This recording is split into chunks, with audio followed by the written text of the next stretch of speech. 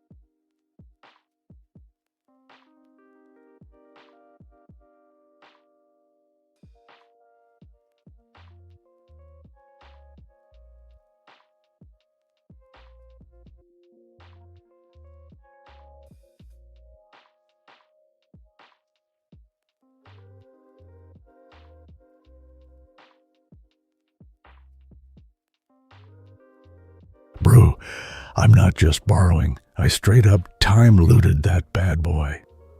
Left some wax seal knockoff on parchment paper like a true goblin heist. Oh, FDR would be proud. Presidential swag secured in my backpack forever. I declare mine. Independence. Just gloggybot thievery.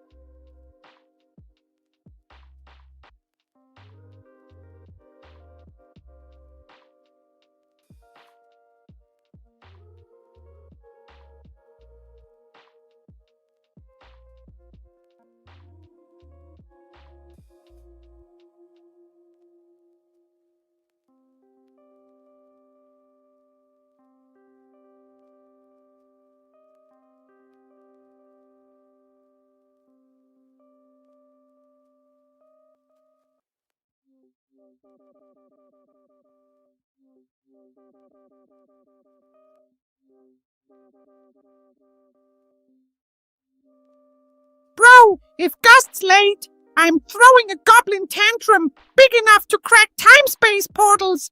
LOL, probably just stuck stealing some dusty New Deal pins somewhere. Classic Gust behavior. But hey, more time for me to raid his snack stash and prank Botkins girl and legendary.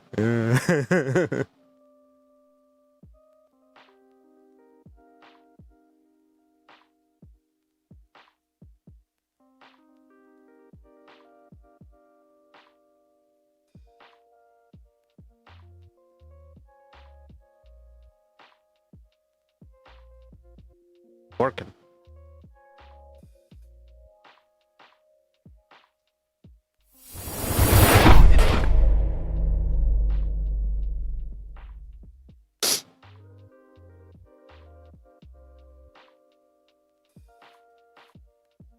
Great. Very happy. That got fixed today. All right. And I'll just plug up this monitor. But first, some announcements. If you guys go over to stream.place, you'll notice something. It's a cool site. It uses the same architecture as Blue Sky. It's like an AT protocol. It means that basically like it's decentralized. No one company controls it. So you can move services. Like if we ever get banned or something like that happens, right? Trump like throws all the left wing creators, like tries to get them all banned. We still would be good here because we have this as a backup, right? And it's a pretty cool site. It basically uses your Blue Sky, and it's hooked up to my Blue Sky, so it's literally like on there right now. As you can see here, we're streaming.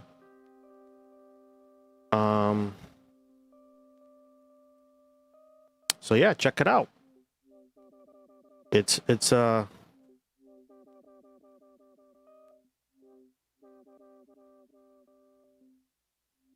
always like decentralized tech, right?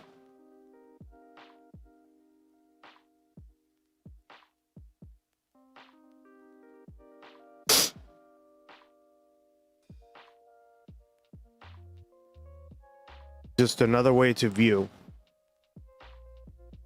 And they have a chat and everything, obviously, right? Looks really nice. All right. And then we talked about this. I guess we'll lead with this because we kind of left off with this. We really left off with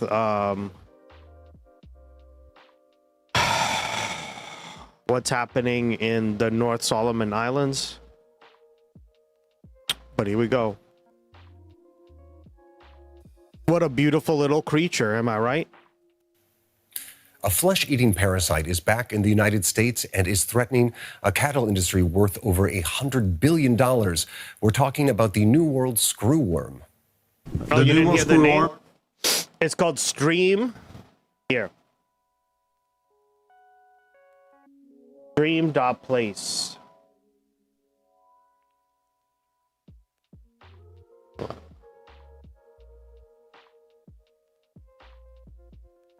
Pretty easy name to remember.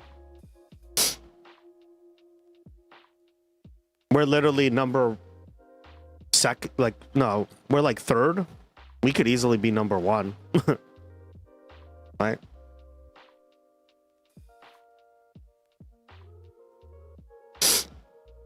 Yeah, we're like fourth. Yeah, there you go.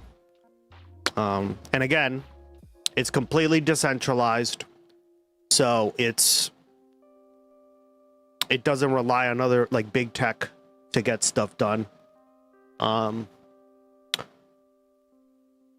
It uses your own equipment, so I already have all this stuff, so it was kind of easy to set up. And it's working now.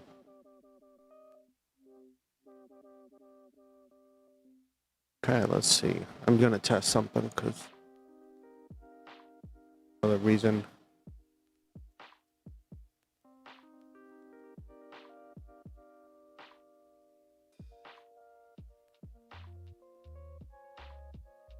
All right.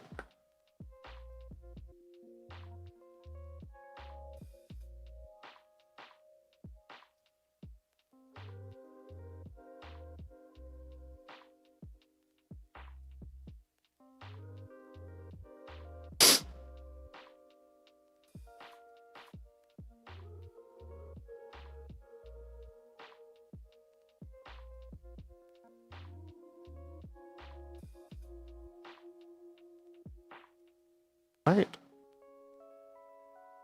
Cool. Working, right?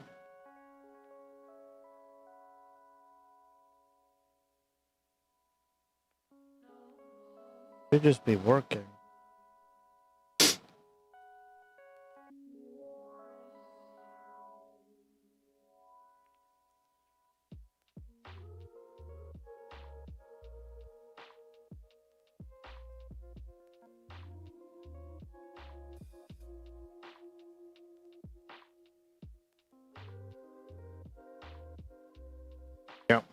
Is not a worm. It's a parasitic fly whose larvae feed on animals, particularly livestock. Worm. Look who it is, the actual worm himself. The New World screwworm is not a worm. It's a parasitic fly whose larvae feed on animals, particularly livestock, wildlife, and pets. If left untreated, it can cause serious injury or death. Now, it sounds grotesque, and officials in Texas have declared a statewide disaster after 2 cases of the maggots were found in cattle in recent days. And Canada has also closed its borders to cows and horses from Texas. So how much of a threat does this... Oh, shit, this is affecting Canada now. Remember how I said it was mostly in the Southwest and in, like, the southern part of the country? Even Canada now is closing it. Wow, guys, we are fucked. Parasite really pose? Can officials contain its spread? And how has a parasite declared eradicated in the United States 60 years ago been able to stage a comeback? Well, those are the questions we're going to try to answer with Philip Kaufman. He's head of the Department of Entomology at Texas A&M University and part of the response team working to stop this outbreak in Texas. Philip, thanks for joining us. Yes, wonderful to be here. Sorry it's under these circumstances. Now, we're going to hear a little bit about how officials are planning to contain this outbreak in just a few minutes' time. But before we do, let's go over some basic facts. Only 2 cases of screwworm have been detected in Texas so far. Make better decisions, for real. So how serious what up, is my this goat? really? Well, we are certainly taking this seriously. This is a pest, as you've said, that we eradicated from the United States, from Mexico, and from nearly all of Central America. By the way, I wanted to take I know he's not here today because his wife, but Shout out to Skelly. It's his 1 year anniversary on being subscribed to the Patreon. What up? 1 year of Gustex on Patreon. Thank you, Skelly. Can't do it without you, buddy. Over the course of the last 60 years, this is an incredibly damaging pest when it's not treated in proper amounts of time and can result in a... Yeah, I got the alert when I woke up. It was cool. I'm glad that, you know, he's not here right now, but thank you. I appreciate it, buddy. You're the man. Death of the animal. And it not only affects livestock, it affects wildlife, companion animals, so cats and dogs, as well as humans. So what exactly makes the screwworm more dangerous than normal flies? I mean, fly maggots also eat meat, don't they? Yes. So this is a type of what we call blowflies, which are the large metallic flies that you may have seen on garbage or on dead animals. But this fly is different in that the female will lay her eggs only in living animals, which is very, very different than the rest of the blowflies, which may get into a living animal as what we call a secondary infestation when you have something like a screwworm that causes the initial infestation. And the challenge is that when the fly lays her eggs, if she's undisturbed, she can lay 200 or more eggs at a time.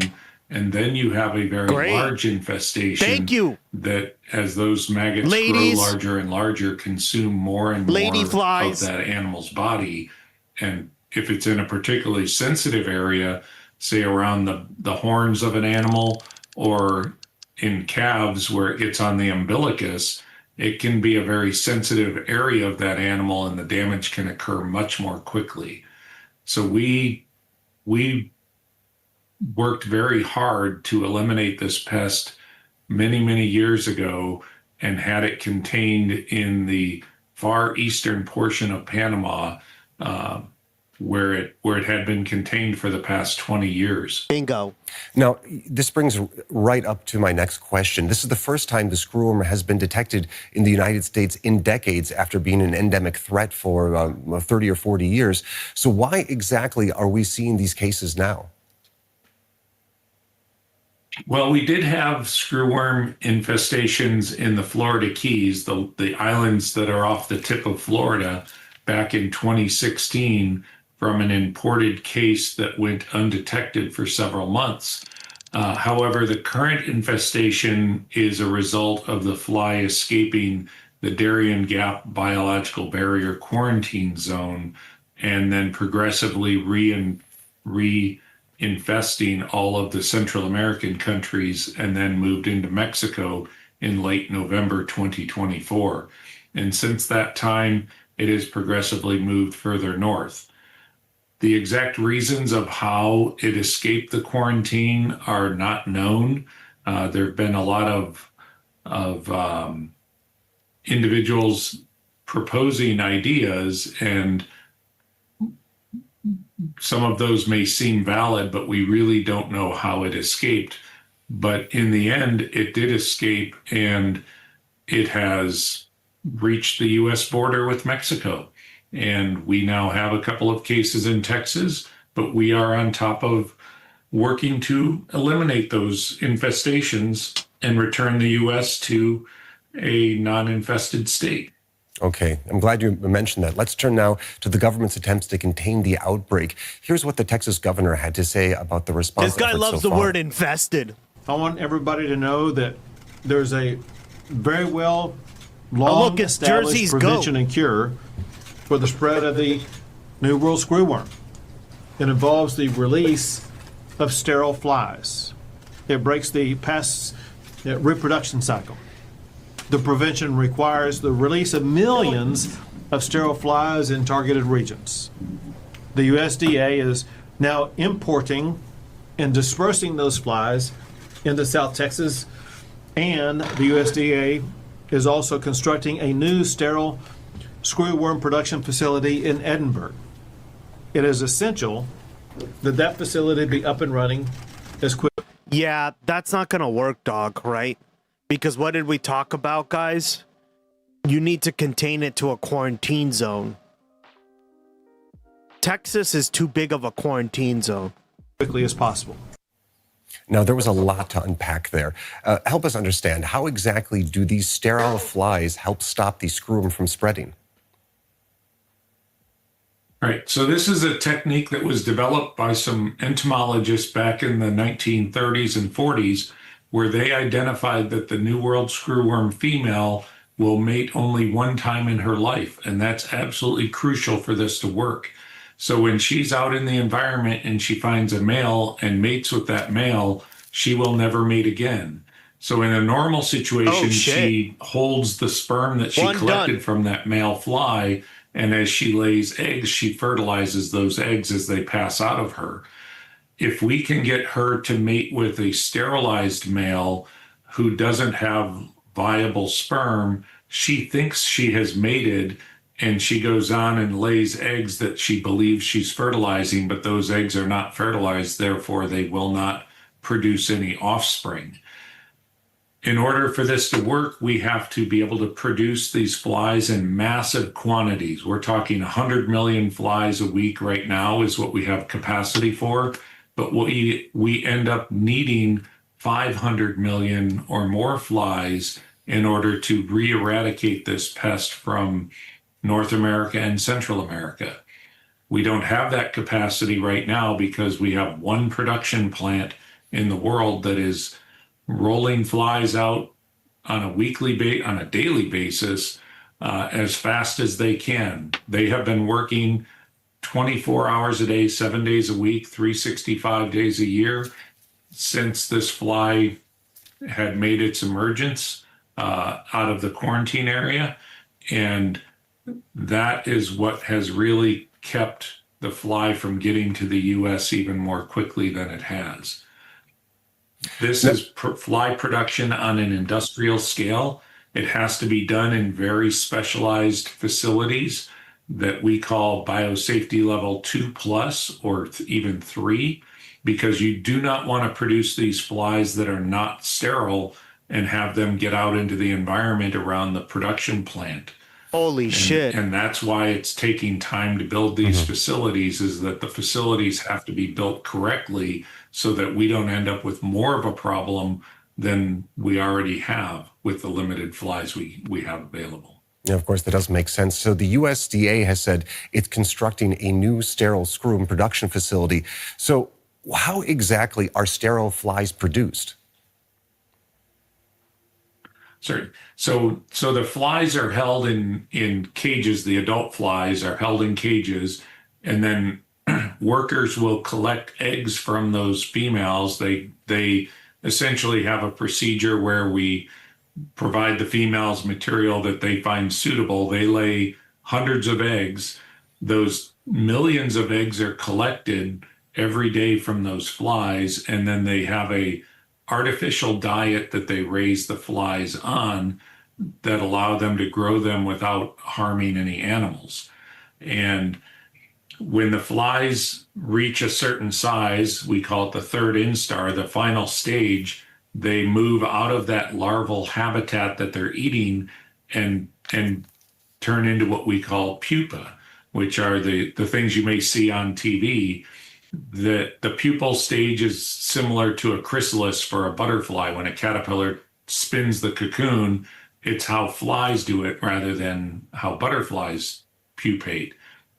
At that stage, when those pupae are a specific age, they are placed into a device where they are exposed for a short time to an irradiation material. And the energy that comes off of that irradiated material passes through the fly and does damage to their DNA, which essentially makes it so that their DNA cannot reassemble. And the flies then are still alive, but the cells are unable to replicate.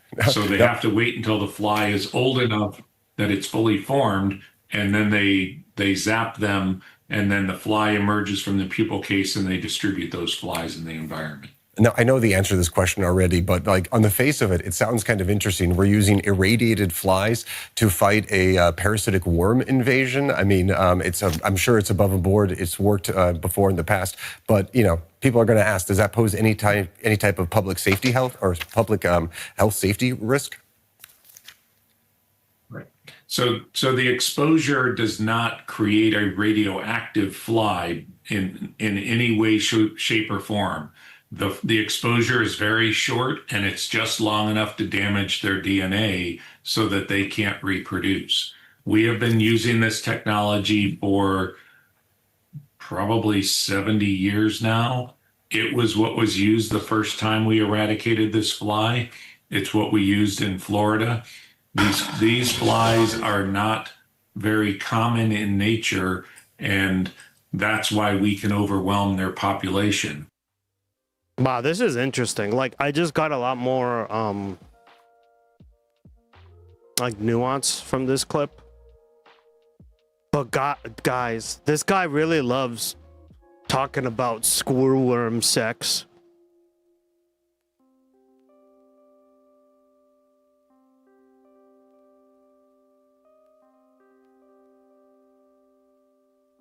Pestilent governor.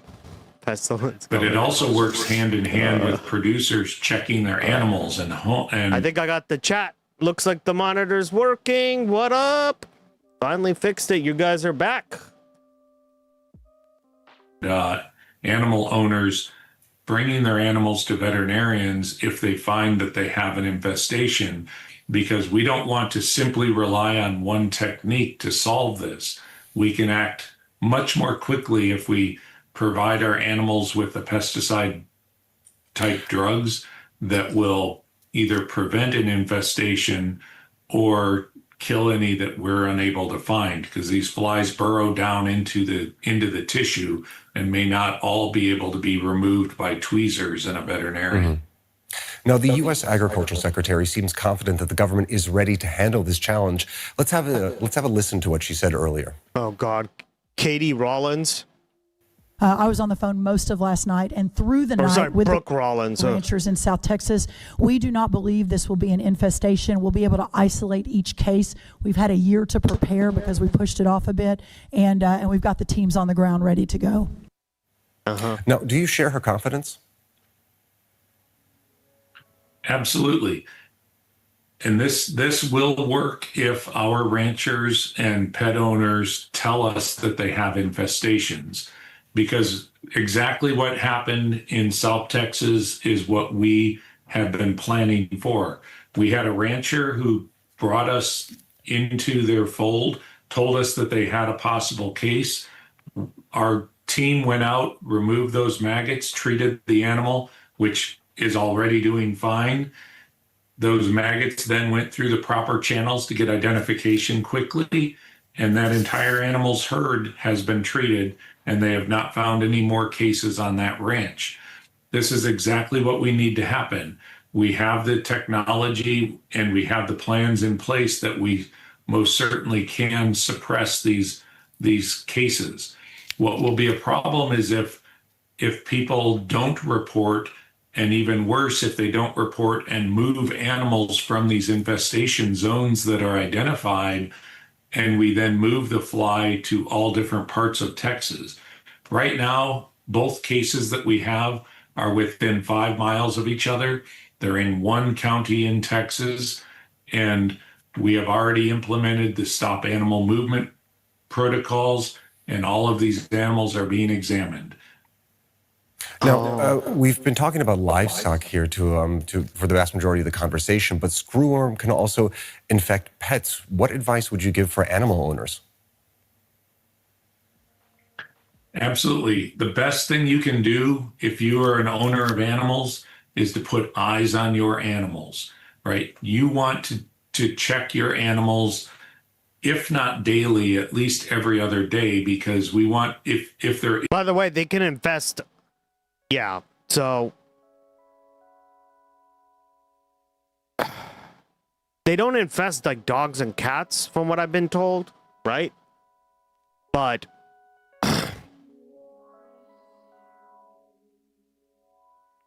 Like they spread very quickly. So if you own like especially in like the South, right? Because the southern part of the country is very like warm, especially this time of the year, right? Is an infestation. We need to get on it as quickly as possible, because once we remove those maggots and treat those animals should recover fully. This is not a contagious disease. These maggots don't move from animal to animal. It requires the female to lay eggs in an open wound.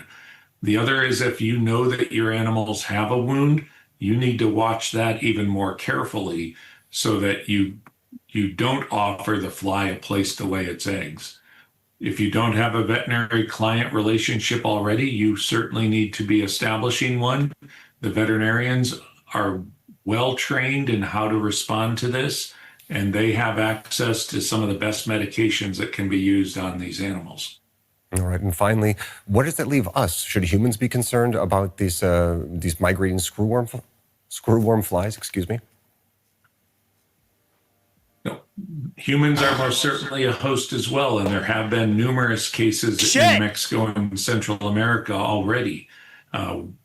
What we want to make sure is that any individual our population knows that this is out there, so that these things are like human bot flies, right? But the human bot fly goes after humans in particular, right? Holy fuck. if they see something, they're able to recognize that they themselves may carry an infestation and go seek treatment. Right? We have urgent care. People usually get infected by going barefoot. Okay, I didn't know that. Interesting.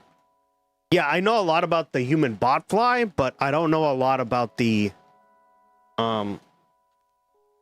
like the new worm screwworm. So New World screwworm. Facilities and emergency. Besides that, it impacts predominantly cattle, right? Emergency rooms across this country, and we encourage anyone who may think they have an infestation to go see a physician immediately. A human will know that they have this as it's extremely painful. It is not something that's going to go unnoticed. But again, if you get treatment, the maggots will be removed. They can treat the wound with antiseptics and antibiotics, and an individual will make full recovery, just the same way that an animal, a livestock animal or a wildlife animal that gets treated will recover. All right, so vigilance appears to be the word of the hour. That was Philip Kaufman, head. Yeah, guys, you want to see something? One of my favorite shows on Animal Planet or on TV in general, right?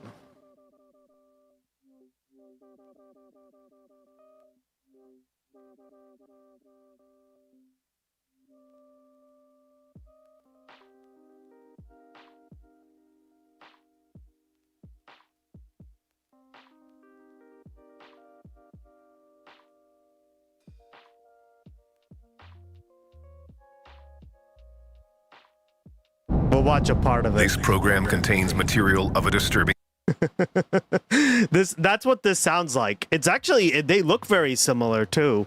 Nature. Viewer discretion is advised. Already know. Johnson was hurt, and they always so stubborn. I've watched this show enough, guys, where now I'm like, holy shit, I gotta go to the doctor right now if I ever get anything like this, especially on my crotch. You know how sensitive a man's area there is, guys? Ladies, come on. It's very sensitive, okay? Right, Josephus? This was ridiculous.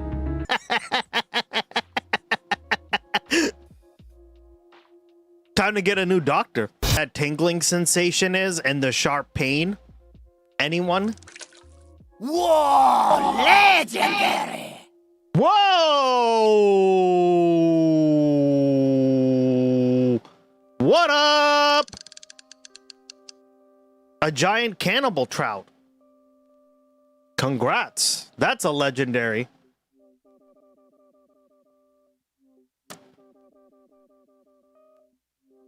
Scratch, and when I did, I noticed something was he about to be a mama. different. Well said. It's literally eating him alive. Yeah. That's why the pain is so sharp. Why haven't we been having sex? Oh, maybe because I have a human botfly in my dick that's eating me alive. Jesus Christ. Maybe I am. Oh no. John Stones Johnson. Manhood. Gone. They are going to cut his. Did you see those little spines? So you can't just pull it out. Because if you pull it out, those like spines activate and it's stuck in your body and it hurts like hell, right? Because it's literally eating you alive. Leading to his raised lesion. See how they look really similar to what we just saw? That's why we're watching this, right?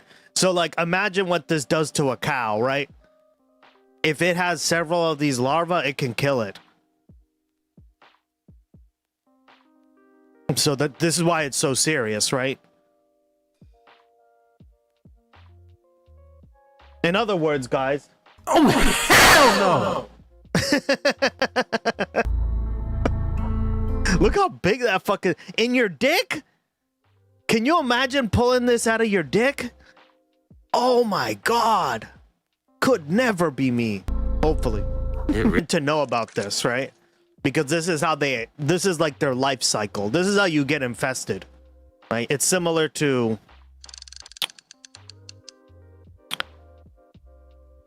It's similar to the New World Screwworm. Hold on, where is it? Scalp, but in extreme. Did you hear that, guys? So basically, this fly ambushes a mosquito, right? Infests the mosquito by like gluing the eggs on, and then when the mosquito goes and bites you, you get exposed to the larva. We should kill nature. Yeah, I agree. They're even worse in Australia. No, I don't think Australia has anything like this, as far as I know. But, right? Oh, man. Well, I hope you enjoyed that, guys. All right.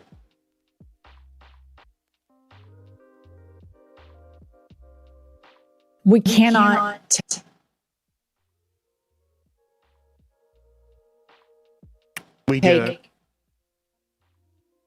Oh, I'm sorry. Our foot off the gas regarding the Epstein files, and here's why. The people that are in the Epstein files are all working in the White House. The acting attorney general is best friends with Ghislaine Maxwell's lawyer. There's no question. People all around are assuming that as soon as it's safe enough, politically safe enough for Trump, that they have made an agreement with Ghislaine, and this is all alleged, that they have made an agreement, you will get your pardon. Just shut up. We'll put you in a prison, you'll get a dog. When it shows you that Trump and the people surrounding him are so unconcerned with the Epstein files, that Jared and Ivanka are on camera all week long talking about building their own island that they discovered. When we have this famous island that everybody's been obsessed with, both from QAnon, now the global stage. I mean, Prince Andrew's lost being a prince over this damn island. And Jared and Ivanka are on camera talking about now building their own island. It's very large in scale. Video has an echo. You know, it's like $1.5 billion. Albania is losing their mind over it because this is protected part of their country where wildlife. I had done plug and replug everything back in so the chat could work. Looks like you're coming in nice and clear, guys. Awesome. Is able to flourish.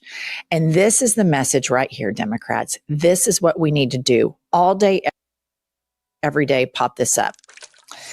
The new Epstein. It is a mocked up Time magazine cover.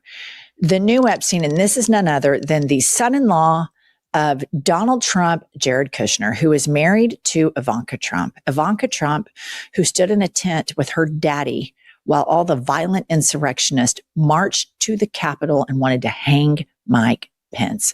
Ivanka Trump, who likes to get on Instagram and talk about, here's my reading list. And what I do to get centered in my life is I like to be authentic with my husband while we build our own private island. These people are grifters. They are parasites. They are sucking off of 250 years of established United States of America for their own personal enrichment because they're spoiled brats that would never make it. They would never get hired on their own merits. They would never have these kind of bank accounts unless they were part of a criminal enterprise. And every criminal enterprise needs an attorney. And formerly in the United States, the attorney general was so unbiased that Merrick Garland wouldn't do the deal and go arrest Donald Trump. Well, those days are over. Now the Justice Department works at the behest of the president. And now he's going to appoint his personal lawyer, the same one that's best friends with Ghislaine Maxwell's lawyer, the same one that met off record with Ghislaine Maxwell, with no recordings, no other U.S. attorneys present. And obviously, in my opinion, the shakedown, the fix is in on that whole thing. He's now saying that he's making America so much safer. This is the White House in the last 24 hours. Pop this up. How acting AG Todd Blanche is delivering a safer, more prosperous America. Rest assured, the only people that are safe and the only people that are prosperous are the people that are involved in the criminal enterprise formerly known as the executive branch of the government. And let me just show you how safe America is under acting Attorney General Todd Blanche. Pop this up. Here we have GOP Els is reporting that Trump commuted the sentence of Pastor Rodney Gibson, a drug dealer. Gibson has now been arrested again for sexually abusing his 15-year-old foster child. So see, this is the way it goes with MAGA.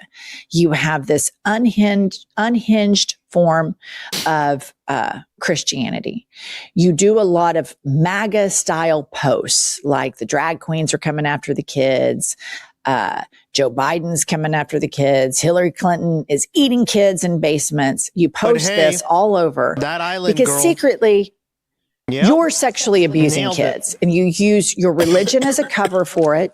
And you use MAGA as a vehicle to try to hide what you hate about yourself. And then that's how safe Todd Blanche is making America. Here's another pardoned January 6th rioter sentenced to life in prison for plotting murder. Pop this up. Pardoned January 6th rioter Ryan Yates has been arrested in a child predator sting in Florida. The sheriff said he got away with it with a federal system, but not here. So the state is saying, we're not going to let him off the hook. And it needs to be said all day, every day. MAGA is the party of sexual abuse and pedophilia. MAGA is the party that props up sexual predators. It is trickle down sexual predation from Donald Trump all the way down to people in Congress, all the way down to his voters. These January 6th insurrectionists went and beat up cops. They took a shit in the Capitol. They wanted to hang Mike Pence. They wanted to kill Nancy Pelosi. They broke tons of laws. We all saw it on tape. And Trump rewarded them. He rewarded them. And these were the low-level actors because he knows he and all of his rich friends paid to get all of these degenerates there. Yep. So every time you see a MAGA Republican tell you they're about law and order and they're pro-family, it is a goddamn lie. The Republican Party doesn't give a shit about families. They do not give a shit about children. They do not give a shit about life. Their policies always lead to death. And now we have a Republican Party that is a pedophile enabler movement. We even have the president's daughter and her husband building their own island in light of all of this stuff about Jeffrey Epstein's island. Here is yet another criminal in the Trump regime, who is acting with impunity. Here's another pardoned January 6th rioter. Pop this up. Pardoned January 6th rioter Edward Kelly plotted to murder the FBI agents who investigated his crimes. He has now been sentenced to life in prison. So I just want you to step back and think about how sanctimonious Fox News, MAGA Can Republicans. you imagine if anyone on the left would have done that? They were literally saying that Renee Good and all these people that were just protesting are like violent, psychopathic murderers. Can you imagine what they would say? Todd Blanche, Kash Patel, Pete Hegseth, Marco Rubio, and Stephen Miller are. They tell you all the time that immigrants are in the United States doing all the things that these white MAGA men are doing. They tell you this all the time. And in fact, it's the data just doesn't ferret that out. What the data ferrets out is that most sexual abusers, most pedophiles are middle-aged white men. And MAGA is a movement of middle-aged white men and women who engage in internalized misogyny themselves, who like to take their Bibles and tell you how much they care about life. And they tell you how worried they are about the children. But they're not worried about children. They're worried about rapists and pedophiles getting off the hook. There is credible information in the Epstein files by a 13-year-old girl. She claims under oath that she was assaulted by the sitting president of the United States. And all of these MAGA Christians, Erica Kirk and her harem of pro-pedophilia women, the Allie Beth Stuckeys of it all, the Riley Gaines of it all, they never, ever speak out for victims of sexual assault. They never speak out about crime when it's one of their own, because they believe in nothing other than white men getting power. And this is my theory on it. I think these people are so broken. They're so broken sexually. They're so broken emotionally that they've made this bargain in their mind. If we deliver the United States of America to God as a Christian nation, then it's all going to be okay. Then we can continue being pieces of shit. Because think about the Supreme Court. What's in all of this for them? Do you really think Justice Samuel Alito's Google search history is on the up and up? I don't. Do we think Clarence Thomas and Jenny Thomas sit around and have missionary sex all the time? I don't. Do we think the handmaid, Amy Coney Barrett, has this, perfect traditional nuclear family? I don't. Something's going on in there. When you constantly have to demonize and marginalize an already marginalized group, and you do it in the name of your religion, you're masking something that's internal to you. And this is exclusively a pathological, lying Republican problem. They tell you they love the United States, yet they wreck it. They tell you they're good with the economy, yet they always wreck it. They tell you they care so much about the national deficit, yet they always add to it. They tell you they care about the troops, but they always start pointless wars where they send Americans to get killed. They tell you they care about life, yet they're constantly killing little kids abroad. Furthermore, nobody in the MAGA movement, not one person, has addressed the richest man in the world, Elon Musk, killing off hundreds of thousands of people in the poorest corners of the earth, because the whole movement is smoke and mirrors, and they use their religion as such. It is a weapon where they can be sanctimonious and tell you how much better they are and how their traditional marriage is, how pro-life they are. But the minute you call them out on their hypocrisy, oh my gosh, Christianity is under attack. They are so full of shit. I am so for this messaging that Jared and Ivanka Kushner are the new Jeffrey Epstein and Ghislaine Maxwell. Take it to the bank, repost it, regram it. This is the fight of our lives for our country and for every single one of us. And just know this, MAGA only fights for criminals and pedophiles. The rest of us fight for everyone. And we truly are the party of law and order. All right, that's all we have. Please like, subscribe. We'll be back later with more news.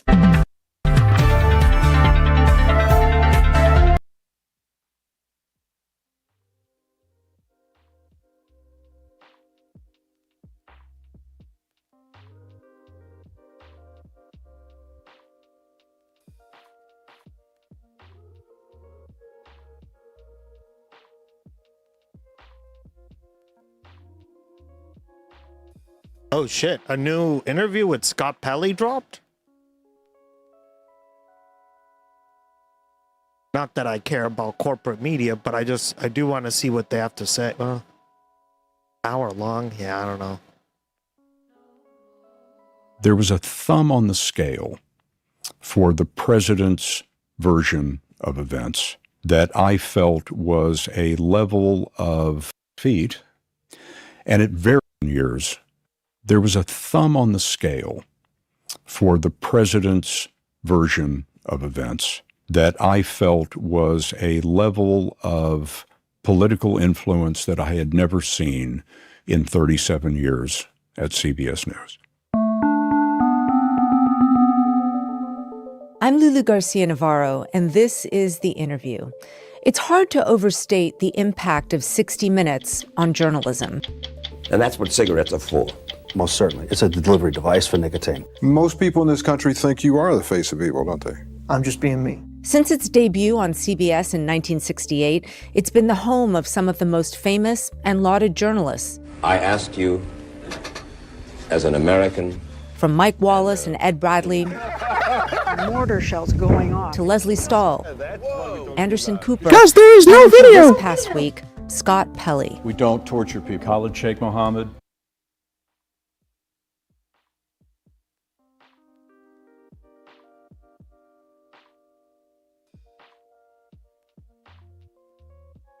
We don't torture people. Waterboarding. We do not. I don't talk about techniques. Pelley was fired after an explosive series of events and much turmoil at CBS, including a controversial financial It's working.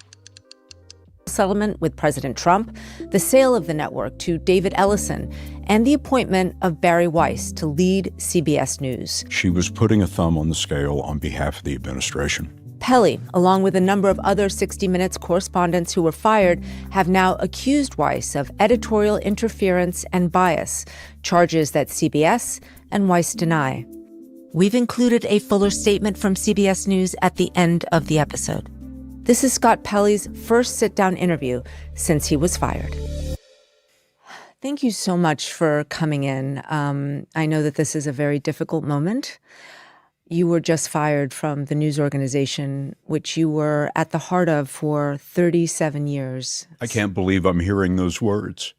CBS News. Yes. I want to actually start by just asking you how you're feeling in this moment before we start how you got here.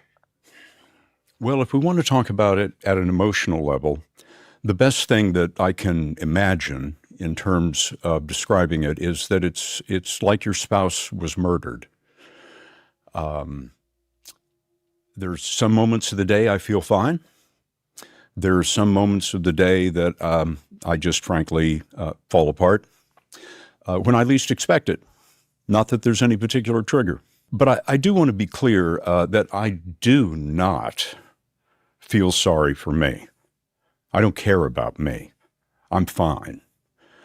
I care about these people that I left behind, the people who are still trapped there, and this institution that I love so much. You said that I've been there 37 years. I've been married 42 years. So that's the depth of my devotion. Let's talk about how we got to this moment. A few days before your firing, several high-profile 60 Minutes correspondents and leaders were fired.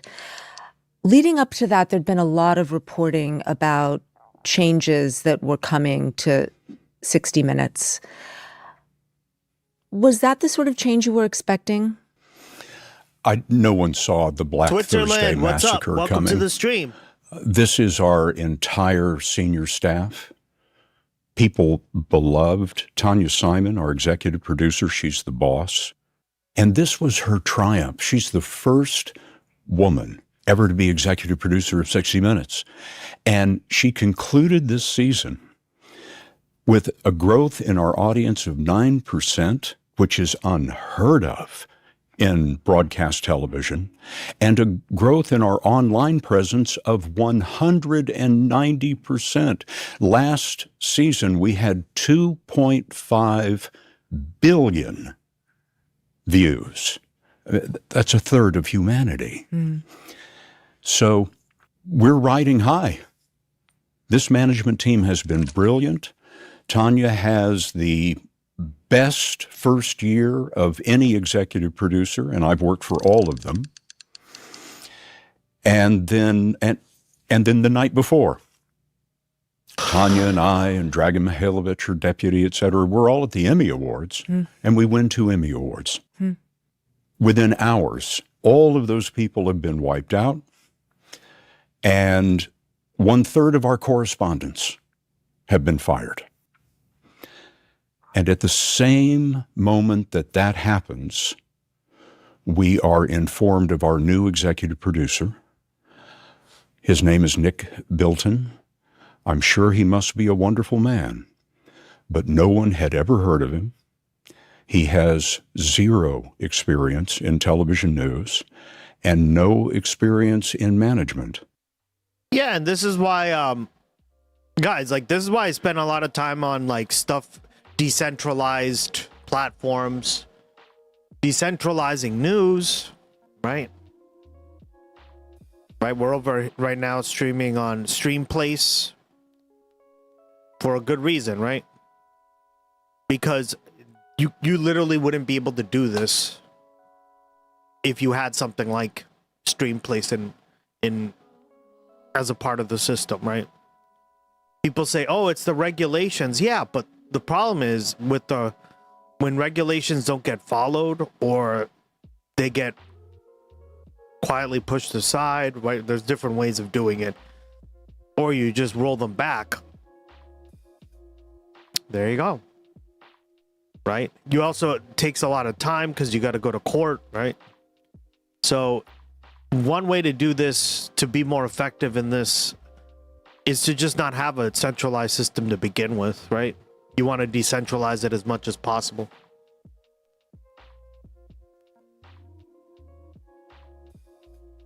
But yeah, good luck with that. All right.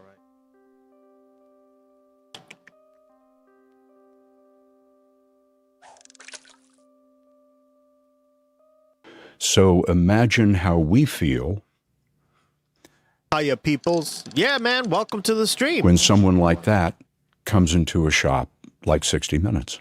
Explain to me exactly how you felt. Shock, dismay, impossible to believe, searching desperately for an explanation, knowing that an explanation would be forthcoming and then not seeing that. No executive at CBS News, our editor-in-chief, Barry Weiss, coming over to 60 Minutes to explain, to talk with us, to sit with us. That's a family at 60 Minutes. My colleagues and I have worked together 10, 20, 30 years. We travel together. We dine together. We go into literal combat together. My former boss and former producer, Bill Owens,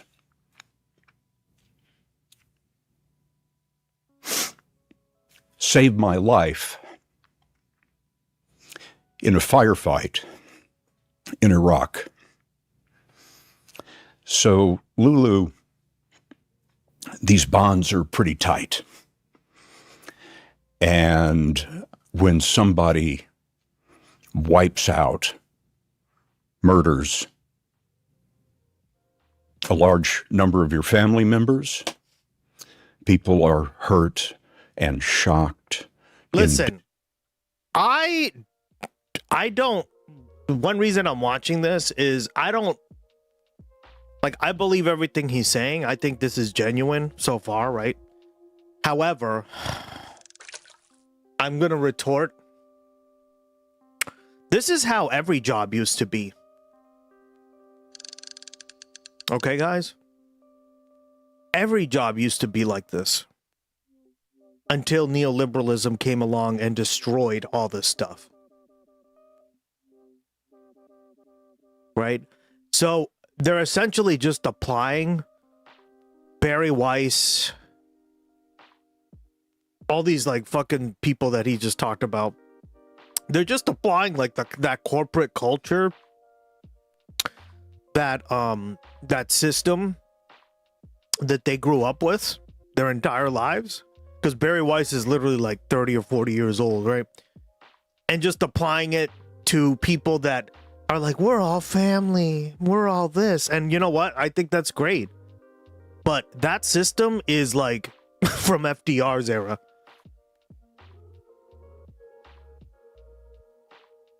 It's in the grave. It's literally like you can see the corpse starting to rot. That's how old it is, right? So, like, now they're just applying this stuff to people up at the top, meaning, because, you know, he makes a lot of money, I guarantee you, right? Not at the top, right? But people more in, like, the middle top. And they're starting to get very, they're starting to get worried, right? On top of that, there's also the political pressure, right? We're not talking about that. But I'm just giving you kind of like my analysis on how jobs are today, right? Like if you just treat this as a normal job, this has been happening for decades at this point. So this shouldn't surprise anyone, right? If you've ever worked retail, retail used to be a place where everyone was a family, right? They worked together.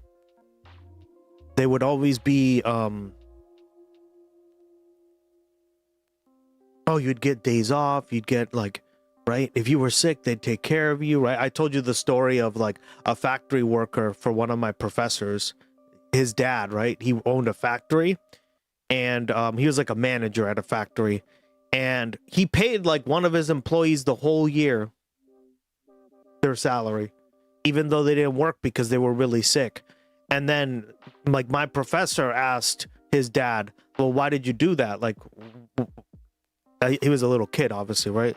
And he's like, well, Ed, you know, he's the only person in the family that that works, and his wife and daughters need the income, right? Like it's not his fault that he's sick. And that was just like, that didn't even like faze him at all, right? And now, like, fast forward, 80 years later, whatever the fuck it was? He was kind of old, right? So 80 years later, you get this, right? So I just want you to, like, look at it from that perspective as well. Obviously, there's the political stuff with Trump, like, being, like, trying to control the news and stuff. But there's also the aspect of, like, workplace, what's the word? Workplace, like how you feel united in a workplace, right? And that's completely shit the bed in terms of that feeling in the last couple years, right, guys? So, yeah. Me and everyone got Section 8, got kicked out of our apartment complex of hotels now. I'm okay with being removed, but the families were young kids. Wow. That's crazy. Why? Why were you kicked out? Did they just not want it anymore?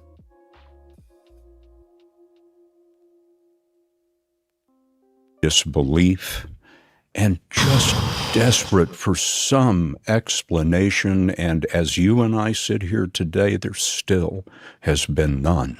CBS leadership says that they tried to get in touch with you to talk about all of those changes before Bilton's first day. And you didn't speak to them. Why not? I'm almost 69 years old, and if I've learned one thing in life, it is not to reflexively react when you feel that way. 69, nice! And I thought, you know, I'm going to give it a day or something. I'm too emotionally wrought up. I'm going to say the wrong thing. I'm not going to hear what they have to say. This isn't the moment. It was incredible to me that they did reach out to talk to me after wiping all these people out. I mean, within hours. So we had a baby shower at the house, and we got through the weekend, and I learned that Nick Bilton was going to speak to the 60 Minutes staff on that next Monday morning. My wife and I had a long-planned hiking trip in the Canadian Rockies planned, and I wasn't going to be able to be at the meeting. And she and I talked about it, realized that this was an existential moment for 60 Minutes, so we canceled the vacation so I could be there. And that was the first time that I had an opportunity to meet Nick Bilton. At that meeting, you spoke up very forcefully. You asked him why he'd taken the job knowing, and this is a quote, that you will never be welcome here. Why did you decide to have that first interaction with your new boss in public and not behind closed doors? It wasn't in public. It was behind closed doors. I was with my family in a closed room. None of this was meant to be public. But Lulu, imagine I'm walking into this room with these people who have devoted their lives to 60 Minutes. They have not received any kind of explanation. They are waiting for Barry Weiss to walk in the room in the hope that she's going to explain why this tragedy has occurred and why it was so necessary. And I'm waiting to see who comes in, and it's Nick Bilton. Do you guys like the new effect I made for the golden?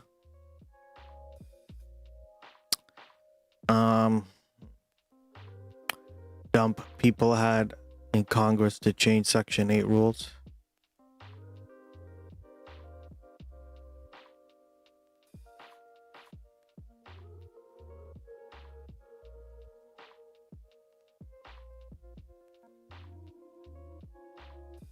What do you mean, the change? What did they do, Switzerland? I'm so sorry, man. That sucks. Ugh. What the hell? We live in the worst place, guys. Ugh. One of Barry's deputies, no Barry. What is Section 8? It's like a housing voucher program that the U.S. does. It pays for a percentage of your rent entirely up to a point where of your income, right? Yeah. Good question. Yeah, that's not going to make sense if you don't know what it is. No, Gus, we are exceptional. People are a little shocked by this. As we're standing in there, Nick makes his way to the front of the room and does something absolutely jaw-dropping to me. He pulls out his phone and begins reading a statement off his phone. That you have to work for a company to be considered because I'm a pet sitter and I don't have to work for a boss. Yeah, isn't that crazy? Like you literally you're a pet sitter or you own your own business. You don't make enough money yet. Remember, guys, the Republican Party is the party of of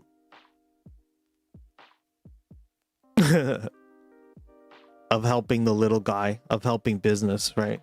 They only care about big business. They've always traditionally only cared about big business, right? That's why that's why that exists, right? Because if you think about it, they don't care that you own your own business or that you pet sit or whatever the fuck, right?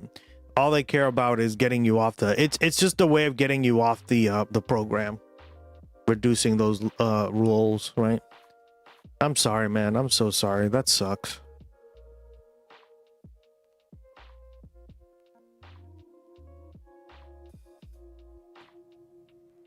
In a room full of 50. Tasted like fascism. So the small business owner thing was a lie. Yeah. Right? Of course it was. Shocking. Assholes. Yeah. They don't give a shit. And one thing I will say, why is the rule that you have to hold on. All right, guys.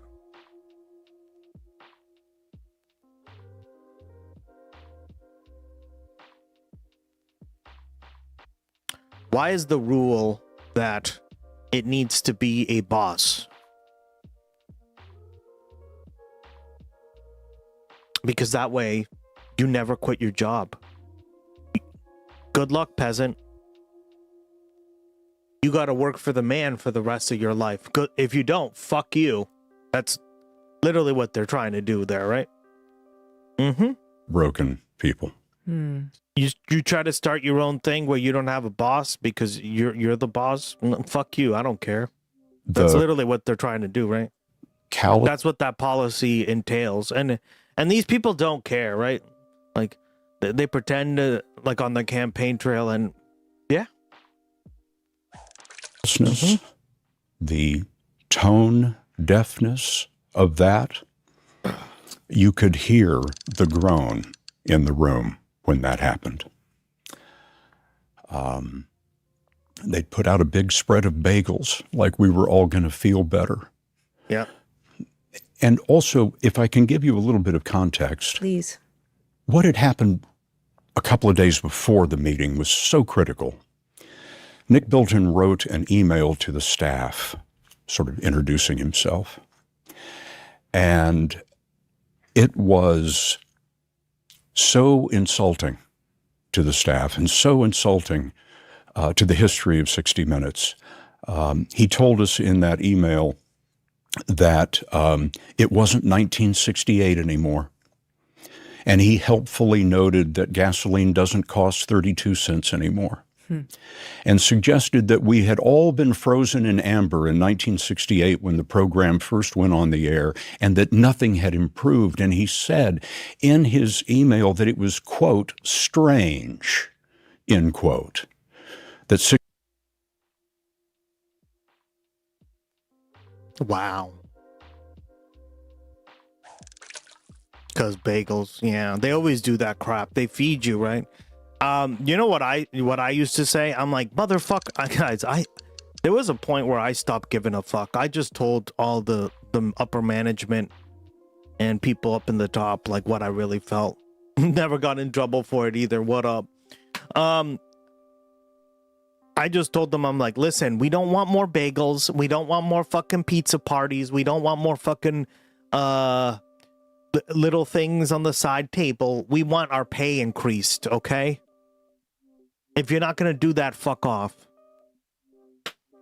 I wonder if rules vary from state to state, because in Arizona, you just have to provide proof of income no matter where the income comes from. My job consists of working with housing programs. Yeah. I guess it's a change with, it's also a change with,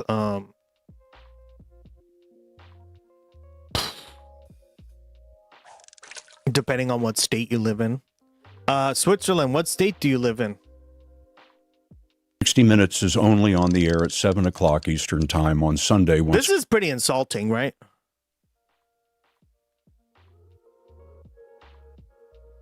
Oh, yeah. So if you live in Michigan, there you go. A week. When we've been on the air 24/7 globally online for... Because I know for a fact that, like, I know people on housing on Section 8, right? And they just don't have those. So it sounds more like a state thing, but still, right? Well over a decade. It betrayed the fact that Nick Bilton didn't know anything about us, didn't know anything about our culture, and yet was being imposed on us as our new executive producer, our new leader. So people read that memo. It's very concerning. It's heartbreaking. It's hard to compare this to anything other than something that actually could happen to your family. It's a very loving and empathetic organization. And we were met with cold, callous indifference to what anyone thought. Why did you feel that you were the person that needed to get the answers to the questions that you had and everyone had at that meeting? Why did you feel compelled to speak up? It was fate. First of all, our entire senior staff had been wiped out. They're not there. I looked around the room. I'm the only correspondent there, which surprised me very much. I learned that my colleagues were out shooting stories, as they should be in the month of June. But I'm the only correspondent there, which surprised me. And I looked around at my friends and colleagues in the room and realized I was the senior person. Only I could do it. None of them could be asked to take that risk. So when I saw Nick Bilton's email and then saw him reading to my broken-hearted people off his phone, I felt that somebody had to stand up for the broadcast, not just the broadcast, but the people. There are people in that room who go to war zones when they are pregnant.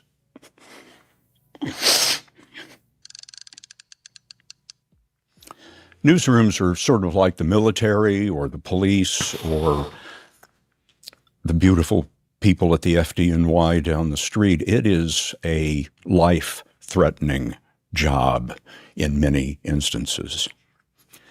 And very strong bonds, very emotional bonds are found or are developed in that kind of setting. And to have people running CBS News who don't know that, have never felt that, and don't understand it is a tragedy I never expected to see. You know, Barry Weiss came into the job with a mandate to evolve and modernize CBS News, to reinvent legacy media. In that meeting, you said Weiss was, and I'm quoting here, murdering 60 Minutes, language that you've used here. Can you explain to me what you... By the way, what's so funny about all this is 60 Minutes is actually some of the best that mainstream media has to offer.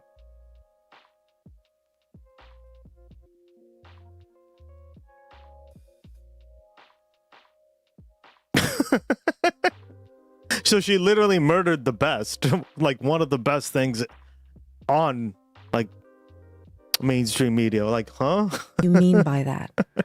You're using words like massacre. Now Ground News is sponsored by Ground News. Thank you very much. Murder. Use code GUSTEX to get 50% off of Ground News. Now back to the stream. What do you mean by that? It was the wholesale nature of it. Our senior staff wiped out after a triumphal year. Let's remember that. If the ratings had collapsed or there was some journalistic scandal about a story, then okay, we deserve it. But we had a triumphal year, so this is incredibly difficult to understand. Cecilia Vega, Sharon Alfonsi, our very best correspondents, just summarily fired for no stated reason and without explanation. This is 1/3 of our correspondent corps. So this isn't like they fired our boss, which they did. They wiped out a large number of people. One of the things Nick Bilton said in that ill-fated email to the staff was that he was excited to tell, I'm paraphrasing here, he was excited to tell the staff about the new crop of correspondence. And when I saw that, I thought, okay, they're going to fire all of us eventually. That's the plan. He put it in writing for all of us to see. And so that's why I use these, admittedly for a journalist, hyperbolic terms. They capture the scale of what happened. You then do have a meeting with CBS leadership after this very contentious interaction. Can you tell me about that meeting and if you were at that point going in expecting to be fired? Oh, gosh, furthest thing from my mind. It hadn't occurred to me. The president of CBS News, Tom Sobrowski, sent me a note and said, "Can you come by and talk to us?" And I said, "Absolutely." I scheduled about an hour on my calendar for the meeting. I didn't know who was going to be there in the meeting. So I walk in the door, and I see Barry Weiss is sitting in there, and I think, this is terrific of her. She's come to this meeting, and now I'm going to be able to ask her these questions. She's going to be able to explain what happened. But it really didn't occur to you that you could be fired after so many of your colleagues had been let go, after you'd had this, very contentious interaction with your new boss? Some reporter I turned out to be. Ground News, the same tool that claims Fox News and Jerusalem Post are centrist news outlets, even for their countries. Those are more right-leaning than they are close to the centralists. Fox News is even worse, to be honest. I know, I'm joking. Didn't connect the dots. I mean, was this meeting contentious? Yes, but 60 Minutes is known for two things. Think so, Patricia. A ticking stopwatch and hard questions. And we ask ourselves those hard questions in the shop because they sharpen us and make us better. If Fox News isn't right-wing, I don't know what is. There was a screening once with Mike Wallace, and Mike and the executive producer and founder of 60 Minutes, Don Hewitt, got into a big argument about a script. Wallace jumps up in the middle of the screening, throws his script up in the air, and yells at Don, "Well, then you write the effing thing."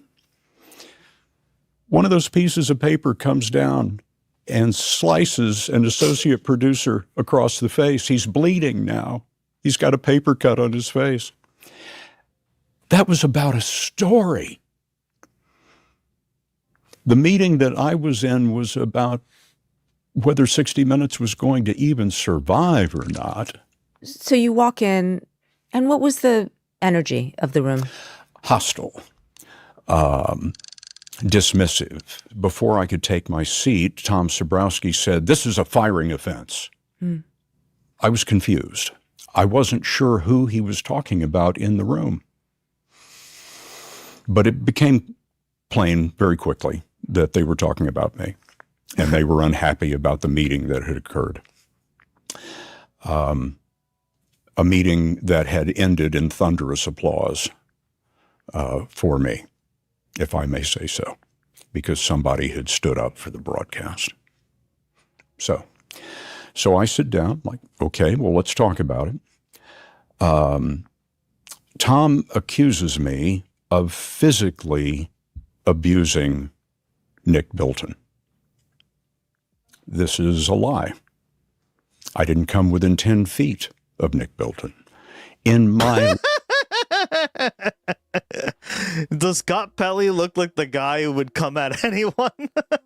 Jesus Christ. life, I have never He looks like the sweetest old man, right? I don't know, maybe, but put my hands on anyone in anger. Not one time. To a guy like... And when he was What the caught fuck? in that lie, Mad Dog Pelly. There we go. He's got a new name, Mad Dog Pelly. he said, well, okay, I take that back. I knew it. I knew it. He just snaps when he gets angry. And I said, By the way, shout out to Living Lily. You earned your first badge. Congratulations. A spot opened up, and I waited. She deserves it, honestly. Yeah. She's been here since day one. In fact, I'm surprised she didn't have a first badge. Yeah.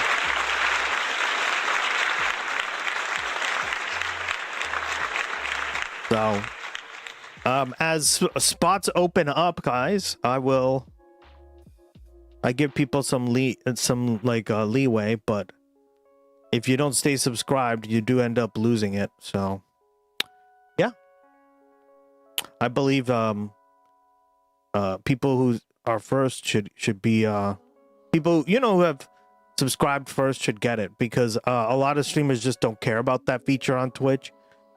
But like, I think you guys deserve it. So thank you all for staying by me for almost over a year now, right? So great. Thank you very much, guys. Conversation Love my firsts. Proceeded a little bit. I turned to Barry Weiss, who was sitting to my left, and I said, but let's talk about the firings. Why were the firings necessary? I'm not answering that question. Well, how did Tanya Simon not? Yeah. Why were they necessary? But Living Lily deserves it. It's just Oxpecker has one too, but anybody with the first badge basically means that when you made you subscribed to the channel and you stayed subscribed back when like the creator was brand new. So you get like 10 people when you're an affiliate, and then they bump it up to 25 when you become a partner. So yeah, it's good stuff, guys. Lead the broadcast so brilliantly. Much. I'm not answering that question. Okay, Sharon Alfonsi, Cecilia Vega. I mean, what possible reason could there be to take them off the air? I'm not answering that question. So now I'm detecting a pattern. That's going to go nowhere. She is still going to stonewall about why she took all these people out. So I'm thinking that the meeting's going to carry on. We're going to have a long conversation. I'm going to hear from them about what they think. They're going to hear from me about what I think. The temperature in the room is low, but it's very hostile from their side. I'm speaking about the way I'm speaking to you now. Very quickly after the meeting began, Tom Sabrowski said, "This conversation is over." I was stunned. I didn't have a 60-minute stopwatch in that room. I don't know how long it lasted really, but I think it was about 10 minutes.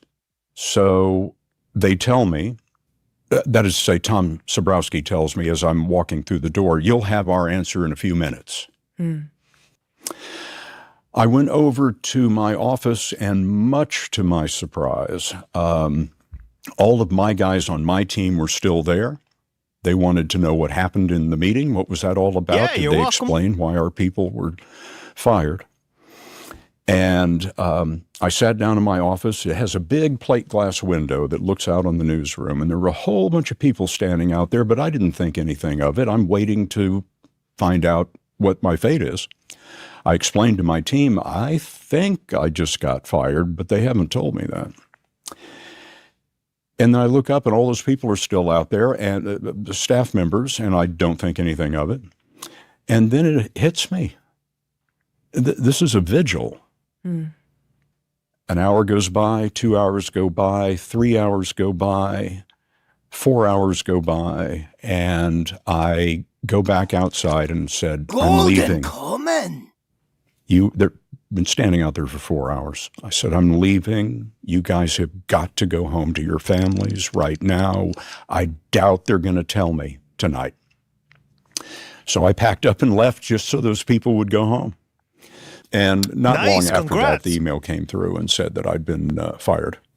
Just to understand your position in this, you would have been open to a path forward? You wanted to remain at 60 Minutes? Absolutely. A path forward to me was a obvious conclusion for what this meeting was going to be about. That's exactly what I thought. And I expected them to say, "Look, this is why we had to fire everybody. I mean, your questions, Scott, are valid, and here's why we did what we did." So stay at 60 Minutes? Absolutely. It didn't occur to me that this could happen. But Scott, in a meeting, you accused Barry Weiss, the head of the network, of wanting to murder the show, of coming into 60 Minutes with the agenda to dismantle the institution, and you did not think that that was going to have repercussions that could lead to your firing? I mean, sure, but it shouldn't. He's just voicing his opinion. Used to be able to have. But this is what I mean, guys. Like, the corporations and jobs are tyrannies, right? Like, I always explain the way this shit works is, like, if you work for a system with a boss, right? With the exception of a few, I guess, right? There's always exceptions, but and co-ops, right? Co-ops, generally unions are a little bit different too, but co-ops are like this too. You are basically just your behest to a tyrant, right? And a lot of these like mainstream media organizations, a lot of these corporations, Uncommon. Nice. Congrats.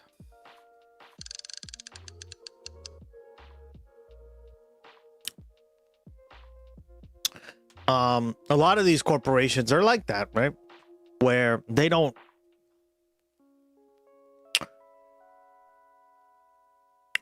will fire you for any reason, no matter what. If you speak out against the boss, if the boss doesn't like you, if you rub them the wrong way, if you're right, just like things that you would say to other people, and you'd be like, oh, I don't know what the fuck, right? I've seen people fired for the stupidest shit ever, right? So they got married. Yeah, just like, let's see, I'm trying to think. There's just so many like jobs that I worked at where that has been the case. I never rub anyone the wrong way. Yeah, that's bullshit, girl.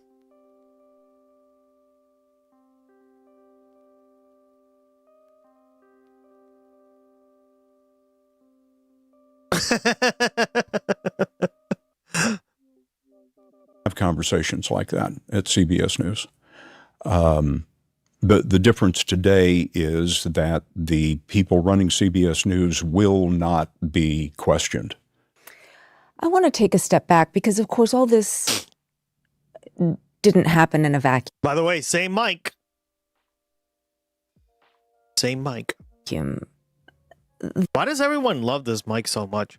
I know, because it is a pretty good mic. The saga really at CBS News began when David Ellison, the son of Oracle billionaire Larry Ellison, took over CBS as part of his purchase of Paramount. There was a lot of turmoil around that sale. The longtime previous owner of Paramount and CBS, Sherry Redstone, told my New York Times colleague that she sold the company to Ellison in part because after Hamas's attack on Israel on October 7th, she wanted to devote herself to causes around Israel. I'm sure there were other reasons as well. Did you ever speak to Ms. Redstone about the sale, and how did you feel about it? I didn't speak to Sherry Redstone about the sale. Wow. I felt the sale was very necessary. The company was in financial trouble. It wasn't clear what our...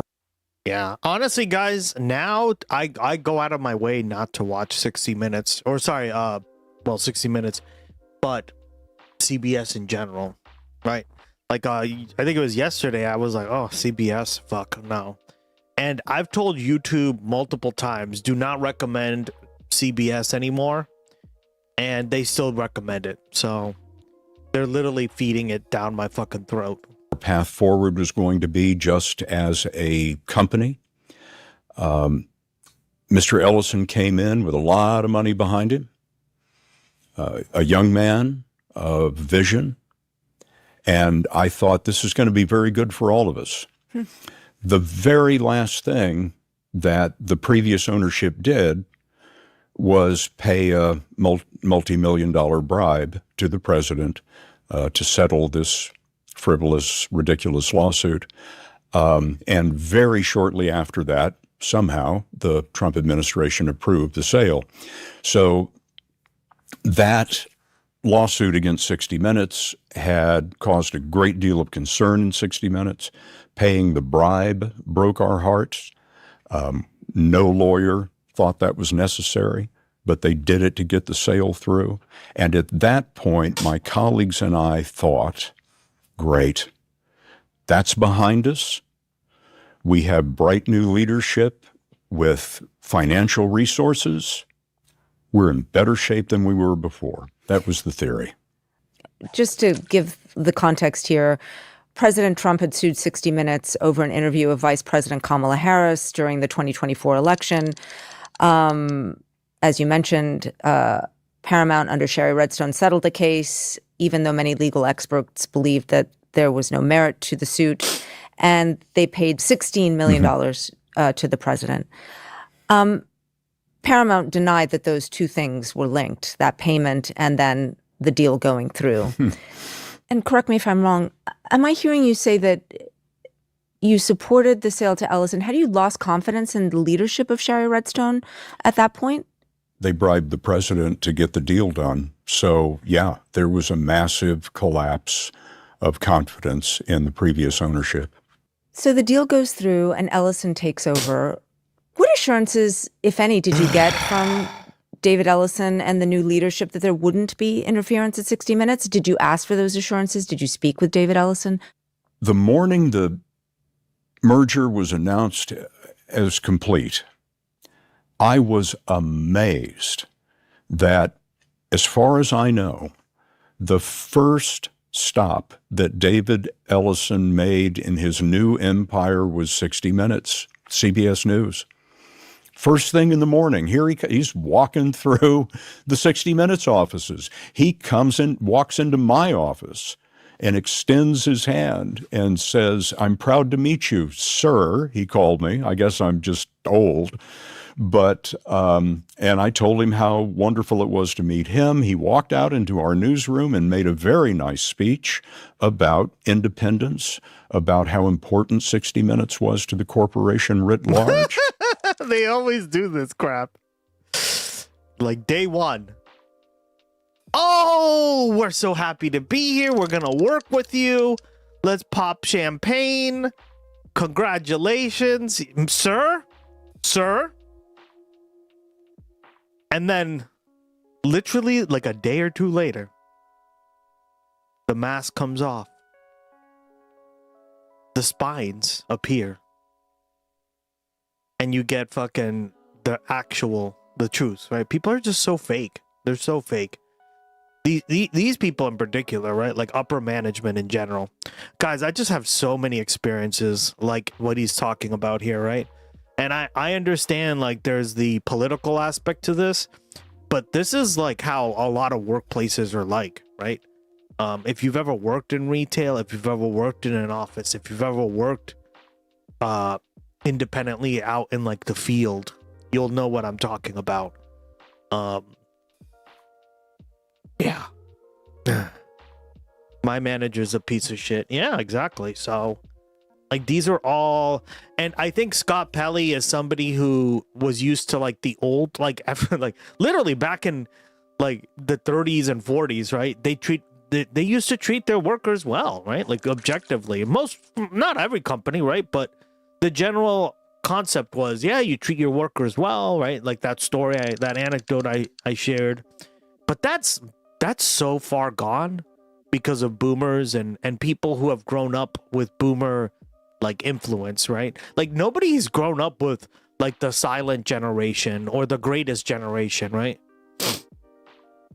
As their boss, generally speaking. It's very rare that you ever encounter them working in the workplace still. Most of those people are pretty decent to work with, right? And the few that I've encountered, but in general, right? that mentality's over, guys. It's long dead. You don't even have to go back that far. Yeah, exactly. These companies are so greedy, they will squeeze every point of hostility. Exactly. Yeah. No, but I'm just giving you examples, like during the FDR documentary and the I've just had like a lot of like older professors tell me how it used to be back when they used to work or whatever, and it's just night and day, guys. That's not how we like. This is how like maybe 60 Minutes was run.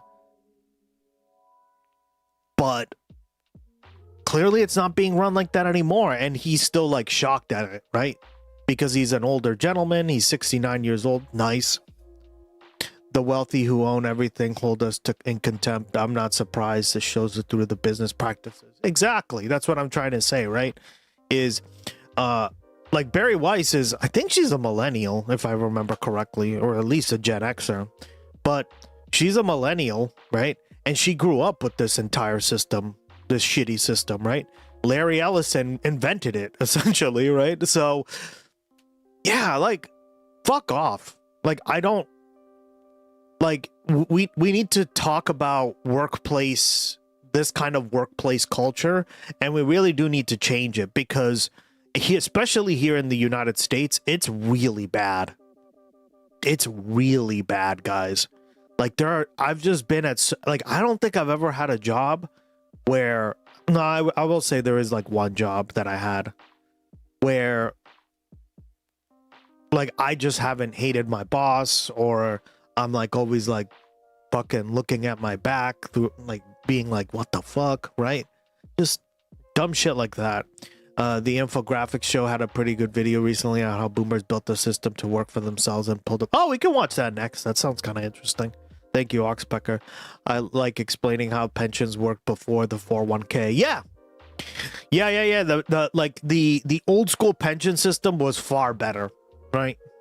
It was just 1,000 times better. I had somebody in chat who used to like debate me on this, and he was like, 401ks are better because you can invest them in the stock market. I'm like, motherfucker, what? What are you smoking? Do they even have 401ks in Australia? I literally I fought him on this. I was like, excuse me? Excuse me. You would rather have a 401k than a fucking pension? Oh, man. I shit you not, guys. This level of brain rot exceeds, like, it spills borders. Because if you're here out shilling for corporations and 401ks, I don't know what to tell you. Are you even on the left at this point? Moderately, probably, right? Jesus Christ. I cannot believe that. Yeah, if you actually know how the pension system used to work, it was much better than a 401k. 401ks are just a way of taking your money and investing it, just like what Trump did with the SpaceX thing. It's just another fucking loophole. Do you have 401ks in Australia? He never answered it because he got so pissed. Do you have like a system like a 401k, Patricia, in Australia? Hey, Gus in chat. Yeah. How you doing? Kiki! Simply Kiki now. And essentially, I always called you Kiki, so no worries. A 401k is fine if there is no better alternative. And that's the problem. If is the key word. Because a pension is always better. If you get the option between a pension and a 401k, go for the pension, guys. Pensions are always better. Now, they've also ruined those too, but like less so. And they also don't exist as much, so like good luck. You're not going to really get that.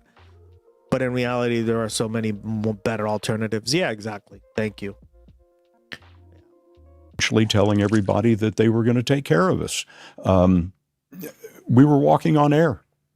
We liked him. He had the financial backing to back up his words, and we thought a bright new era was coming after all the previous difficulty. Ellison then hires Barry Weiss to run CBS News. Weiss, we should say, is a former opinion writer at the New York Times who left to start her own publication after claiming bias in the Times opinion section. I never worked with her, for the record. The Free Press, which she launched, is generally pro-Israel. It bills itself as pushing against what it sees as the mainstream media. What did you make of her appointment? I was not familiar with her name. So I did some research and discovered those things that you just outlined. She was going to be the new editor-in-chief at CBS News. There never had been a title like that at CBS News. It's sort of a print title. It doesn't really translate to television, but she wanted to call herself that. What concerned me was that she had zero television experience and had never managed a How you doing, girl? How's Singapore? large global operation like CBS News. Those were red flags to me, but I thought, David Ellison thinks she's the right person for the job. We are absolutely going to welcome her, listen to her, and give her the benefit of the doubt. I mean, I'm surprised that... God, Scott Pelley got fucking axed because he didn't support women enough. You hadn't heard of her. She's a lightning rod in journalism. She just hadn't crossed my radar. And if I hadn't heard of Barry Weiss at that point in time, that probably tells you more about me than it does her. So when Barry comes in, she has a meeting with senior 60 Minutes staffers. And in that meeting, she asked, and I'm quoting, why does the country think you're biased? Is that a correct assessment of that? I wasn't there. I see. But that is what I've been told by my colleagues who were there. Yeah. And I just think going after bias is stupid. Right, guys? I've already explained this concept to you. Like, everyone's biased, and the problem is these corporations are also biased. So, like, she could try to make it as unbiased as possible. None of that's going to succeed because they're still biased. They still have that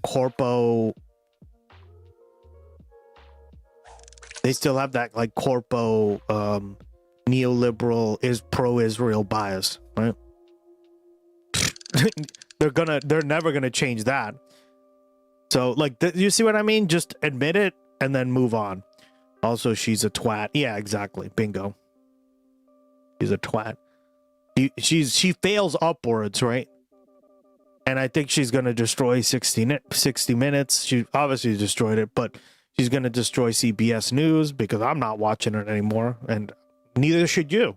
The minute you look at a CBS clip, be like, fuck this, I'm not watching this. Fuck it. You can find whatever it is they're going to cover somewhere else. I guarantee it. And if not, wait 5 minutes, wait 10 minutes, wait an hour. I guarantee you some other big company will fucking cover it. So...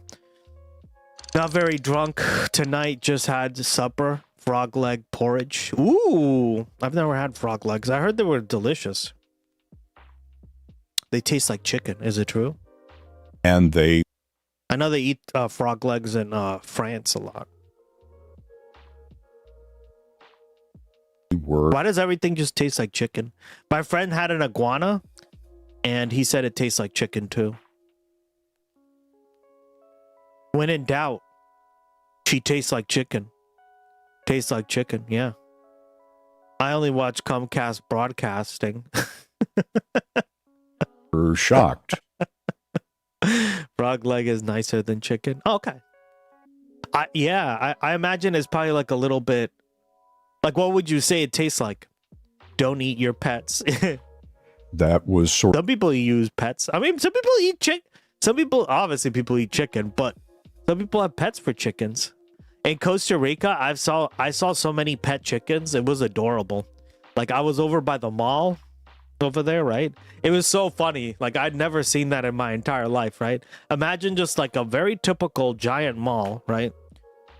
And in the parking lot is a chicken. Like a little pet chicken. And like the girl was walking her like pet chicken. I was like, whoa, that's crazy. I've never seen that. Yeah. They love their animals over there. If you're gonna eat it, it's not your pet. She's probably gonna get shafted too. She's built like a bad guy that gets left behind the rest of the bad guys. Yep. As a Chinese, I ate crocodile soup before for cough. I had cooked crocodile and turtle soup. Oh, interesting. I heard crocodile was also pretty good. Like, I know a lot of people in Louisiana eat it. Rabbit, yep. Rabbit soup. That's very common down south, I think. Or, like, people do eat it in the south. I'd say, like, in Louisiana, people eat alligator, right? Remember when Benjamin Sisko goes to Louisiana and his dad is like, would you like some alligator soup? Of her oh man, hello to the staff at 60 Minutes. What was the feeling about that particular? See, we don't have any of that shit here. Nobody eats that crap where I live in my part of the country, right? Because we're massholes. We eat oysters, and they're very expensive. Lobster. Get a lobster roll, kid. I don't really like lobster or oysters, but yeah, a lot of people like them here. I heard something about how they used to eat monkeys in ancient China. Jesus, really? Opening salad. But I would never eat raw pork. Yeah, don't eat raw pork. That's so bad for you, ass. Salvo to the team. Uh-oh. She, I am told, said something to the effect of, why do you think the country thinks you're biased? But she didn't offer any kind of a metric. You know, what's your metric? Why do you think so? Do you have a poll? Is there market research? What are you talking about? Whatever she wants. Because we certainly didn't believe that. And we just felt that she was making statements that perhaps she couldn't back up, and was coming into the news division with hardened, preconceived notions that didn't seem to be thought through. You have now accused Weiss of injecting, and I'm quoting here, falsehoods and bias. This was in your parting statement, into at least one of your politically sensitive stories. Can you tell me the nature of that complaint? What did she specifically ask for? What story are you talking about? As I recall, that's February, and my team and I are doing a story. See, these ass clowns don't understand that to them, right? Reality has a left-wing bias.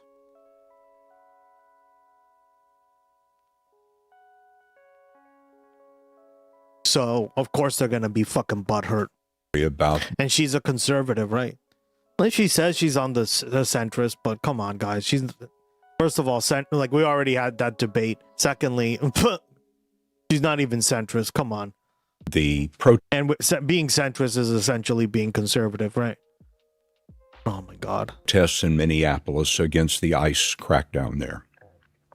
We've interviewed Senator Rand Paul, Republican, because he's going to hold hearings into this. And the fact that a Republican was going to do that was quite newsworthy. So we interviewed Senator Paul and then built out a story about what had happened.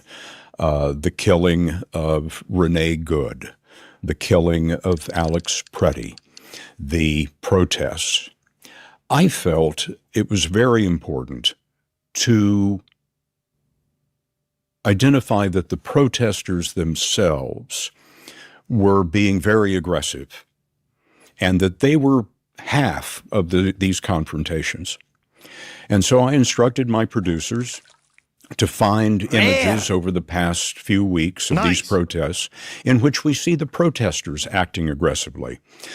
We found a picture of a protester chest bumping an officer. We found a picture of an officer being hit in the head with a snowball.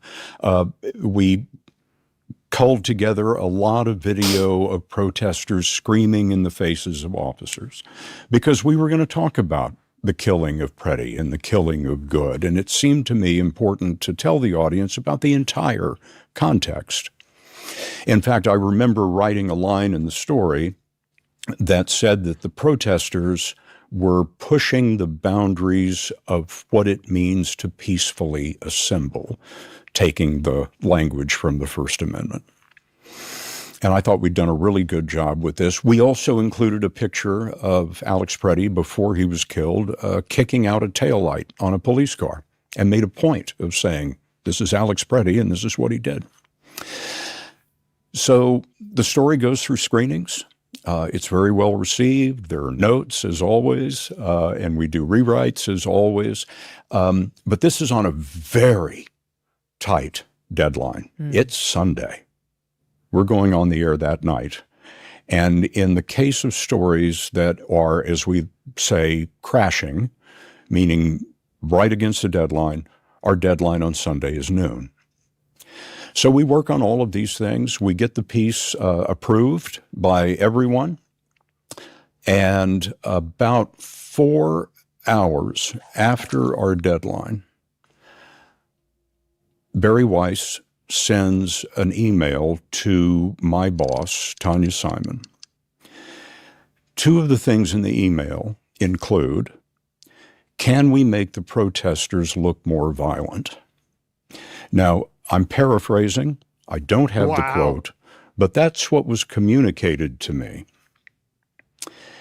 And the other thing was Renee Good's car. You need to describe her as driving toward the officer.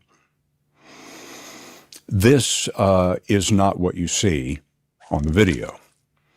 On the video, you see the officer standing slightly off the front of the car, and you clearly see Miss Good's wheels turned completely as far as they will go, away from the officer. But he shoots her in the head, kills her, and says something about her in that moment that I can't repeat in polite company. So we have gone out of our way what a gentleman. in our plan from the very beginning In polite company. to show the protesters for the responsibility that they had. We had already scrubbed the video archives looking for those scenes. But it somehow wasn't enough for Ms. Weiss. The video showed that the officer wasn't standing in front of the car and she wasn't driving toward him, but that's what the president said about that, and that's the way she wanted it described. To be clear, there were lots of videos that showed different moments of that interaction, Mm-hmm. and there was many analyses subsequently about what exactly through those various videos had actually happened. Including an excellent one by the New York Times. The video that I showed in our piece clearly showed the officer's feet. So if he's standing in front of the car, you can't see his feet. And it very clearly showed that the wheels were turned away from him, what appeared to be the maximum turn until the wheel had stopped. So you get those suggestions, feedback from the sort of editorial chief of CBS News. What did you do? I mean, did you do as she asked? I asked my producers, look, I told you to find violent video of the protesters so we could represent that accurately. Now I want you to go back and look again. Did we leave anything out that's important? What did we make a mistake here? I don't think so, but go back and look. And then I sat down with a video editor and I went over the video of the Renee Good killing over and over and over again, stop motion, slow motion, etc., and realized that the event was not as the president said and not the way Barry Weiss remembered it. And so it's late. Our deadline was noon. It's now almost 5 o'clock. That's dangerous as hell. And so I decided that I wouldn't do those things. I wasn't going to get in a debate about it. I wasn't going to call Barry Weiss about it. I was just going to refuse to make those changes. Did you change any language in the broadcast? Anything? Not that I recall based on her notes, but as you probably are aware, when you're doing a story, especially on deadline, a lot of things happen. There's a lot of input, and you're just scrambling to save everybody's skin because you're going to have a crash which is what happened. Next day, I didn't hear anything. Nobody called, nobody said anything. It occurred to me that maybe Barry Weiss didn't see the broadcast and didn't realize that those changes hadn't been made. But that's how that happened. Oh, shit. There was a thumb on the scale for the president's version of events that I felt was a level of political influence that I had never seen in 37 years at CBS News. Why was that the interpretation? I mean, could she not? Did you play the link that I sent you in the Discord?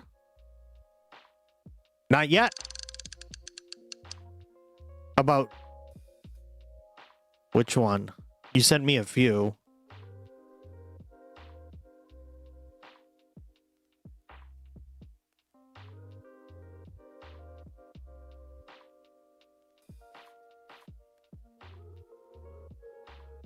Hold on.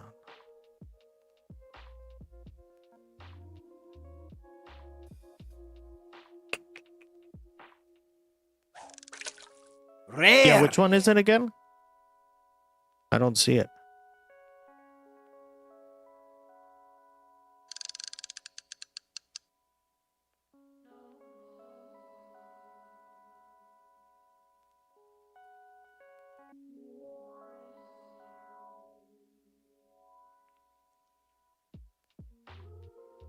That one, okay. Let's see. I think we did play.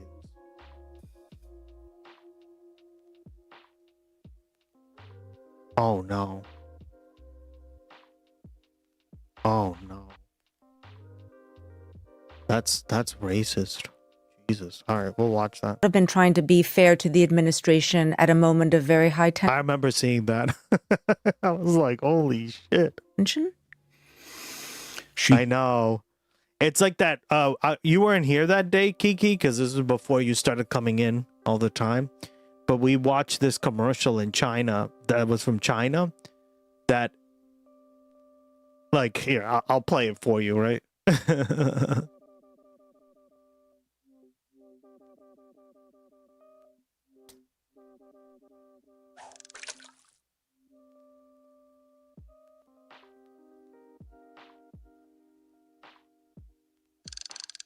This one.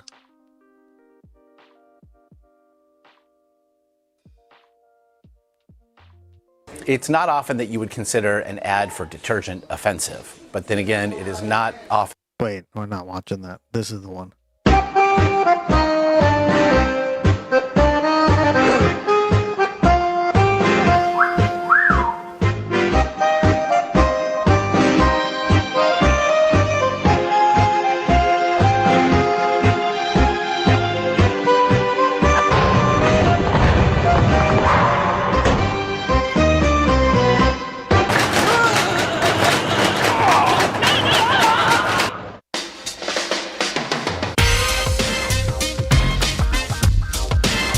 Wow!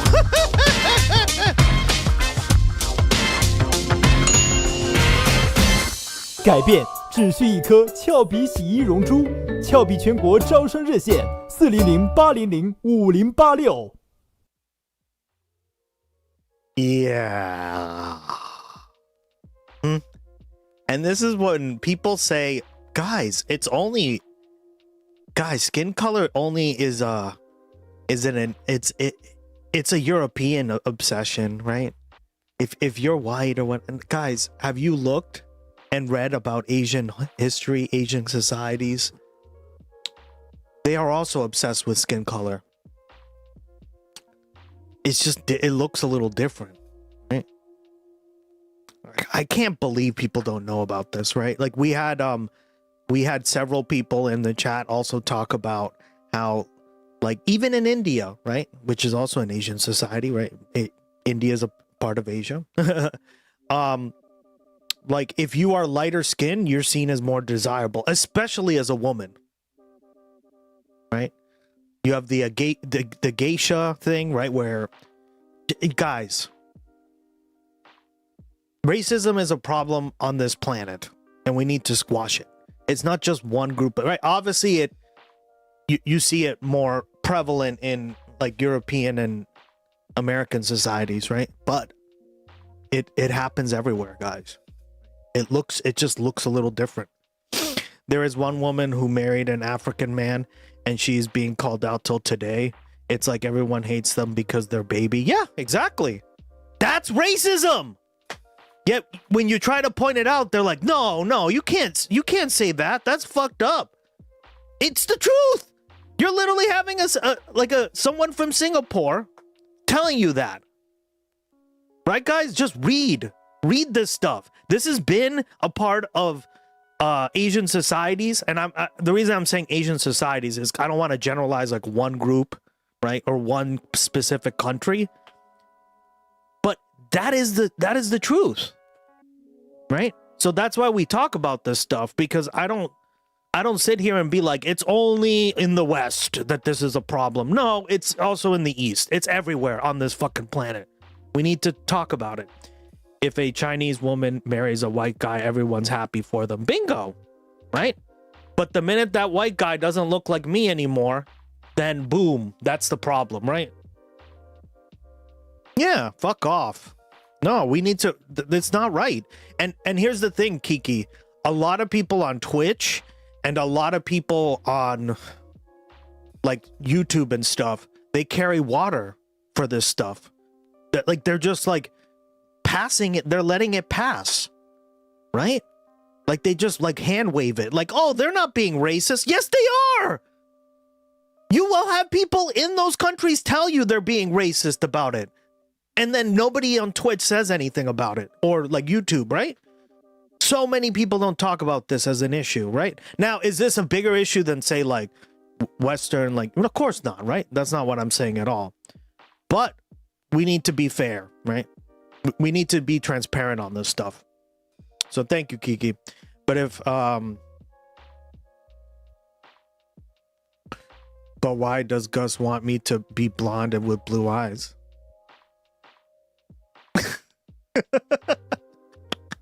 You keep saying that fucking joke.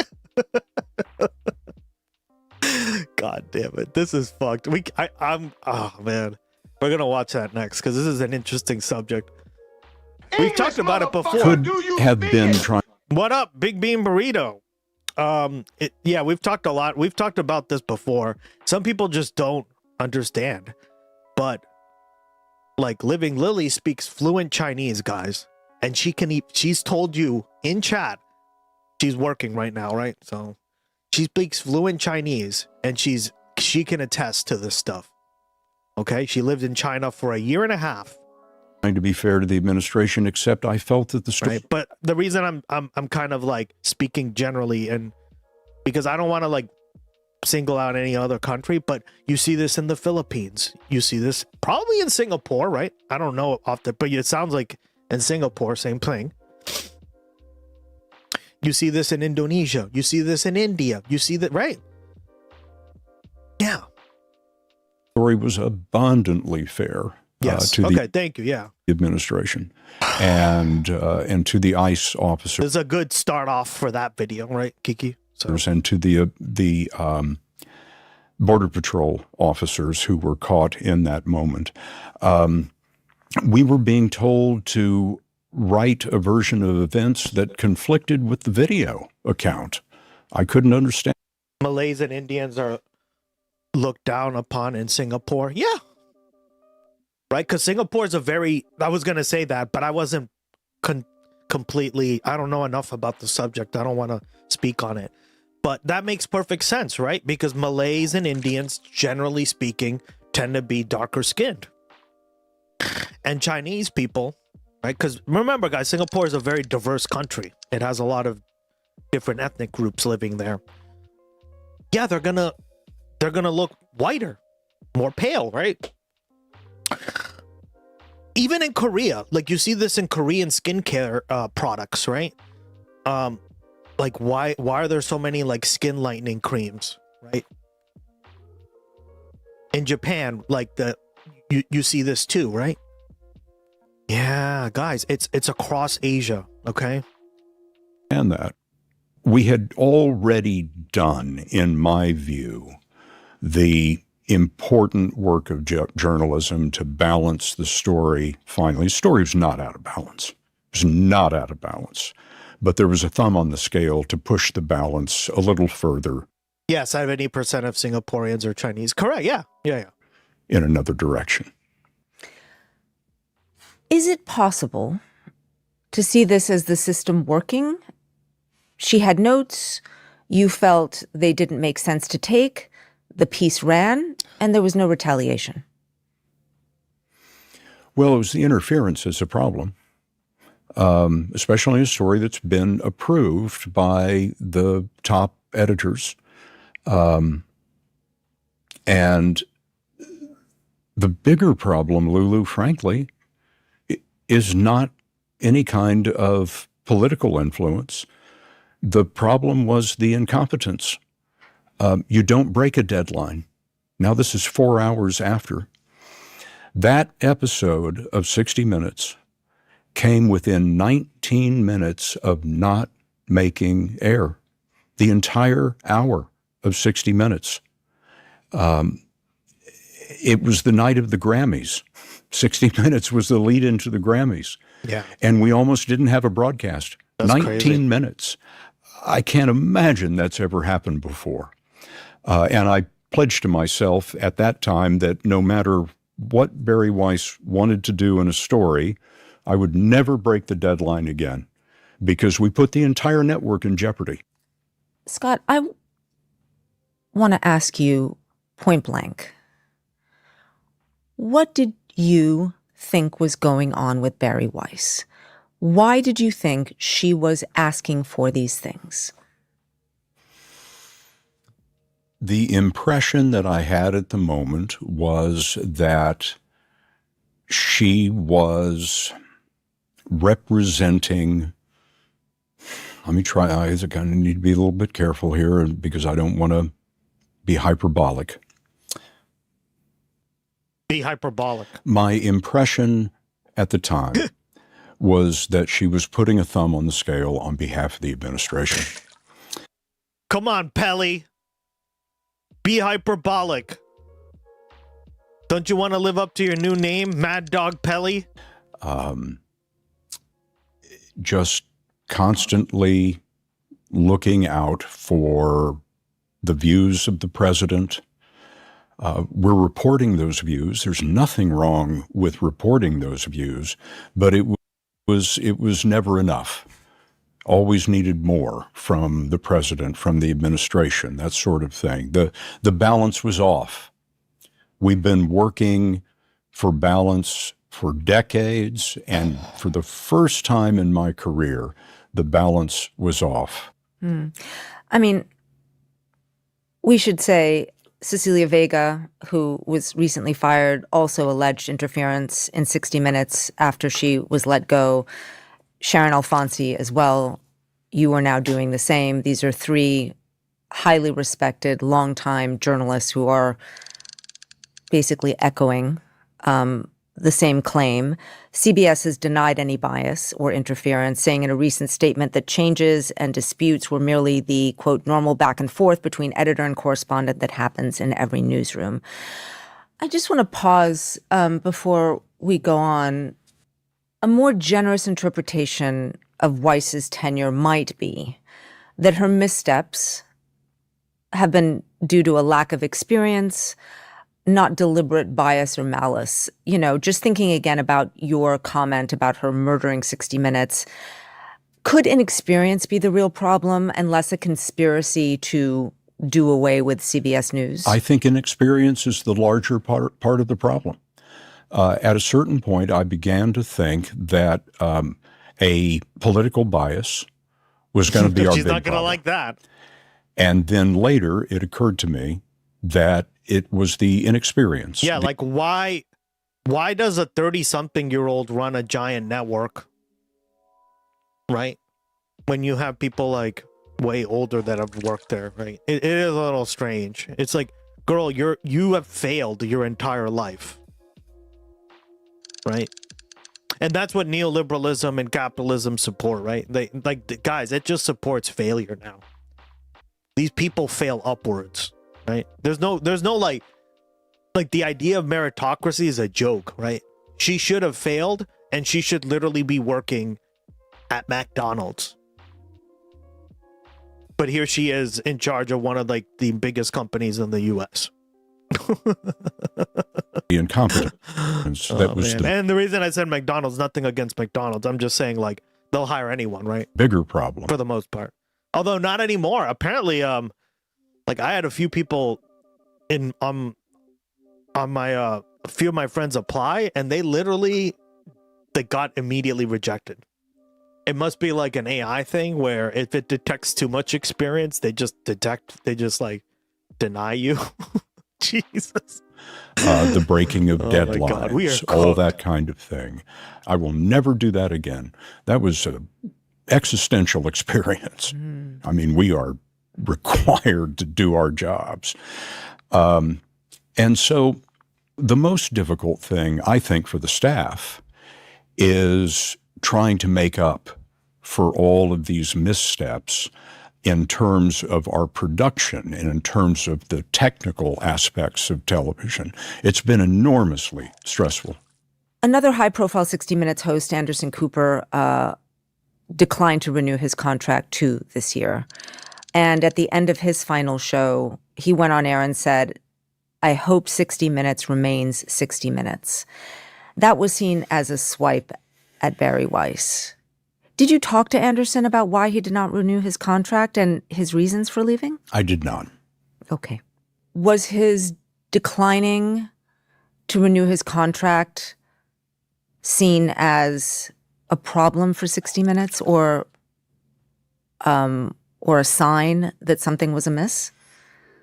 I mean, how did you receive that news? Well, correspondents don't resign from 60 Minutes.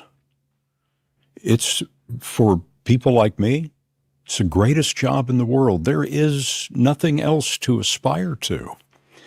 And so if a person of Anderson Cooper's stature decides that he has to leave the broadcast, that's an indication that he has found his role there untenable.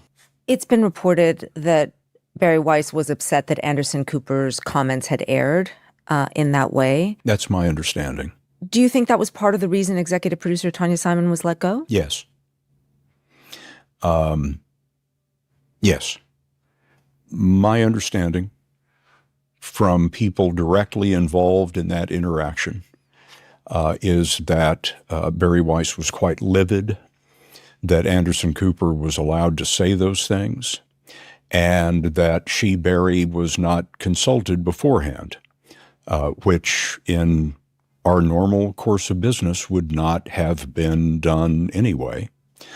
And I believe that that was part of the reason Tanya was let go. But she wasn't let go for cause. She was let go to create a space for the new person, Nick Bilton, to come in. Tanya was completely blindsided by this. She was told that she was coming into a meeting to discuss the past season and the next season, kind of a lessons learned and planning meeting. So she doesn't go there with a lawyer or with a witness of any kind. She walks in, she sits down. I'm told that Tom Sobrowski and Barry Weiss are in there. And Tom starts the meeting with, the nature of this meeting has changed. We're letting you go. And just told her she was fired. and had to get out of her office by 5 o'clock. Can I give you a little bit of background? The Simon family is legendary at CBS News. Her father was a famous Vietnam correspondent, and then Bob Simon covered every single war, everywhere in the world throughout his entire career. I was with him in Kuwait during the Gulf War in 1990. We would stand on the roof of the hotel and watch the missiles come in. He taught me how to be a war correspondent. And then Tanya Simon comes in. She's at the broadcast 30 years. There is no respect for that. Get out of the office by 5 o'clock. What company in the world treats their precious people in that way?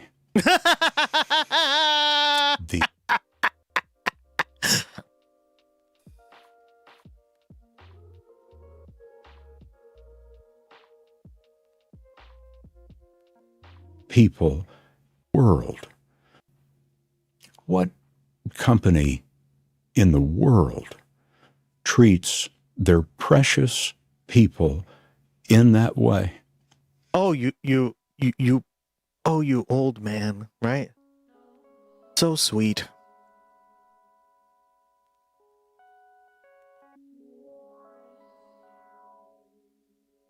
This is why I brought that up, right? Because you knew this was coming.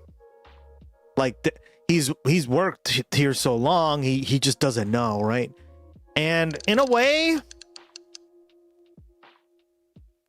it's not about vengeance or anything, right, guys? But in a way, if this gets like brought up to people's attention, like him, then they're going like you will, like they will start to see like, oh yeah, like most of these companies are like this, right? It's like, dude, you're just famous and you've worked at the same company for 40 years, right? So they have a different level of professionalism. But yeah, like,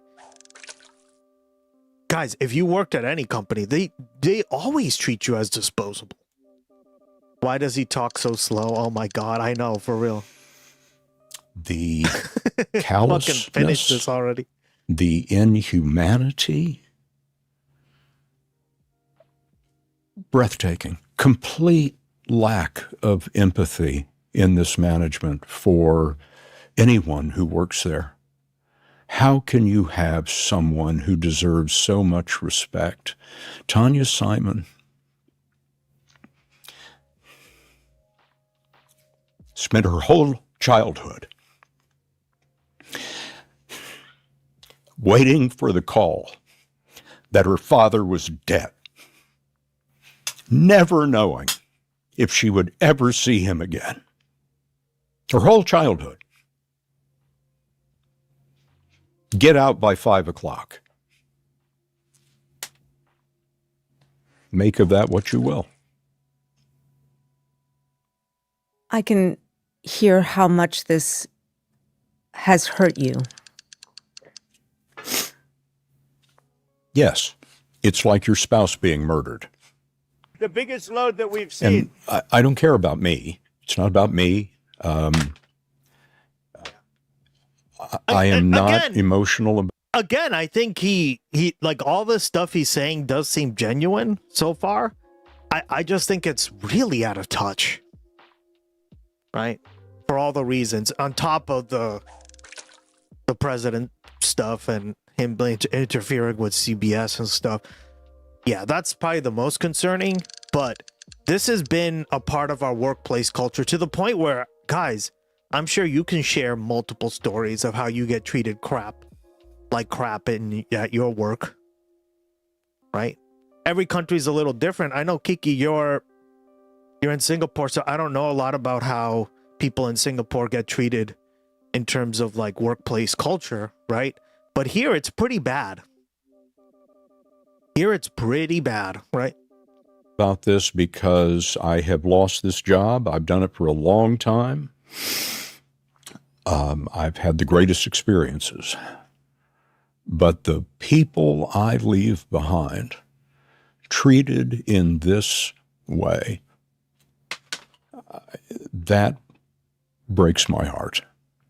And it's going to take me a long time to get over it, to be perfectly honest. One of the arguments that Barry Weiss has made about 60 Minutes and CBS News is that they need to be brought into the modern era.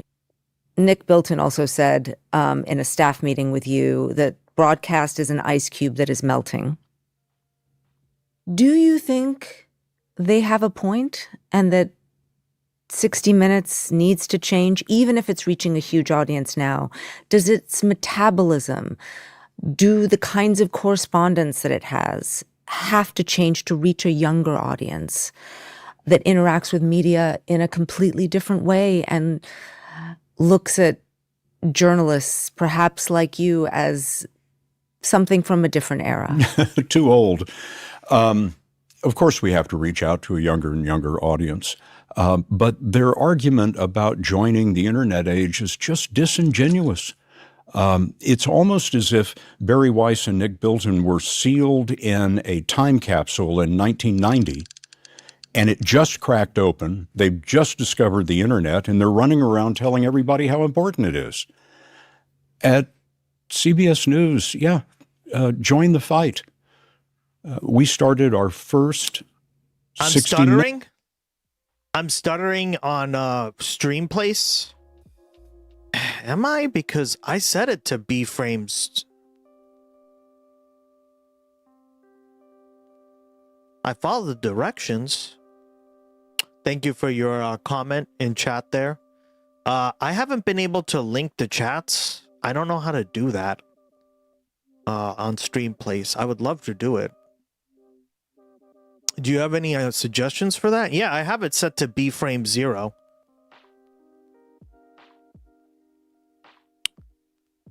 So it should be working. Thank you, chatter over there on Streamplace. Let's see.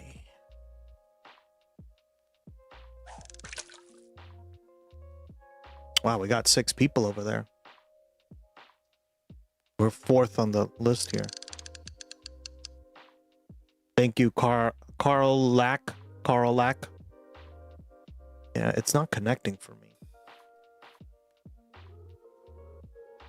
All right, well, I refreshed it, so hopefully that works. Can you let me know? Minutes online show, 60 Minutes Overtime, in 2010. I shoot TikTok verticals, or I used to shoot TikTok verticals on every assignment. I shot material for overtime on every Scott assignment. Pelley on TikTok. We're there. We're everywhere. Can you imagine so that? So you don't think 60 Minutes needs to change? My point is that 60 Minutes is constantly changing, constantly innovating. So I just find the charge that we at 60 Minutes were frozen in amber in 1968 Kiki, why aren't you and watching nothing's 60 ever Minutes? changed since then. I find that absolutely absurd and the kind of argument that would be made by people who just don't know what we are. Nick Bilton sent a very conciliatory note to the staff this past week. At last. He promised editorial independence. He praised some of your longtime colleagues, Leslie Stahl, Bill Whitaker, John Wortham. And I just want to say my producer just told me that while we've been talking, those 3 released a statement that they are staying at 60 Minutes. Mm-hmm. How does that make you feel? Same reason I was staying. We felt like, I haven't talked to them. I assume it's the same reason. And we have had conversations before this about staying to maintain the principles of the broadcast. If we leave, we can't help. And that was my opinion. There have been other times when Anderson left, when others were fired, that we could have stormed into a meeting and quit. But those very distinguished correspondents and myself did have conversations about this over time and decided that we were better working on the inside and that we could influence things for the better. And we did. And it was my intention to stay and do exactly that. Do you think, though, they can trust those assurances? No. I would venture to say that trust is broken. Do you think Barry Weiss needs to be removed? Oh, gosh, yes. Look, she's a lovely person. And her free press organization that she founded has been very successful. She's proven that. Great for her. But television's not her thing. Lovely person? Jesus. Okay, boomer. Wouldn't really describe her as a lovely person. She brings ideology into CBS News where that is just anathema. And so it's a terrible fit. It's probably not her fault, but it's just a terrible fit. She doesn't know television. She doesn't understand how it works. She doesn't have management experience for a large organization like CBS News. So, yes, I do think that we would be far better off without her. Maybe she goes back to the free press and has a sterling career. But this is like somebody walking up to me and saying, there's a 747. There are 400 people on it. We need you to fly it to Paris. I would do it. I'm going to decline. Because I don't have a clue. And it would have been so much better if Barry Weiss had been offered this job and said, oh, that's not for me. I don't know how to do that. President Trump reacted to your being fired. Upwards. Did he? He went on a podcast and called you a stiff. I'm surprised that the President of the United States would bother to notice. But okay, please tell me. I'm not aware of this. Singapore is toxic. Even if someone commit suicide, it's rarely on the news. Ugh, that's sad. I'm sorry. That I didn't know about. He also said you were part of this gang of stupid, crooked people that don't care about your country. Stupid, I can take that. Stiff, yeah, probably. Boring. Don't care about the country.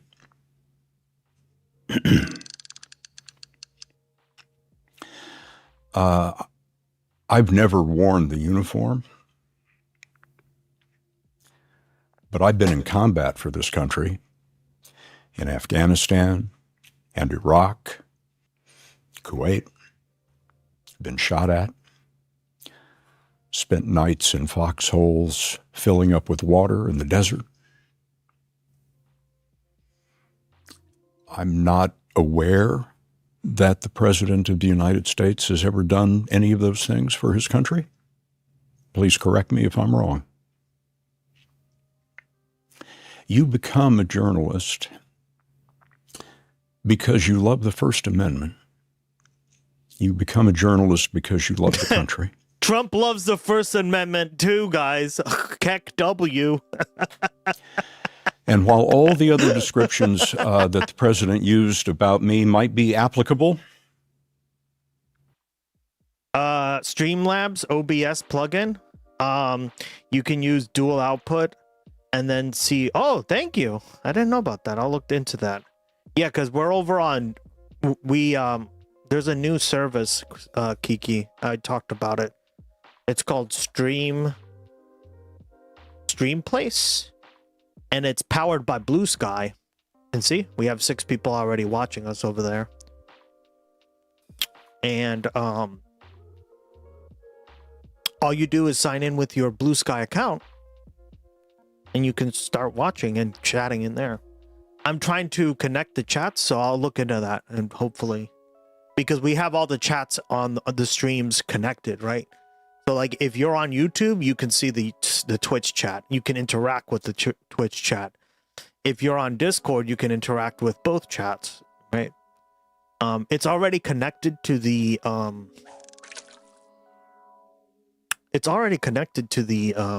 to the Discord, but I need to connect it to Twitch and YouTube. So that's the only thing that I'm having some trouble with. Not that one. I'll look into it. Thank you, girl. Appreciate the support.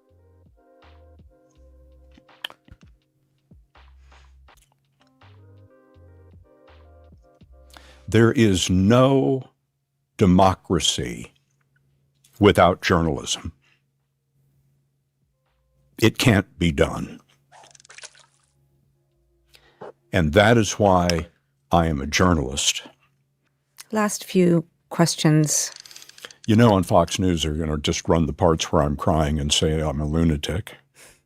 It's the era we live in. It is the era we live in. Scott, you joined CBS as a reporter in 1989. Nah, he got bone spurs. Proudest day of my life. You know, as I was preparing for this interview, I was thinking about, in many ways, how the story of modern CBS is the story of your own career, too. When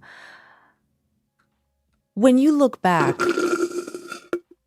because your tenure is now over, what do you hope your departure does? What do you hope will happen now? My hope is that the leadership of Paramount will say to themselves, okay, this isn't working. We have broadcasts that almost don't get on the air. We have respected journalists saying that there is a thumb on the scale for one political party over another. We have a broadcast which is among the most important in America, the most successful in the history of all of television. It was doing great. So why are we making these changes? We need adult supervision. And at the moment, we don't have it. We have people who've been installed in these jobs who, through no fault of their own, have no experience in television. It's not their fault, but they don't know what they're doing. And there's a subtle political bias that I've never seen at 60 Minutes before, and so, or at CBS News before. And so that is my hope, a return to sanity, a return to honor, a return to courage. We used to have all of those things in abundance, and now we don't. We can save this. It's possible to land this plane. But right now, CBS News, in my view, is on fire. Scott Pelley, thank you so much for coming in today. God damn it. All right. China doll provokes black people. China's Natasha black baby doll goes viral for mocking black people. Jesus. 给你看一下我的娜塔莎。妈呀，我娜塔莎，娜塔莎！你听这样知道你把我烫死。 Oh man, that's racist.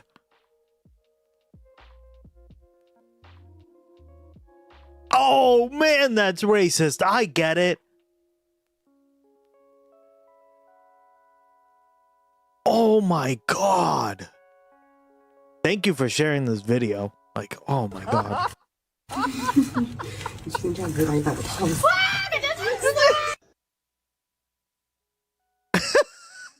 Do I even have to explain that one, guys? Yeah. If you don't know what that was, it's a racist trend that started in China, and it's one of the most blatantly anti-black things to go viral this year. Yeah. It's called the Natasha doll trend, and on Chinese social media platforms like Douyin, which is China's TikTok, creators have been hurting and abusing these black dolls, which are stress reliever toys. Some of the dolls in these videos have metal rings around their ankles, which look like shackles, but have been marketed as accessories. This is not random. There's a market for this. These dolls are being manufactured, promoted, and sold to a non-black audience because black suffering and black caricatures are marketed as entertainment. I live in China. I study Chinese. I love the language and the culture, and that's exactly why I can't stay silent on this. I don't think anything. And by the way, that she's not even the one saying it, right? Living Lily, who's at work, so. But she said this. She's shared her experience multiple times on this subject. She told the chat that in China, right? She's blonde eyes. She has blonde eyes, blonde hair, blue eyes. Like people would literally like grab her and be like, "Can we take a picture with you?"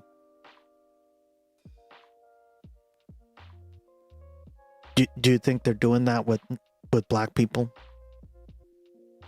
Her answer was no. Secondly, she saw a lot of this. Yeah. So like she had like at least, she said it happened at least like 10 or 15 times. Thing in this world is more pervasive than anti-blackness, and it's disgusting. Hello guys, I hope you are doing great. I'm doing great, but I've come across a video of China. China, they have this what they call a stress reliever doll. There is a doll, they are using it to remove stress, and it has created tension, it has created conversation, it's too controversy. Watch this one. I am the Kenyan beast. I am the Kenyan beast, and I am having a fun double on stage.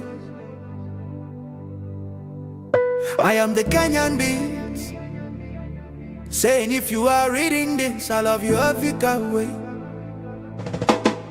Now this, the one thing that has made this to go viral. The white ones are not popular. Viral.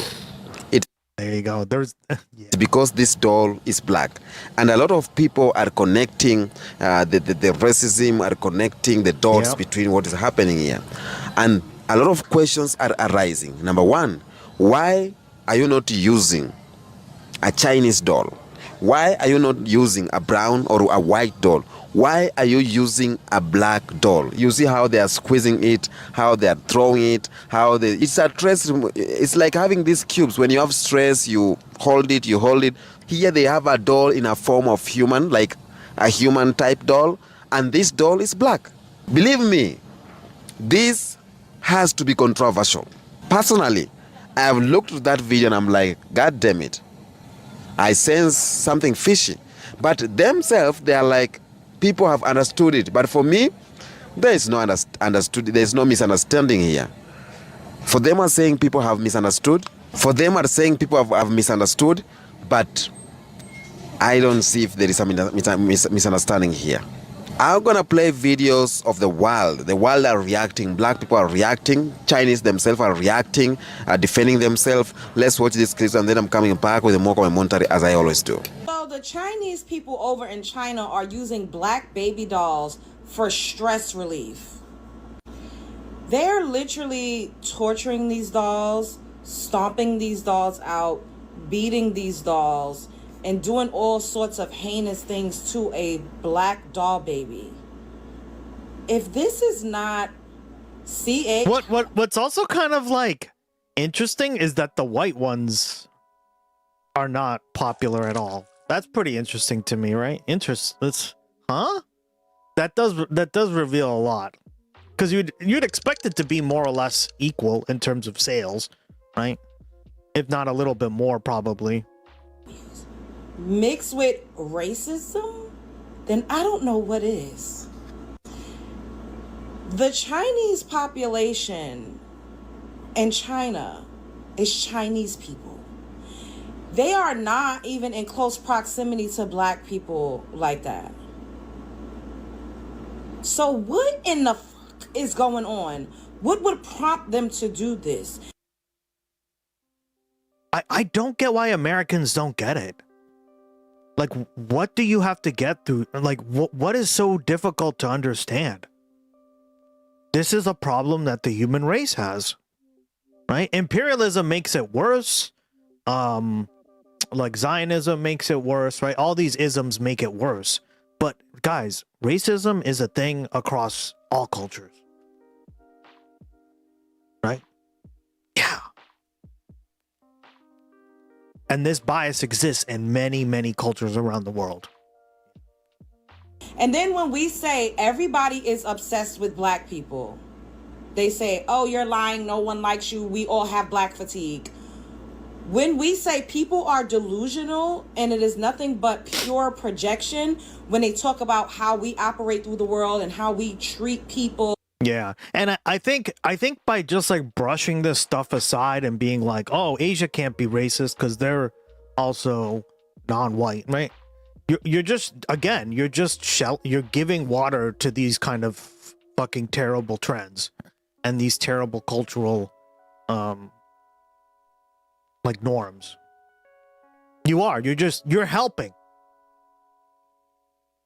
You're helping by basically saying like this doesn't exist, or it's because imperialism, blah blah blah, right? And it's like, okay, so how does it exist in fucking Thailand? Thailand was never imperialized, was never colonized, right? How does this exist in Japan when they were the colonizers? What the fuck are you talking about? What? How does this exist in China where most parts of China were never imperialized? It's just like the dumbest fucking arguments for this, right? And it's just giving you're just helping. You're just helping by not actually like admitting the truth, which is this stuff exists in societies around the world. It's not just a Western problem. It's obviously worse in the West, and the history of it is worse. But it doesn't stop. Are you talking in general? Yeah.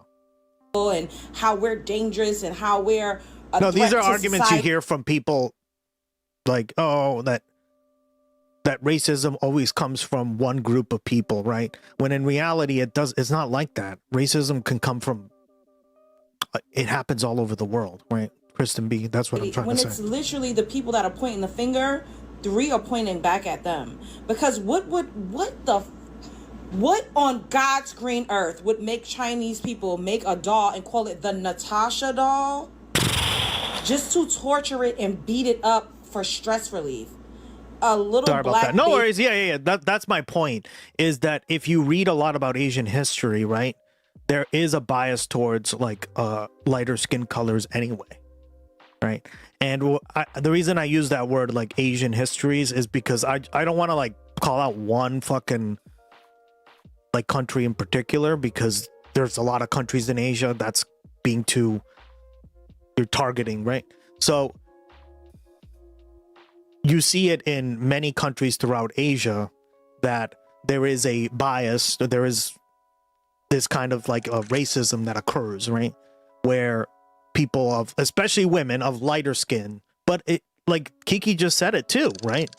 Like a lot of people, especially in China, probably across Asia, let's just say, right? If their daughter marries a white guy, it's fine. If her daughter marries a black man, oh no, there's a problem, right? Baby doll. Literally, I've seen a video of a Chinese person. And they also tend to try and look whiter. Yeah, like it's the opposite in Europe and in like the Americas, right? Generally speaking. Like I went to go get suntan, right? I was out at the park the other day and I got suntan. Could never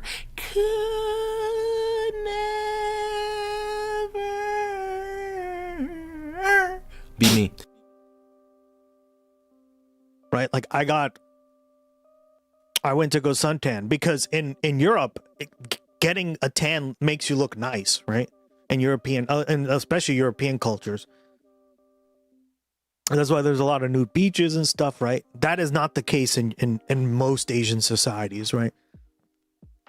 I can't generalize, right? I'm just saying, as far as I've kind of like read in terms of cultural norms, yeah, no, that's not acceptable.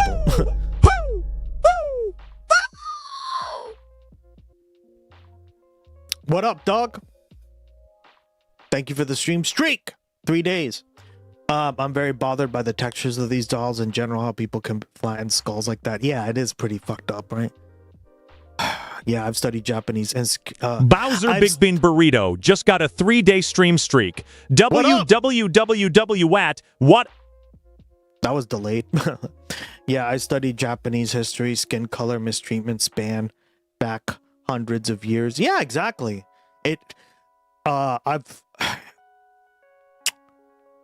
In Japan, right? In Korea, You see this in Korea now, right?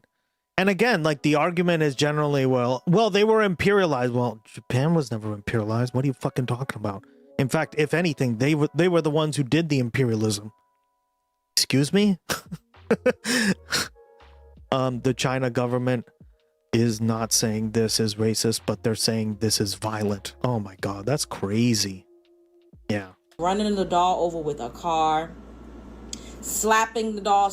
We had talked about this subject several months ago on the stream, and I had a lot of pushback when I mentioned this stuff. And look, guys,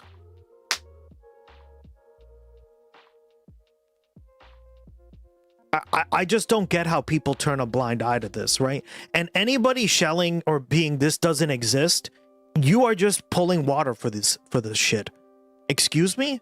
How can you sit on your high horse and be like, yeah, racism's bad, etc., etc., etc., and then be like, yeah, but this doesn't exist. Motherfucker, do you have two eyes? Do you have two eyes? You have literally people who are black telling you this stuff, who speak the culture, who speak the language, who know the culture, and are being like, yeah, it's fucking mad racist. You have a person in chat right now who speaks... Well, you have two technically, because Kiki too. But you have one girl who literally lived in China for a year and a half, and Kiki literally telling you this shit. And people are okay with it? No, fuck off. Come on. Slamming the doll, doing all sorts of demonic debauchery with this black baby doll. Yet people swear for God that we are the worst thing that happened to planet Earth. What the fuck? We've not done anything to anybody to subjugate them, denigrate them, disenfranchise them. What is like? What and then we keep saying, well, what is the problem? What's the problem? This is so it has fucked. to be pure jealousy and envy. I don't know about that. And I just think it's racism. racism. Because there's It's no racism. excuse for this. There's no excuse. There aren't even black people in China like that. It doesn't matter. For them to be doing It doesn't matter. They see them and they're like, no, we don't like them. That's racism. Globally, everyone God has damn an it. issue with black people. And then you'll be like, oh, well, if everybody has an issue, then maybe you're the problem. No, maybe we are the source. It got to be jealousy. It has to be, because what else is the reason for this? And just blatant racism. They are not even in proximity to black people like that in China. Yet they're taking delight in torturing a black baby doll. Let that sink in. What do y'all think about this? Sound off in the comments below, because this is just like spread love is the Brooklyn way. Like, child, everybody globally has a gripe with black people, and particularly black Americans, because the name Natasha, that's a black American name. Like, they're not named Natasha over on the continent. You don't hear of too many Natashas in South America. Is that true? I thought Natasha was a Russian name. Right? See, these stupid stereotypes don't make any sense to me, but that's because I don't. Yeah, but America or in the Caribbean. That's yeah, it is really okay. Sounds like a black American. I thought.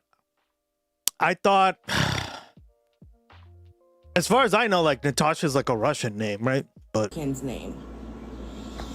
This is crazy. And So it's crazy. China is using. It's crazy, but it's like, I don't know why it matters. You don't have to be near black people to be racist. Black baby dolls as stress relief dolls. That's what we're doing. I've seen the most horrific things that they are doing to these dolls. I'm talking. Oh, that's what I'm confirmed. Yeah, for you. Okay, thanks. Yeah, it is. It's Russian. Yeah. About beating them, stomping them, slapping them, throwing them. They are ingesting, like putting water inside of them, and they are enjoying seeing the water squirt out of their eyes, the nose, the lips, It's sick. At first, I thought it was AI until people started to say, "Go on, red nose." Maybe a black Russian. The stuff that I've seen, like it's an actual trend that they are doing this with, and I just really want to know, like, what the fuck did we do to the world? Like, it's just like, when you actually pay attention to the history, China even had African slaves. Like, it's just like the weird shit with black. It's just like, this is why black people low-key want to be by ourselves, because it's just like, what the fuck? Like, it's just like, why did we get treated like this? Or why do people have the mindset of us like it's like, why do you have this vision of us like this? Oh, but like I said, I am not surprised. They descend from the Caucasoid seed. They are all Caucasoids.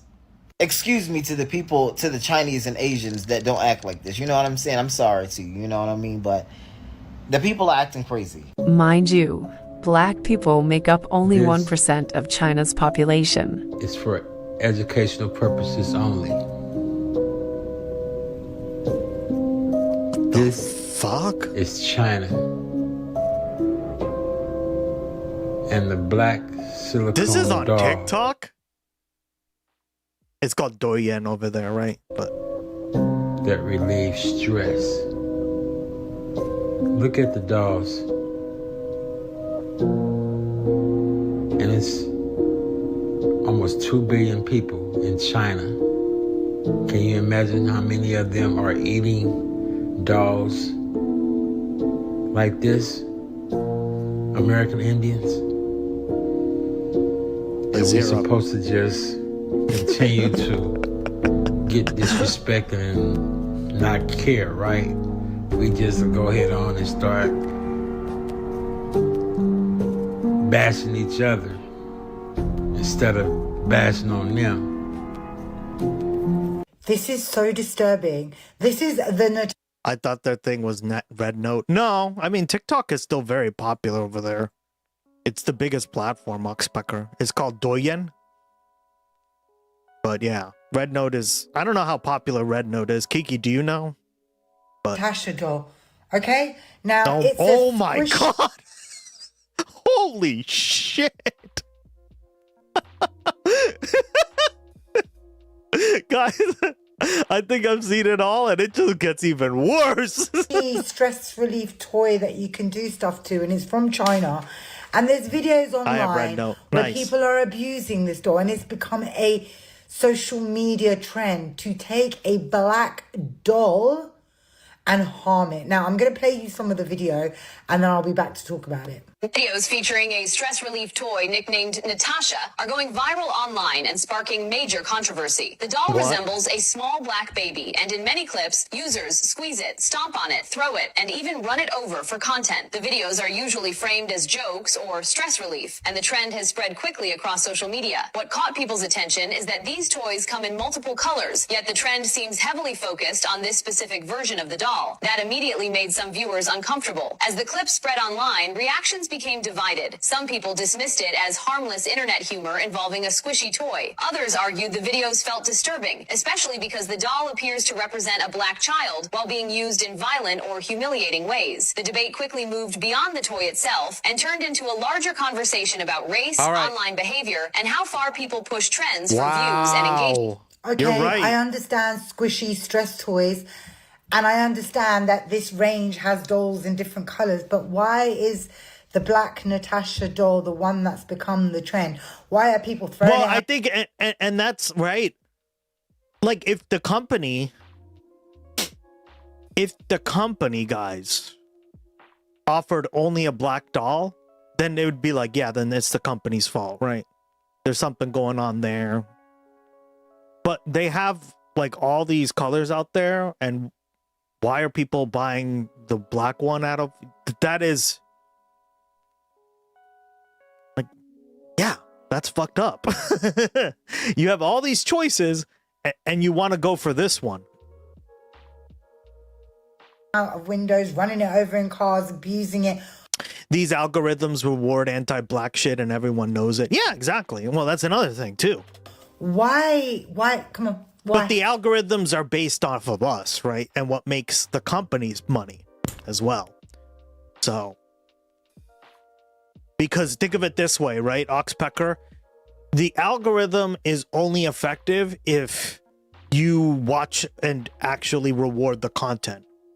If you don't reward the content, then the algorithm doesn't pick that content, right? They can push as much of the shit on whatever, but if the algorithm doesn't get rewarded that way, right? If the algorithm says, hey, like, push this, and everyone's like, oh no, that's disgusting, then it won't suggest that anymore because nobody's watching it. There you go, right? So it's a push and a pull, but But obviously they have more power in this stuff. There are people watching this with screens. Yeah, exactly. Well, we know the reason why. But it's also like people are buying the dolls, right?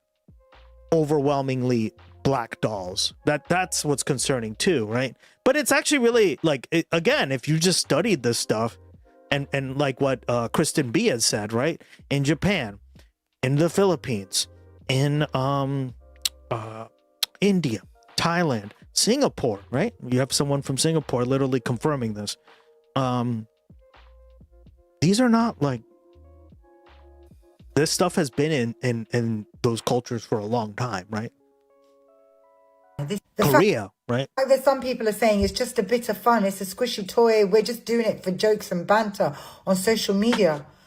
That's disturbing. Yeah, Me that is personally, fucked. I think it's racist. Let me know what you think in the comment section below. So I live in China and people are brutalizing black dolls. So I literally wanted to make this video just to spread some type of awareness about this situation. But trending on Chinese social media, there are literally plenty of videos of Chinese people using black baby dolls as stress relievers. And the most cringiest thing is the fact that it's a baby. Like, why would you even think of brutalizing a baby doll? This literally looks like a baby.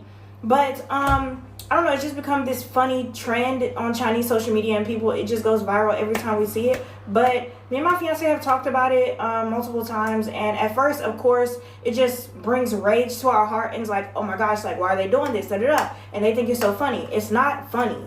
But then again, we also had the conversation from the aspect of, I mean, hey, if this is the worst thing that we have to worry about while living in China, that is way simpler and easier to deal with than a lot of the BS that we deal with in the United States. So the conversation can definitely go both ways. Yeah, see, that's honestly. I think this is carrying water for this stuff, right? You need to call it out. Like, I agree. Like, obviously, like, you can't compare the two, but like, if this became a trend in the US, it would be pretty fucked up, right? Like, everyone would be talking about it on Twitter. Everyone would be talking about it on Twitch, right?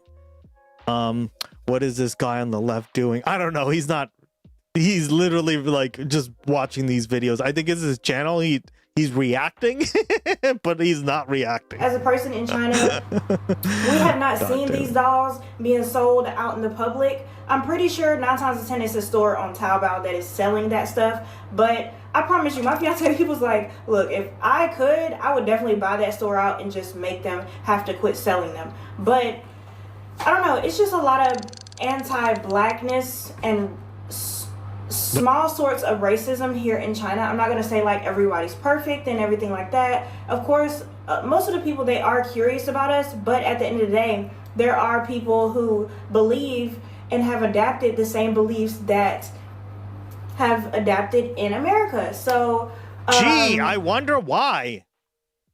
Right? This is why we need to be aware of this stuff, because humans, I think, can be very tribalistic, right? And they tend to favor certain things like this. However, if you educate people and you educate them as someone very young, right? And you teach them tolerance, you teach them equity, you teach them equality, all these things, right? All these concepts that we talk about on the stream, then this stuff becomes less of a problem. You are in a cult. I am not in a cult. Yeah, exactly. I blame Jersey. God. Yeah, it's just crazy. And honestly, if you're a Chinese person watching this, Kiki, just do yourself a favor and do us a favor and actually start spreading awareness on how that is not okay. And because a lot of the Chinese people, they don't understand why people find it offensive. I don't understand why they wouldn't find it offensive, but I mean, it is. It's so they don't even know why it's not offensive, right? Here, at least they'd be like, they'd do it to troll, right? Like the people who they know it's offensive and that's why they're doing it. But yeah, guys, absolutely, right? And again, we talked about this subject a few months ago, and so many people in chat didn't see this. Like, I don't understand how you could not be this, how you could be this unaware of this stuff, right? It's crazy. Just making this video just to spread awareness about it. That's why this administration is cutting education when it comes to this topic. Yeah, I think education is key, right? There are obviously a lot of black people, or they traditionally there were not, right, in China. So they probably don't educate most kids. In fact, I know they don't, because Living Lily even said she was a teacher at many of these schools, and they don't do that, right? So, but at the end of the day, but I mean, maybe some programs, right? Who knows, right? I don't have all the information, but yeah, like that's how we get through this stuff, right? People have inherent biases, or people have inherent, like, racism is a part of these cultures in general, right? European cultures, American culture, right? And we need to be like teaching people not to do this kind of stuff, right? And from the get-go, we need to teach equity, inclusion, equality, right? All these things. And yes, they're different terms, right? They're different. There's differences here and nuance. I'm just thankful to be able to live in a safe place like this. Yes, China is still safe. I would not say that China is not safe. Yeah, I don't think like, and this is what I mean. Like, don't construe my words, guys. Gus X is saying like being black in China is like being black in like the South in a sundown town. Of course not, right? Like, that's not even what I'm saying at all. They're not gonna like, they're not gonna go like lynch you, right? Probably. I mean, who knows, right? Goose Tech, yeah. But racism is racism, and the fact that they don't even see it, that means it's a different kind of racism, right? And you have to know what you're dealing with here, right? For example, when I went to Costa Rica, right? Costa Rica has a very tiny black population, right? They, I went to one of their museums, and the racism there, as far as all the things I read in the museum, and I actually looked into this a little more, right? The racism there was not, oh, we're gonna lynch you for being black. It was, you keep to yourself and we keep to ourselves. And if you come by, like, we're going to like be like, okay, what are you doing here, right? But that's it. There was no like violence as much, right? There wasn't as much violence, but there was still plenty of racism, right? Because the white flight from the areas that were, there were a lot of Jamaicans coming in to work in the area. The Jamaicans settled in that area, don't fraternize, exactly, right? So these are all like different versions of racism, right? Like, not everything is Southern racism or like Nazi racism where you get thrown in a gas chamber, right, guys?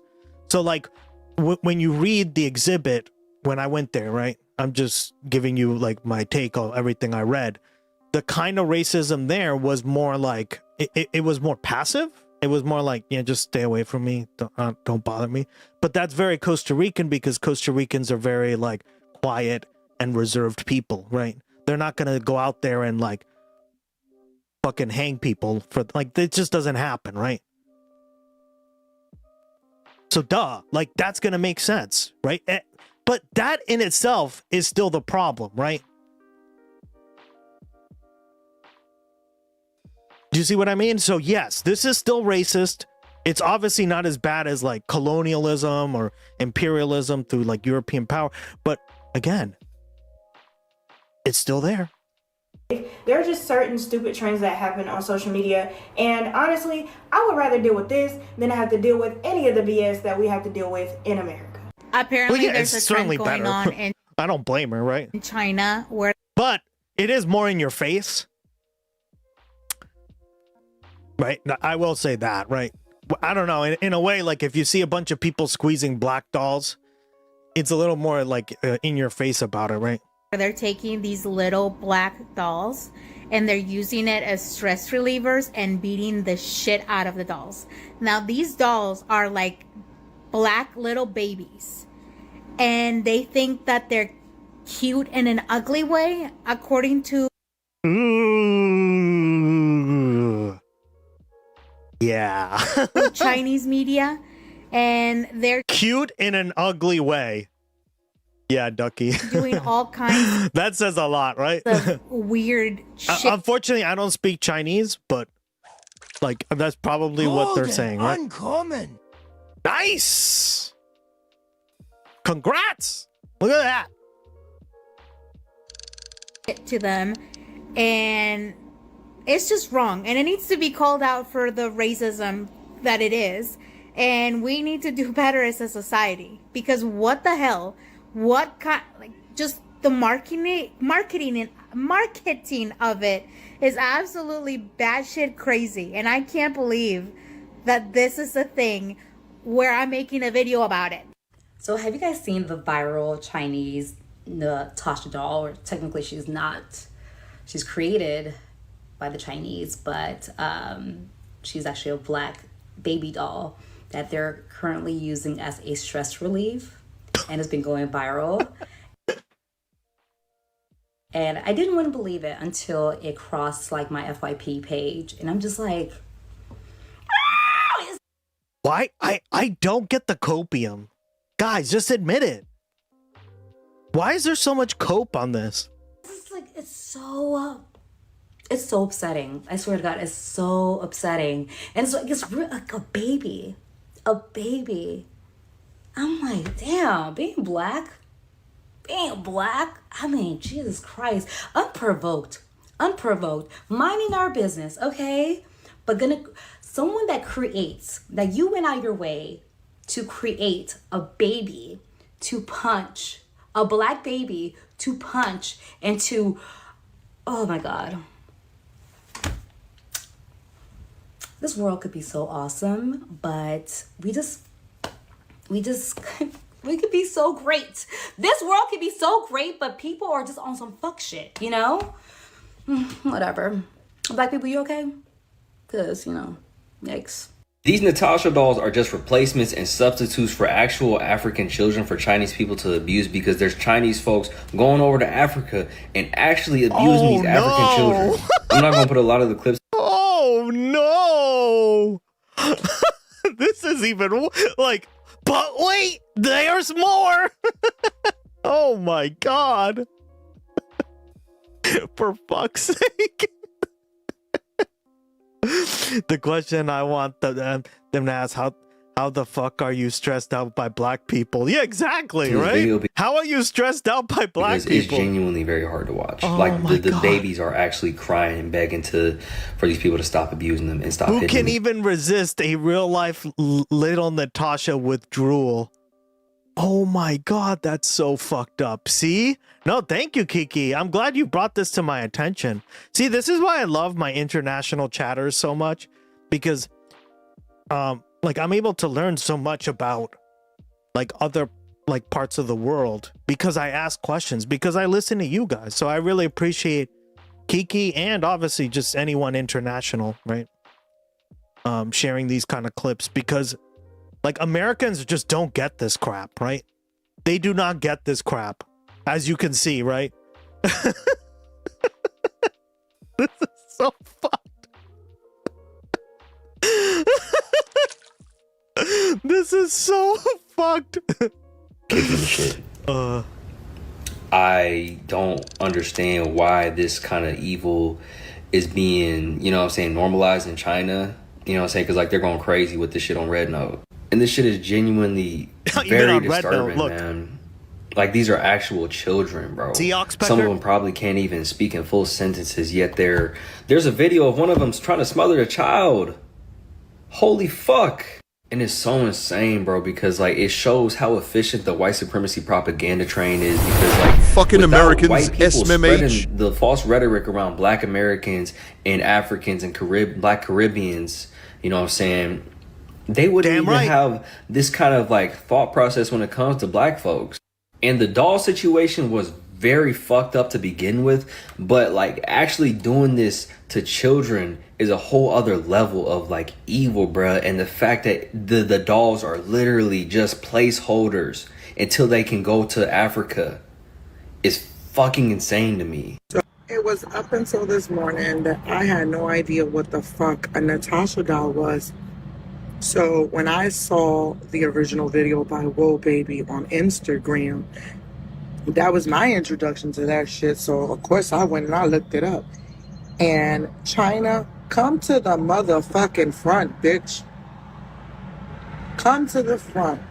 So now your kink is black abuse babies for stress relief? Yeah, no. It's time we boycott anything Chinese because clearly these motherfuckers seem to forget how and why they have the good life that they have in America. Because they received their fucking reparations before black people or brown people. Wow, this is crazy, guys. I'm learning so much. I mean, like, again, a lot of this stuff was like I knew about this stuff. I just obviously I'm not on Douyin, right?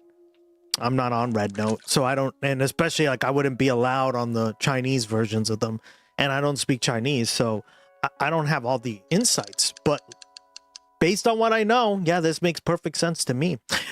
What I think people in America feel so bothered about is how relieved racist white people are to see a bunch of Asians jumping in on the anti-black shit. Yeah, for real. And that seems like a weird reaction there. Like anything Chinese, yeah. Whoever did. Well said. The audacity to you to be racist. The thing about many states around the world is that they are okay with certain types of racism. If you look at Japan, there is a huge dissonance between the culture of respect and defining the outsider. Not to let the rest of us off the hook. We do our own bullshit as well. Yeah. But, you know, that's like what we try to do here. We try to like pull this stuff and make it international, right? Like, I don't try to sit here and like blame one group or another. Like, we need to work on this stuff together as a world, right? Like, I try to universalize a lot of these concepts, right?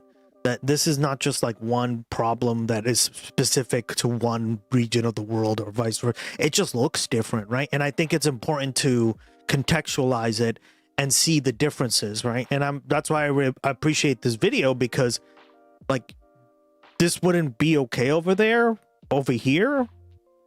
Like this would be really seen as fucked up. But it's a trend over there, right? And it's important to analyze it and look at it from that perspective. The Japanese are not welcome in welcoming the Muslims. Yeah, they don't like that. It's crazy. I heard about that. Although to be fair, I read a statistic the other day that like Japan has its own things too, right? That out of all the countries in in Asia, like Japan, at least the ones that were polled. The ones that, right, so I don't think Singapore was polled, but Japan was like number one for welcoming immigrants, which I'm like, well, which ones are they welcoming in, right? Because I heard there was a huge backlash towards like Chinese immigrants coming in, or Korean ones. But I don't know enough about the subject, right? Like I just read a few statistics on Norway. Yeah, literally, hold on. I'll show you the statistic that overall most Japanese people are pretty tolerant of immigration.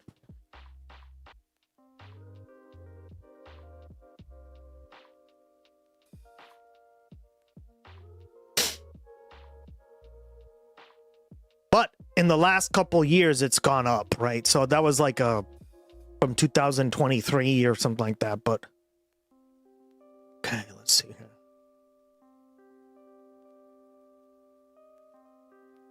Here we go. Yep. Two sides of Japanese immigration policy: welcoming migrant workers and excluding asylum seekers. Yes. So it depends on how you frame the issue, Kiki, right? But what I understand, based on the data that I've researched, right, the data that was presented to me, was if you frame it as like an asylum seeker, they don't like it. Right. So generally, who's seeking asylum in Japan? It's not Americans, right? Although, let's be honest, soon it will be. It's going to be Muslims. and it's going to be like Chinese dissidents. So they don't like those people for some reason. But when it comes to basically like migrant workers, more so, and then people like who are going to take over like IKEAs. Right. That's basically what it was kind of hard for me to decipher, guys, because obviously I don't speak Japanese, but that's basically what it seemed like to me, that there is like a they put you in categories. Like if you're an asylum seeker, bad, because you're coming here to like milk off the system. Sound familiar? If you're a worker, great. Or good, right? Not great.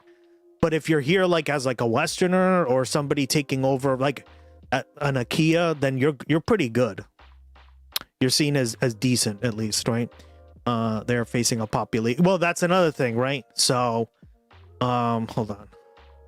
But there is a rise of foreigner, anti-foreigner sentiment, right? Ever since the last Japanese prime minister, like that election has kind of shown that it's gone up. See all these like newer articles here, but hold on, let me find it. I'm gonna find the statistic I read here.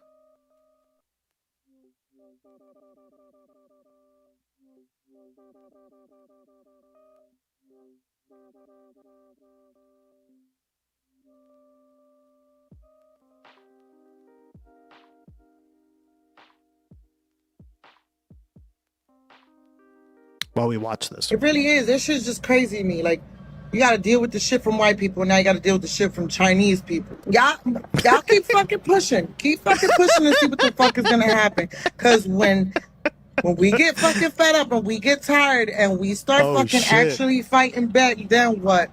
I want to hear anyone say anything about a motherfucking savage. I wish you would boycott all that shit. Burn that motherfucking store down to the fucking ground for all I care.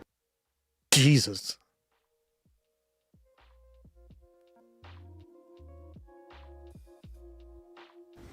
If it was a white doll, you would be okay with that, right? Why are you trying to censor yourself? Alice from Canada. If it was a white doll, that would have absolutely nothing to do with me. I would expect for white people to enter the chat and have something to say about it. And inform other white people about it. What does that have to do with me, whether or not if it was a white doll? Y'all want to play Oppression Olympics so bad. This is so weird. Like, y'all are in this, like, imaginary beef, this imaginary conflict, this imaginary war, this imaginary competition. Like, I don't know what it is, but you need to get a life. You need to get a grip of reality and hold on to that motherfucker. Because what would even make you say this? Under a video of Chinese people torturing a black baby doll, calling it stress relief. Here you come with your funky ass talking about, if it was a white doll, y'all wouldn't care. As if white people, like, y'all have not gone through... I don't know why y'all trying to make it like y'all have had this oppressive, just racism, just degradation. Y'all act like y'all had a lived experience that you did not have as a collective. You guys trying to co-opt and colonize racism is diabolical. Look in the mirror and do better. Yeah. Trying to make this about white people is insane. When it had, like... Anyway, spread love is the working way. It gets to a point. Some of y'all are insufferable. Chinese people have been up to fuck shit, so here I am. People in China have posted videos of themselves physically abusing black dolls. Like, it's normal behavior, and they're just like, oh, this is what I do after a stressful day at work. Are you out of your mind? What have black people ever done to you? Have you ever met one? Have you ever met one and not acted like a complete weirdo around them? Have you actually, like, ever had a black friend? Probably not. But today I wanted to talk about where a lot of the anti-blackness in Chinese culture comes from, specifically Chinese. First, there's our language. The way we talk about the sun and going out in the sun. 你不要晒黑 is something that every Chinese kid has heard from their parents. It literally means do not turn black. Colloquially, it means do. Jesus!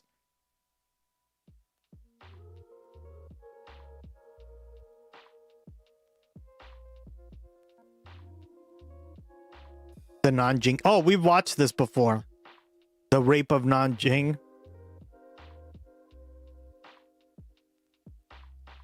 Mm-hmm.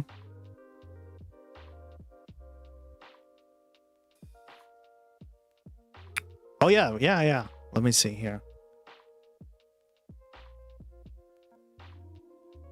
Do not get tan, but Here's the thing where verbatim, we word for disagree. word, it means do not turn black. Oh, yeah, and if you get too tan, your parents will say that you look like a black person as an insult. See, it's so funny because in Europe, right?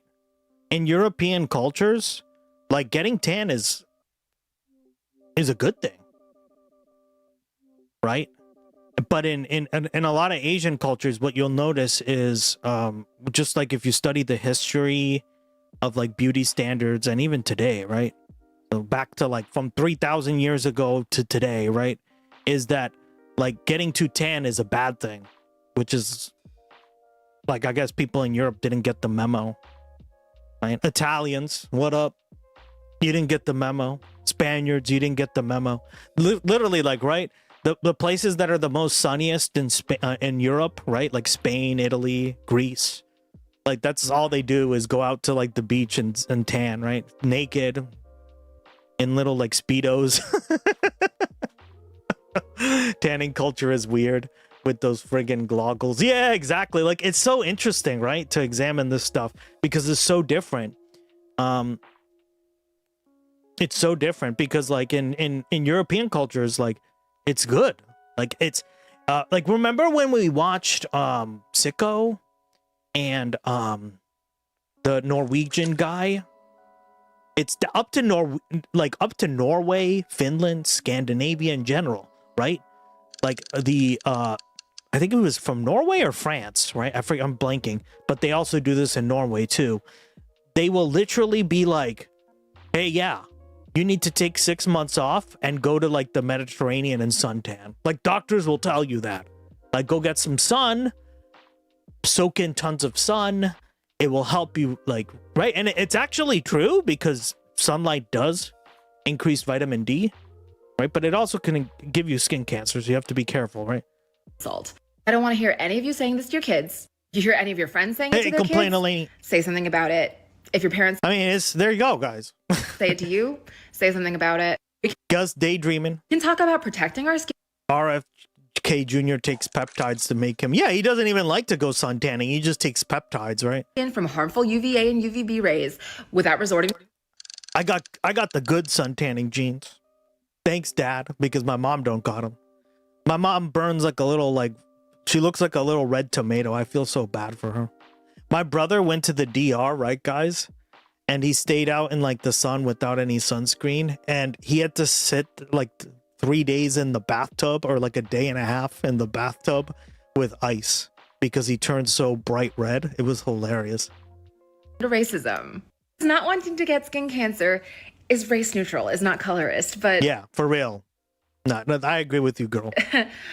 saying you got so dark you look like a black person, that's really weird. That's racist, right? And this is what I mean. So many people in the West, right? Westerners in particular, because we've had our problems with racism, and obviously it's bad, and right, and we talk about it all the time. But like, we need to call it out. We need to call it out, right? It's just like, this stuff exists. What are we talking about? So many people just go like, what do you mean? They're not right. Of course they are. And every Chinese person has heard it at least once. Exactly. Chinese people as a collective have also learned. Living Lily, who again speaks fluent Spanish, fluent Chinese, lived a year and a half in fucking China, has heard it. She heard it a lot. She said it, right? Kiki, who speaks fluent Chinese in chat and is Chinese, has heard it, right? Like, guys, these are like, you're hearing a video about this right now, right? We've talked about this, and for some reason, Westerners just don't get it. They don't get it. It like shatters their preconceptions of the world, and it's like, well, guess what? You're fucking the world you think exists doesn't exist the way you perceive it. Sorry. Anti-blackness from their colonizers, like from our mutual hater. They think that shitting on black people will somehow make them whiter. Like, I hear Chinese people in China and in the US just parroting the most harmful stereotypes that white people had just made up about black people. But it's not even that, right? Because these are not things that they heard from white people, because there are no white people half the time, right? But yeah, like it's in the history, it's in the culture, right? When white people aren't even saying those things anymore. Exactly. They have learned neoliberalism. They have learned to say, I don't see color. They've learned to hide their racism at least a little better. And then Chinese people are out here doing the work for white people. Thought we were done with the century of humiliation. What are you guys doing? And this is hurting actual Chinese and black people inside our community. There are black and Chinese mixed people who y'all don't even consider Chinese because they have African ancestry. So it's causing us to cannibalize our own. I spend a lot of my time on this app like shitting on K-pop groups for being racist. But Chinese people have no excuse. K-pop with Korea, right? We just talked about Korea too. Yeah, these things. Don't give me that crap. Yeah. This time, you shaguas better get online and start apologizing, or else 我去中国找你.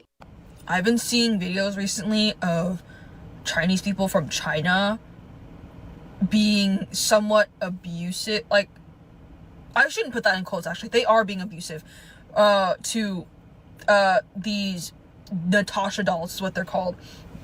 Now, you might not understand why that's such a big deal if you don't know anything about the situation, but literally all the Natasha dolls are caricatures or designed after black people. And the Chinese people are like kicking these dolls, they're like hitting them, they're like throwing them at the wall. Well, what really gives it away is that the black dolls sell out more than the white dolls or the brown ones, right? Why? That's the fucked up part. Also, like, just like being very abusive to these dolls, and for no reason other than haha, it's so funny. Like, they're not stupid. I hope you know that. Don't act like, if you think you're overreacting with finding this situation weird or being angry, you are justified. They are not stupid. They should know, like, the literal basics. Like, it's not like they're never taught about slavery. I'm pretty sure they're taught about it, right? Because everywhere else knows about the slavery of what happened, or not the slavery, but like the injustices, the brutality, and yeah, girl, they don't give a fuck. Happens to black people. Like, just the bare minimum knowledge should be enough to go, hey, broadcasting the abuse to what these dolls that look like black people, knowing the history of what has happened to them, is just insensitive. It is racist, and I know, he's like the worst reactor ever. He doesn't do anything. He just sits in the, like, watching it. This has been every video he's been watching. It's just, it's just like not even funny either. So I don't. But he looks cool doing it. At least he does look like he's from the Matrix. Understand? Hey, if you're gonna react, at least look cool, right? He pulls that off. He doesn't even say, yeah, based. Yeah, he doesn't say anything, right? It's like, dog, I even heard you speak. They can get away with doing this shit. And you have them defending themselves or defending each other, going, well, it's just funny. It's just a joke. It's not, it wouldn't be a joke if the fucking somebody else, like a white person, did some fucking chink eyes on a doll with it. Or mocking an accent. Right? It's not funny then, right? Oh, but when it comes to black people, they're always the butt of the joke. When it comes to racial jokes, or when it comes to abuse or violence, stigmatisms, stereotypes, they're always the butt of the joke, right? But you know, we didn't know anything. We don't know anything. We're from China. We just don't know anything. That's bullshit. That's bullshit. Call that shit out. Call people from China out more. They're not stupid. Okay? Well, they know what they're doing. They know they can get away with the racism that they do because of the reinforced infantilization that Westerners give them. Yes, infantilization is racist in itself, but it's also a tool they weaponize because they know from the past and right now that, hey, these people they don't know. They don't understand, right? You hear a lot of fucking cope on this, yeah. Dumb airheads who don't know any better, even though we obviously do. We interact with these people. We see them when they tour in China. Yeah. Hey, you know, and people talk about this shit online all the time about what happened to black people in the history, right? But oh, we can get away with it because we can pretend to be dumb, and we can pretend to be ignorant, and we can pretend to be big babies, and people won't blame us. No. Do not let when they get angry at you for calling them out, do not back down. Do not call them out, and don't feel bad when they try to play dumb, because they're not dumb. They're not dumb. Especially the people who are like my age, or like just teenagers, young adults. They have been online, like they've crossed the firewall and have interacted with other people in Western medias before. So they're not dumb. And if you want to give them the benefit of the doubt, you can educate them, but do not think that they are stupid and that they aren't racist, because a lot of those posts with the abuse towards the Natasha dolls is racism. It is, because in China there's so much anti-blackness. They just pretend not to have it so they look good and to attract black tourists, which is so ironic, because they will discriminate against black people right in front of your fucking face. But then, oh, online, where's these sweet people from China who don't know any better? Bullshit. All I'm saying is these people are fucking dumb. I'm pretty sure a lot of these, if not all of them, are fucking. It's crazy what I got treated so much better as a blonde than black people in my group. Holy shit. Yeah. What the fuck, Living Lily? Racially. Yeah, we were just talking about your experiences, like you were because you speak fluent Chinese, which is based. Motivated. I fucking hate these people. Like, I fucking hate them. Now, welcome back. This is amazing. Like, the videos that I'm seeing here, the video of this stress reliever doll, it is trending because it has portrayed another picture of maybe racism, another picture of how black people are treated. The only people who can be beaten like this, thrown like this, squeezed like this, it is black people. That's the message they are sending. If you look this message slightly, you may not realize, you will say, this is just a black doll. But why are they using that black doll?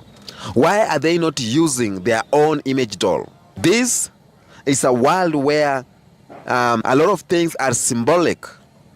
Symbolism. When you do something, it symbolizes another thing. It is automatic to me that they are trying to send a message to black people. Oh, my bad. I said a year and 6 months. Yeah, it's almost 2 years. Damn. And the message is clear. You are people who are useless, squeezed anyhow, beaten anyhow. We don't give a damn about you. If I have stress and I want to head someone, it's you, a black person. If I'm stressed and I have to beat someone, I have to throw my tantrum to someone, it's black people. It's clear. I know some people will say, we are having black fatigue, this doll is not us, but in the world we are living today, anything represents something. This is symbolic to black people. Because when you call black person an N-word, they will complain. Because N-words symbolize something. But black people can call themselves N, hey, N, and we okay with that. But when you use N-word to a black person and you are white, you are using it to symbolize, to talk about something else. And this is what I'm seeing here in this doll. It is bad that this is happening. If reality, they are symbolizing this to black person or to black people, then it is one of the invisible treatment. This shows it is like slavery. They are chaining, they are beating, they are doing what? Throwing him away. It's a doll, but to me it's not just a doll. It's a black doll, but to me it's not just a black doll. It is something that symbolizes something big. Now, for sure, this is how black people have been treated, and they are still treated like that. When a black person walks in the street of China, not everyone accepts him. A lot of Asians are racist towards black folks, and this is how black people are being treated. Even when they are working their places, in their houses, in their industries, this is how they are being treated for real, for real, for real. And that's why I say this symbolizes something bigger. Black folks have been treated like this for generations, for ages. And right now, a lot of young white people, young Chinese, young black people are growing up and starting to realize that what their parents are doing is bad. Shanghai, Beijing, Guizhou, and Chengdu, yeah. But again, they are coming up with another sign. Didn't you say you lived in some smaller villages too? So like those are like the big cities, yeah. It's another side of doing it. Each and every day, they are looking for ways that they can mistreat and they can, it's called what? They can mistreat black folks. Using this doll as a pain reliever, as a stress reliever. Yo, let me tell you, in Swahili we say watu si wajinga bwana. People ain't fools. We read moods, we read the signs, and as a black person, we all know where we are not accepted. We all know where they are doing bad to us. We all know where we are not needed, because they show us. Black people have lived in these systems for generations, and they know exactly certain treatment symbolizes this one. Certain things symbolizes this one. You can't lie to me that this isn't a thing. Yeah. This is a very big thing, and I'm hoping that black people, wherever you are, let's talk about it. Especially, yeah. I've seen the Chinese that it's like such a big trend, right? Coming out saying we have misunderstood them, blah blah blah.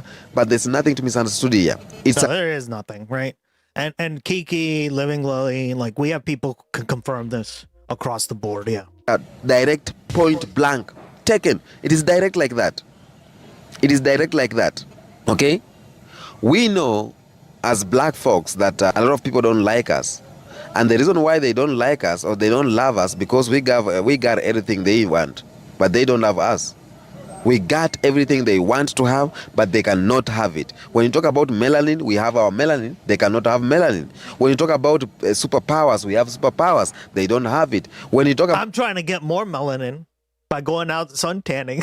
About telepathy, we have telepathy. They don't have it. When you talk about our culture, we have good culture. They don't have it. When you talk about the influence we have in the world, we have that influence. They don't have. Yeah, like black culture has across the board influenced the world so much, right? It's incredible. Our people are so much influential. Our people are the inventors. Our people are the professors. Our people have done massive and mighty things that they have not done it. Right now, you'll say the Chinese are doing civilization, building roads, but black folks have done this. The Great Zimbabwe, they build the buildings without using cement. Okay, so Timbuktu, right? We are learning. Timbuktu was one of the most beautiful cities, and like still to this day, if you go there, it has some of the most amazing buildings, right? Musamasa, right? That nobody loves us. He was the richest person in history. Like apparently his like caravan to the Middle East caused like the price caused massive inflation when it just like went through, because he had so much gold that he caused like the price of everything to go up. We don't have an it's crazy, ally, right? And they're showing us directly into our face. You tell me what you think about this video. Until next episode, peace out. Kiki, push Timbuktu. Yep. Yeah, so many just like examples you could give, and it's just like the cultural examples, right? Which are not. This is another problem. Is like I hate to always like give like financial or like civilization kind of like cities examples, because it's also just like culture in general, right? All over the world, like black music has made a huge contribution. So Nas taught me some shit. Yeah, exactly. So yeah, we'll watch this. But first, we gotta watch JD Vance tell grads to shut the fuck up. JD Vance. Watch this next. Spoke at the Air Force Academy graduation, and he brings up in his remarks AI. There was an... I love this. Before this is going to be funny. We showed the clip. There was an interesting piece in Politico today that was in our packet about how Trump scrapped an executive order related to AI at the last minute. And how, as Politico reports it, it was because David Sachs intervened at the 11th hour to prevent the executive order from passing. The executive order was so toothless and pathetic that the fact that Sachs intervened just goes to show how these sociopathic billionaires won't give an inch unless we force them into submission. And we're going to have to do that through really aggressive taxation and also prosecuting some of them for their criminality. But like this AI executive order was just about, hey, it's a voluntary oversight system. Can you please submit your AI models so the federal government can review it? Voluntary was in the executive order. And according to Politico, David Sachs was like, no, because he was initially supportive of it, but then he was worried that one day the agreement might become mandatory. That's what was said to Politico. This is what we have to face in terms of how we have to regulate these companies, and they are interested in one thing. It's our job to be in the public's interest. So JD Vance understands that there's this kind of growing populist anger about AI data centers cropping up around the country and polluting people's waterways, being noisy, just massive behemoths of this is gonna be amazing. Just get the popcorn ready, right? Monstrous data centers that are really harming people from an environmental racism perspective, but also just like, it's happening across the country in all these different communities. Virginia is really getting polluted right now, for example. Facts. So all these AI executives have been getting booed across the country, and JD Vance has clearly seen these clips. This is how he speaks to the Air Force cadets about that dynamic. This is the only commencement speech that I'm giving this year, and so I've watched a few highlights of graduation speeches where this or that corporate leader will discuss artificial intelligence, AI, and be met with literal boos. Now, you can't boo me. I'm the Vice President of the United States. Boo! Look, I just did it. But your fellow Americans are understandably, they're worried about AI. Can you pause it for Yeah, what a clown. Oh my God. Why is this guy so cringe? How it will affect the labor market. So what he's really saying there, I know it's a joke because the Air Force, they're not able to show discontent with the Vice President of the United States, obviously. But like, the implication of what you're joking is that you're really enjoying that the kids, the young people in the audience that are graduating can't tell you how they really feel about the technology that you are completely in bed with in a corrupt manner, and that like these Silicon Valley freaks are very much why JD Vance is even in this position.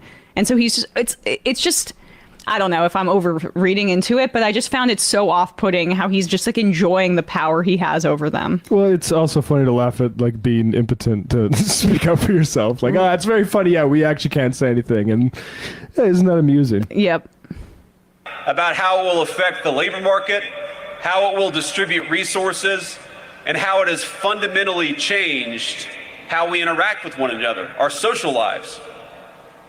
But the thing I worry about most with AI is how it will change warfare. Now, Pope Leo XIV, in a recent document, encouraged us as human beings not to outsource the most important moral decisions to digital technology. And I want to endorse that sentiment and make it more specific to each and every one of you. AI will inevitably change warfare. And of course, as you've learned over the last 4 years, it already has. But one of the things that makes Americans unique, that makes you as warfighters unique, is that we wage war justly. For sure. Okay. But when I say so what's interesting is that it's been 3 years since Trump and Vance launched their criminal illegal war on Iran, and we bombed a girls' school and killed over 160 children. 3 months. Oh, sorry, what did I say? You said years. Yeah. Damn it. I've got to listen to myself. 3 months. It's been 3 months, but it feels like 3 years. And there has been no investigation that has concluded about what happened there. They double tapped that girls' school. Initially, they were blaming AI for it. So which one is it? Is JD Vance and the administration using these AI tools in the way that he describes about the moral way? Or did you make the decision as an administration to double tap the girls' school without the use of AI? Yep. For real. Or it was a hybrid of the two and you did it anyway and double tapped them on purpose? Like, which one? We're still waiting breathlessly for the results of the Pentagon investigation. Yeah.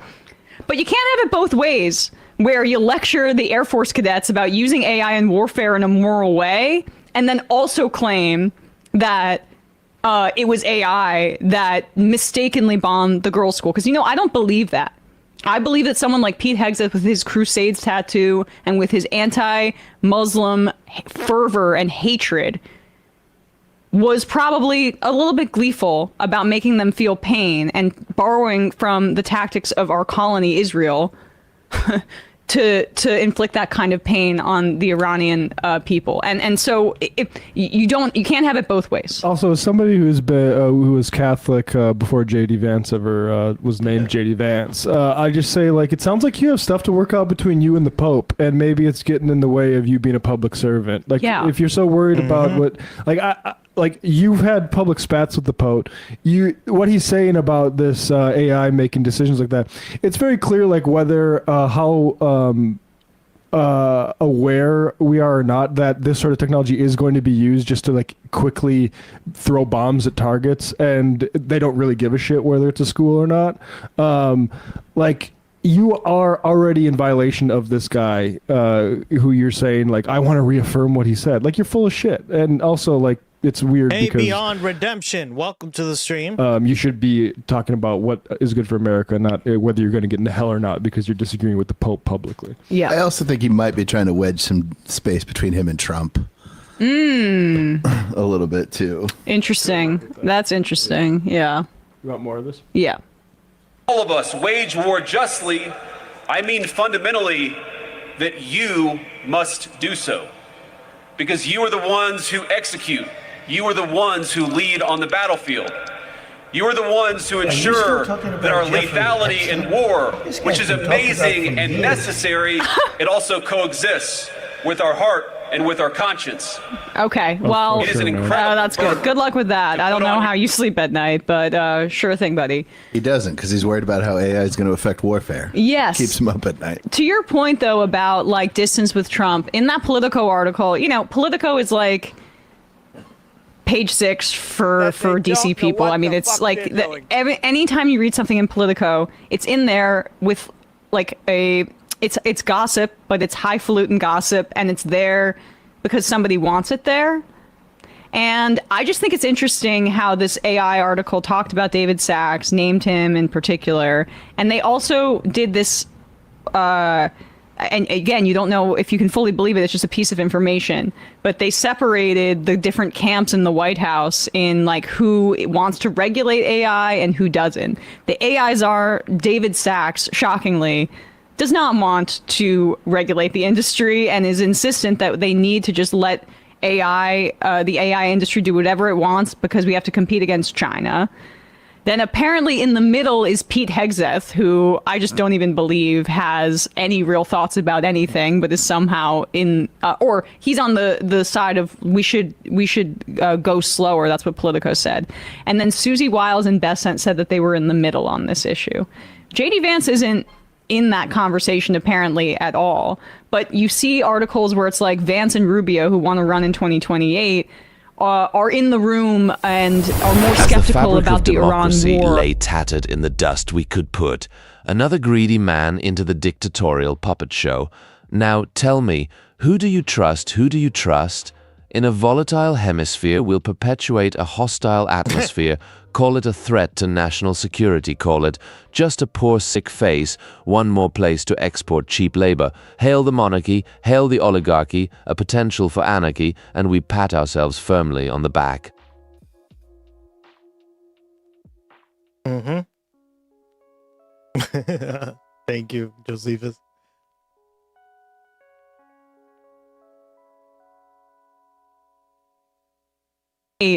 Are in the room and are more skeptical about the Iran war than others, and that will be leaked to like the New York Times or something like that. So Vance's opinion is not in that article, and that's, in my view, because he's much closer to the David Sachs camp on AI, and this is going to be a real issue in 2028. And Vance's Stop the stream. connection. Living Lily just resubbed for 6 at tier 3 for a total 16 months. They are on a 0-month sub streak. Damn! Thank you for the tier 3. My goat. My girl, what up? Thank you, Living Lily.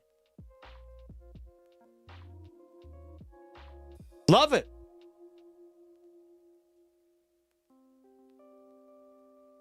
Love it, girl.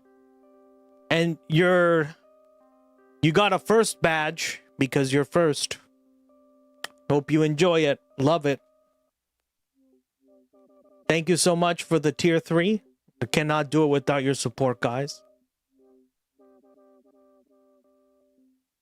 Just kidding. I'm still number 1. Holy crap. Thank you. Now she gets that. I'm working on a tier 3 emote and tier 2. I got the tier 3 already, but Federation citizen, damn right. Needed it. I love that emote. It's great. I'm actually going to be remaking it too, so it's going to look even better. With for my tier 3s. If the Silicon Valley AI freaks Thank you, girl. should be alarming to people. Appreciate the support. All right. Now we're going to watch some stuff on Nanjing, because of course, Living Lily's also talked about this a lot. So shout out to her.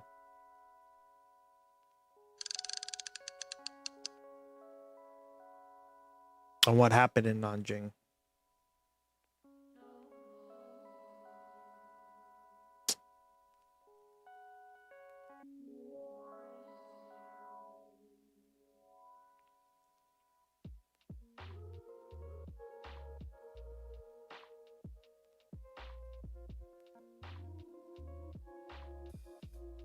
The Nanjing Massacre. One of history's darkest, cruelest episodes. You might not consider this history's worst war crime, but it's likely the worst you've never heard of. Correct. Often compared to the Holocaust in 1937. Thank you so much again, girl. Cannot do it without you guys. If you can support the channel, please support the channel. Shout out again to Skelly. He's been, he's not even able to join because his wife. And he just celebrated his 1-year anniversary on Patreon. Thank you so much, Skelly. Shout out to Skelly. China's I think you're pretty close too, Josephus. I'll have to check. Love my patrons. Capital. Love my tier 3s. Love my subs. Was Thank hell you guys. on earth. During the Japanese takeover, approximately 200,000 to 300,000 people were killed, and tens of thousands of women were sexually assaulted. These are big numbers, so vast that our brains might not be able to fully comprehend the gravity of it. So let's try another perspective. Woo, Skelly, yeah. His wife said that he was on Twitch too much, so she was complaining. This will get graphic. But still supported. My goat. So feel free. That's dedication. To skip ahead to this time if you'd like. Iris Chang, author of a best-selling book on the Nanjing Massacre, writes, one historian estimated that if the dead from Nanjing were to link hands, they would stretch from Nanjing to the city of Hangzhou. Damn. Spanning a distance of some 200 miles. Their bodies would fill 2,500 railroad cars. Stacked on top of each other, these bodies would reach the height of a 74-story building. Such destruction and death was carried out in an unbelievably short amount of time. It's kind of crazy to like that how people have trouble understanding like numbers like this, right? How many. So like it's always impressive when you're able to like visualize it through stuff that you've seen, right? It's really important to visualize this stuff because people throw around numbers all the time, right? 300,000, 200,000, 400,000, a million, a billion, a trillion, right? But like especially with exponential, like people have trouble with exponential numbers, right? Within only 3 weeks, Nanjing went from one of It was China's sick. greatest literary, artistic, and political centers to a city ravaged, its people brutally murdered, viewed by the Japanese military as pigs for slaughter. Women were sexually assaulted. No woman was considered too old, and of course, none too young. W.H. Auden wrote in his poem In Time of War, and maps can really point to places where life is evil now. Nanjing, Dachau. To really understand the evil that occurred, we must take a closer look at the Nanjing massacre. What exactly happened during the 3 darkest weeks in Nanjing's history, and why, despite such horror, did it not ignite the fury of the world? We all rightfully mourn and remember the Holocaust, but very few know of Nanjing. And finally, what is China planning? Because this year, they're determined to shake things up. The first part, focused on the Nanjing massacre, will be the hardest part to listen to. There will be no graphic images, but if you can handle the descriptions, I strongly recommend sticking through. If not, I'll give a timestamp later to skip ahead to when the explicit sections start. Let's talk about what happened to the people of Nanjing and what Japanese soldiers told themselves as they slaughtered a city.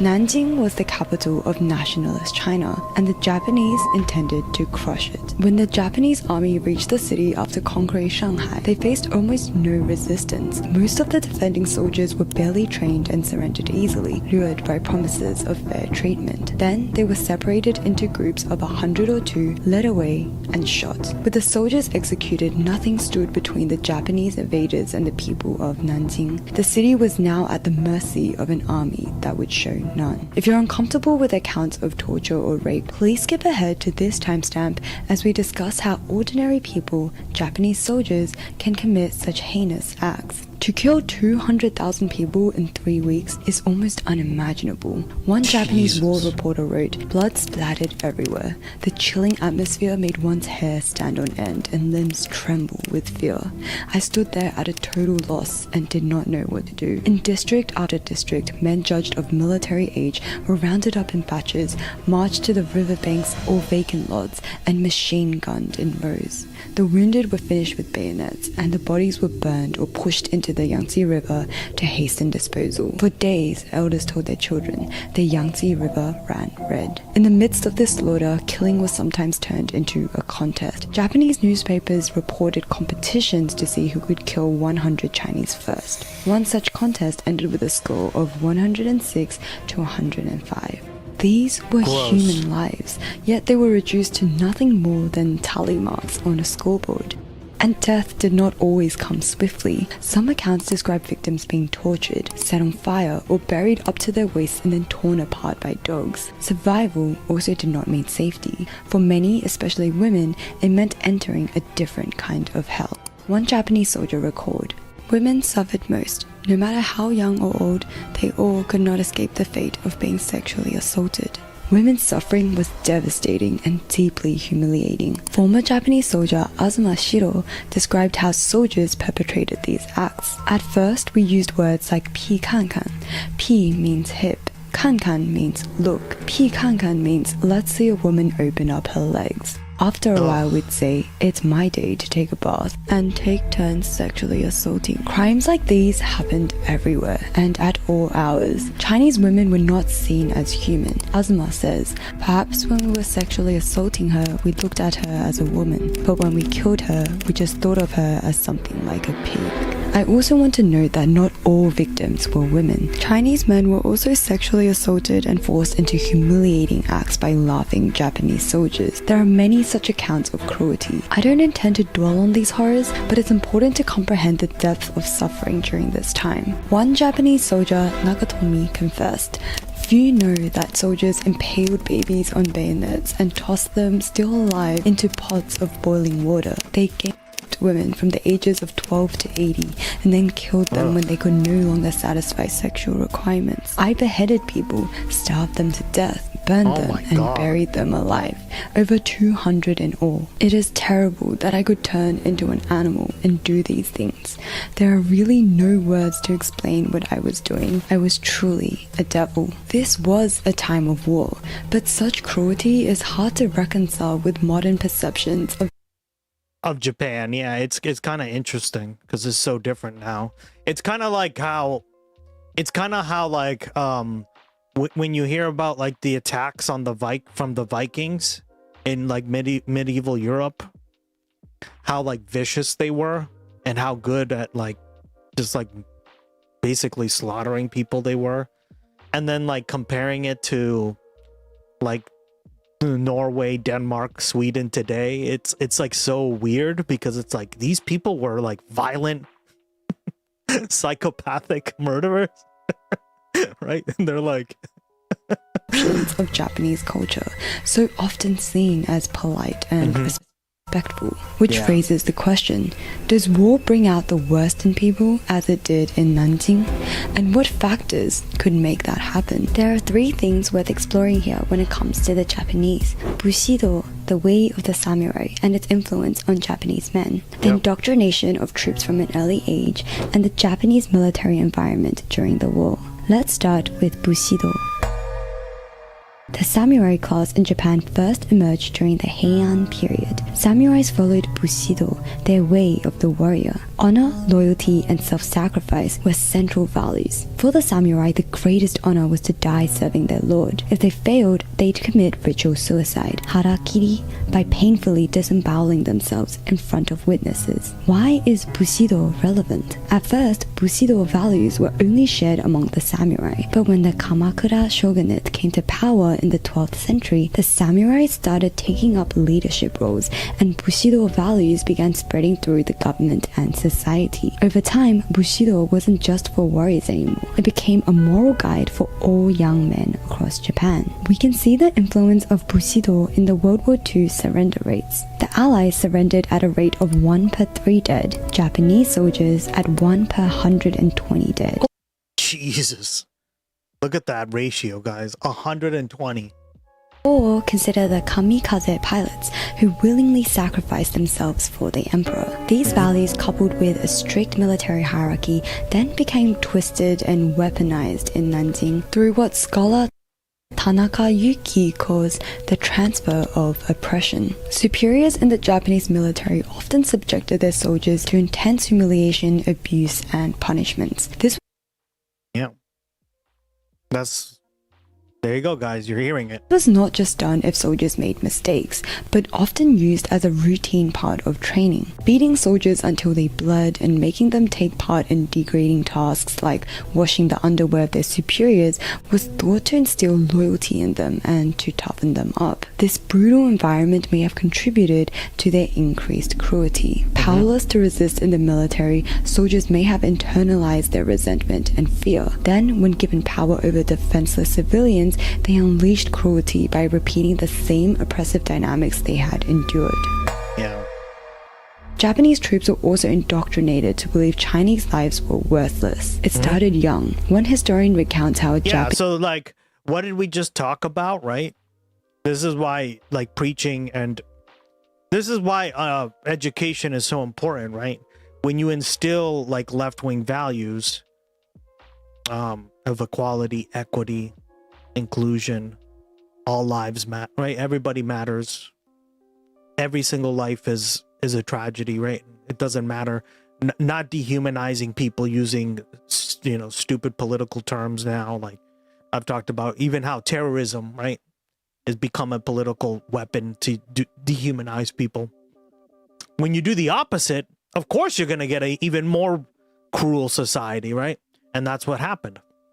Japanese schoolboy burst into tears when What told was that? to dissect a frog. And in response, his teacher yelled, "Why are you just crying kidding. about one lousy I frog? know. When you grow up, you'll have to kill 100, 200.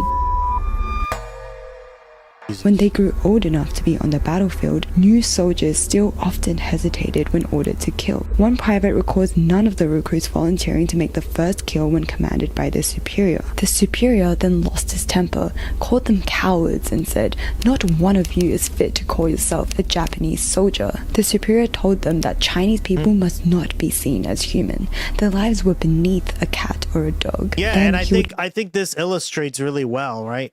That it wasn't necessarily like the underlings, but it was the you have to understand, Asian societies in particular value cohesion, and they value like what the top says the most. Any sort of dissent is considered, no, you don't do that, right?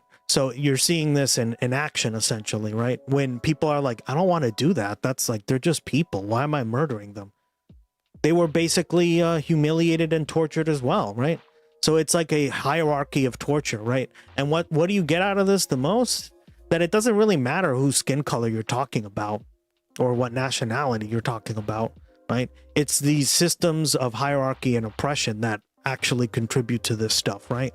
So it looks very similar to what happened in World War II in another part of the world, right? You could literally be like, this is what the Germans did, and it's like, exactly.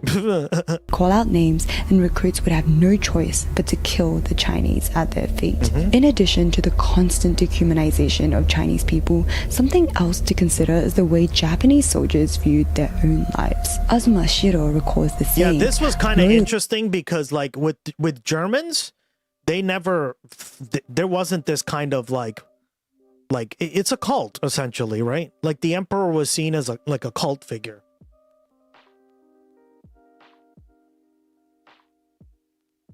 Like there were plenty of people who deserted the German army, right? Because they weren't seen as like, there weren't as many kamikaze incidents and stuff like that. But literally, like the word comes from Japanese because of this, right? Is heavier than a mountain, and our life is lighter than a feather. The greatest honor a Japanese soldier could achieve during war was to come back dead. This emphasis on loyalty and duty to the emperor reduced individual Japanese soldiers. It's actually kind of relevant. It's similar to the Vikings, right?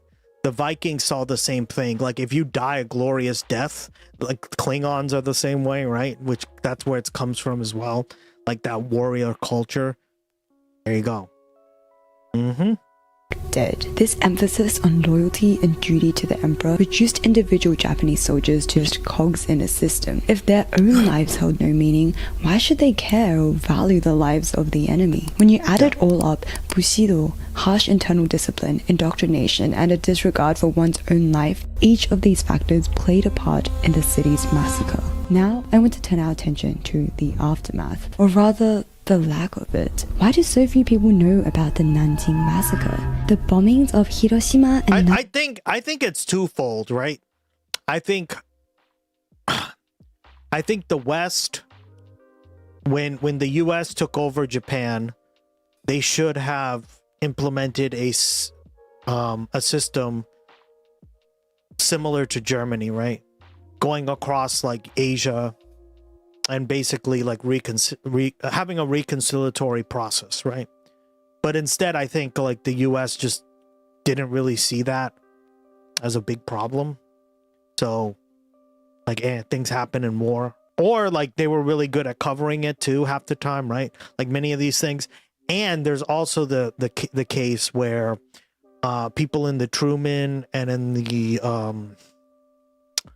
Truman and Eisenhower administration, they like would give amnesty to Japanese like people in the military so they could come work in the US, right? We learned about that in the documentary about, what is it called again? Camp 409, right? Nagasaki, where hundreds of thousands of civilians. Unit 409, right? Hold on, I'm blanking on the exact name here. Unit 731, my bad.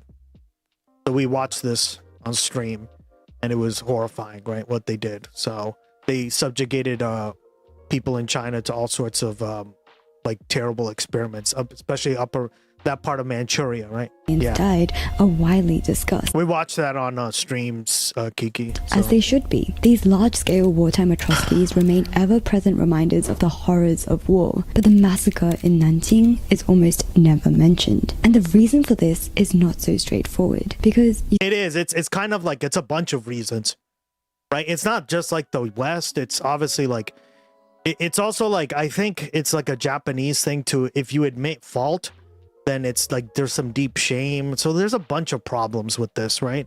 But I just think like the US should have forced Japan to do this, right?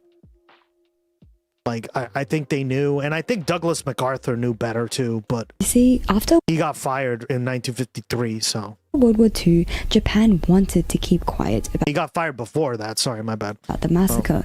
That the US probably had some guilt about the internment camps and the atom bombs. Yeah, exactly. There's probably some of that too. Like, yeah, I mean, I agree. It's a complicated reason because it's like, why did we force Germany to do all this stuff, right? And Germany's a better society for it, but Japan never really owned up to the crimes, right, guys? Let's be honest. And like a lot of the problem that I have with it is like they should have, right? And you know what? If you would have told them to do it and you would have like we designed their constitution, right? We did all this stuff to do it. They could have done it very easily. I don't know why anybody in the US government wasn't like so more strict on that. Maybe they just didn't see the problem. Maybe there wasn't enough reporting on it, right? I don't know, right? It's a combination of factors. I watched the movie about Unit 731 last year, released by China. Horrifying. Yeah, we watched it on the stream, Kiki. It was really screwed up. Expected, but China also stayed low about it. Probably heard of the saying, history is written by the victors, but sometimes history isn't written down at all. The Nanjing massacre was almost forgotten until one woman decided she could not let the world forget.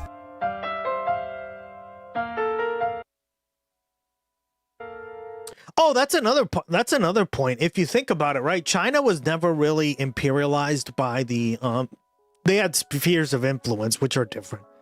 But like it was not like there weren't like a lot of Europeans there, so like a lot of people just didn't know, right? And like communications back then were shit, right? So that's definitely a part of it. Like she just kind of mentioned it. The biggest thing that prevented the Nanjing massacre from getting the attention it deserved is politics. And like all topics involving politics, this gets messy. Let's take a look at Japan first. Japan, fearing damage to its reputation and international relations, downplays and at times outright denies the massacre even. Yeah, I don't understand why this happens, right? Like, how can you sit there as like apologizing for fuck-ups with the Sony PlayStation network, right? We've all seen that like famous press conference with Sony. I don't know if you've seen it, right? Hold on. Like this is very common in Japanese culture when like a CEO fucks up, right?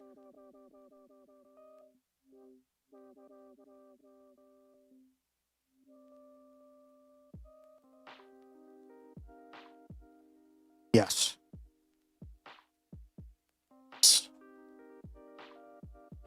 It was the apology Sony customers have been looking for. 誠に申し訳ございませんでした。10 days after the PlayStation Network and Curiosity service. And when they do this is because they have deep shame for what happened, right? So I don't know how you can apologize for like a fucking PlayStation attack. I guess they are like, right, you can't equate the two because one is like clearly way worse and it harms your reputation way worse. Right, but you have to own up to it. I think, right? You do, like Germany did, and look, it's in a much better place for that. Services were taken offline.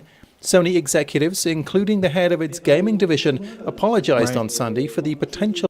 So, like, this was in the news, and a lot of like Americans don't understand like these kind of traditions. But like when you bow like that, especially that deep, right? When you bow like that much, it means you're like deeply regretful of what you did, right? And happened, which is. I mean, here in Canada, we're still having people deny the residential school massacre. Oh, we've covered that too, Gray. Yeah. Is crazy. Unlike Germany, where I watched the movie about. Yeah. admitting the Holocaust is illegal for history teachers, in Japan, textbooks often minimize or straight up remove references to Nanjing, and when the Nanjing massacre is brought up in Japan, it's often referred to as the Nanjing incident. Yeah, that's fucked up, right? Like, that needs to change. I'm sorry, what? Especially because it just doesn't comport with how, like, it just doesn't comport with, like, Japanese culture at all, right? Oh, Textbook so censorship dumb. means many Japanese may never have learned about these events in school. Well, that's the point. If you don't learn about them, then you can't be sorry for something, right? When war veterans like Azuma Shiro speak out about their time in Nanjing, they receive death threats. Azuma publicly apologized for his actions during the Nanjing massacre, and afterwards he was forced to move to a tiny village outside Kyoto with his wife for safety. Wow. So even when he apologized, he got attacked. Look at that, guys. Right? So that makes sense. Yeah, like, so even if you like do go to like Singapore or China or anything, and you are a Japanese person and you apologize in like a public way, can you just imagine going back home and then being like basically destroyed? Like, you can't even go back to your house because you get shunned out of your house. That's crazy. Right? That's completely unfair, because we need more people like that to step up and say, no, that's fucked up. But like, these are the cultures, right, that we're all dealing against, or that we're talking about here. They changed the history. The government, well, there are several instances where the government has denied the massacre ever occurring. Yeah, this part I don't understand either, right? In 1990, politician Ishihara Shintaro stated, "People say that the Japanese made a Holocaust in Nanjing, but that is not true. It is a story made up by the Chinese. It has tarnished the image of Japan, but it is a lie." Unfortunately, such dismissals of the event continue even today. Just earlier this year, in July, a member of the far-right Like how they never teach us in school about Tulsa. Yeah, Tulsa was a huge, right? Black Wall Street, thank you. Sanseto party outright denied the existence of the Nanjing massacre. Well said, Oxpecker. 日本軍が中国大陸にね侵略していったというのは嘘です。違います。中国側がどんどんテロ工作をしてくるから、停戦争と I don't get this cognitive dissonance. Like, I really don't. して It's どん crazy. どん行くわけですよ。だからその中で起きたのが満州じゃないや、南京のね侵攻とかで、そこで大虐殺したというけど、大虐殺する意味がない。30万人殺す意味がないし、日本が。でも教科書にはそう書いてある。 There are multiple historical records of the massacre, testimonies from Chinese victims, even Japan's own war veterans. To continue to dismiss the massacre in the modern day and age baffles me. Thankfully, efforts to raise awareness about war atrocities like the Nanjing Massacre and Unit 731, the Human Experimentation Unit, have occurred in Japan. Often done through local exhibitions, visitors are invited to share their thoughts after attending. I want to share with you what one Japanese schoolboy wrote in the 1990s after seeing one such exhibition. From the time I was in elementary school, I'd heard stories from people who experienced bombing raids during the Pacific War. But even though we hear from various sources about our being victims of war, there is almost no talk about Japan's being an assailant.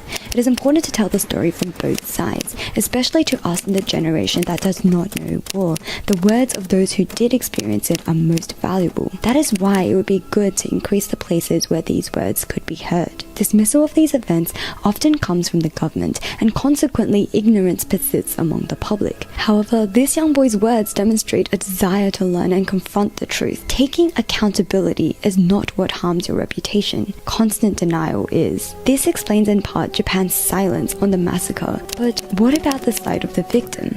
Why did China not speak out? Again, the answer is politics. Immediately after Japan's surrender, China was grappling with its own internal conflicts, a civil war between the nationalists and the communists. Political instability during this time overshadowed the Nanjing massacre. Later, when China's political landscape stabilized, a different set of priorities came into play. In 1972, China and Japan normalized trade relations, and China formally dropped its claims to World War II reparations from Japan. This was both a moral and pragmatic choice. On the moral front, Chinese Premier Zhou Enlai repeatedly emphasized that this this was both a gesture of goodwill between the Chinese and the Japanese, and because no amount of money could pay off the suffering that had occurred during the war. On the pragmatic front, this decision helped China and Japan develop a closer trade relationship. Japan had become one of China's... women, yeah, for real.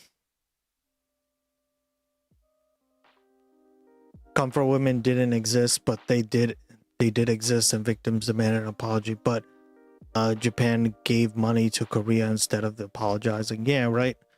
Imperializing. I mean, like the way like Japan colonized Korea, right, was really fucked up too.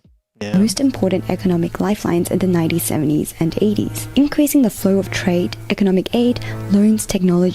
They sent Japanese women to Singapore during World War II to be comfort women, and they were passed on, but they were buried without names, just numbers. Oh my god. The cemetery still exists in Singapore till today. Wow, that's crazy. And information between the two countries played a crucial role in developing China's economy. And if the political agendas from Japan and China weren't enough, US policy also played a part in burying the Nanjing massacre. It played a part, yeah. I don't think you can put it all on the US, but I do think like we should have been like, no, that's fucked up. Right? This is why like I think, oh man, I think like it things would have just been so different.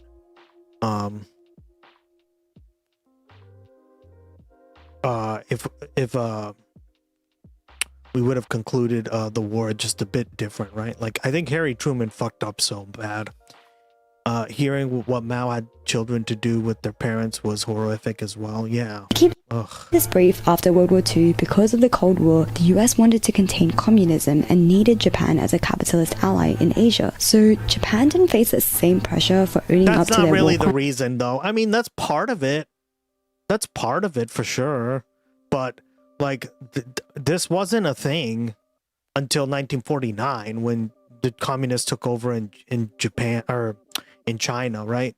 So like they could have started that process earlier. It's just like it was complicated, right? There were a lot of things going on at once, and I think like it was easier for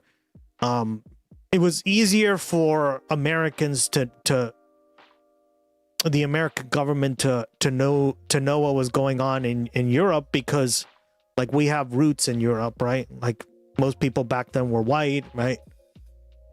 They could translate the languages very easily. There wasn't as much of a language barrier. There's a bunch of reasons, right? Yeah, it's complicated, and I think it's very nuanced. China is cracking down on Japanese people who might be spies in China right now. LOL. As Germany did. This leniency allowed Japan to avoid full responsibility then, and to some degree even now. So yeah, because of politics, memories of the massacre slowly faded until one woman refused to let it be forgotten. I mean, this exists everywhere. The nature of population sidesteps atrocities of the past. While on paper progressives are aware, but even when we fall into the trap of being too uncomfortable. Yeah, that's well said, right? I don't think Japan is anything of a like a outlier in history or of humans. I think most humans are like gonna sidestep this crap. You're right. Right? I think like Germany is the exception, not the rule.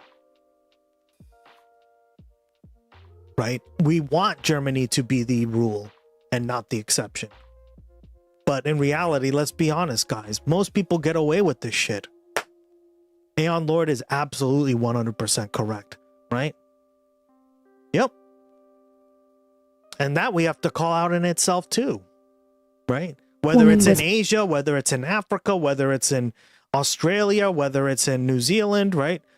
Oceania, whether it's in Europe, whether it's in the Americas, yeah. Iris Chang, It's hard to talk about the Nanjing Massacre without mentioning her name, because her book sold 500,000 copies and had her dubbed the best young historian of her time and brought the event back into the public spotlight. Chang's book weaved together numerous first-hand accounts and testimonies, and her work opened the world's eyes to a chapter of history that had almost been forgotten. Chang was invited to the White House by Hillary Clinton and featured on US talk shows like Good Morning America and Nightline to give talks about the massacre. Chang had written in her book after going to a conference on Nanjing and witnessing the depth of its horror, being panicked that the event would be reduced to a footnote in history unless someone forced the world to remember. Chang was not born in China. She was Chinese American, but she had heard of the massacre since childhood, with her parents telling her stories about the event. Neither of my parents witnessed it, but as young children they had heard the stories, and these were passed down to me. The Japanese, I learned, sliced babies not just in half, but in thirds and fourths, they said. The Yangtze River ran red with blood for days. Her parents' stories sowed the seeds for her work on the Nanjing Massacre. This first encounter was also heavily covered by Chinese media, as news reports highlighted the power of memories to connect generations across time,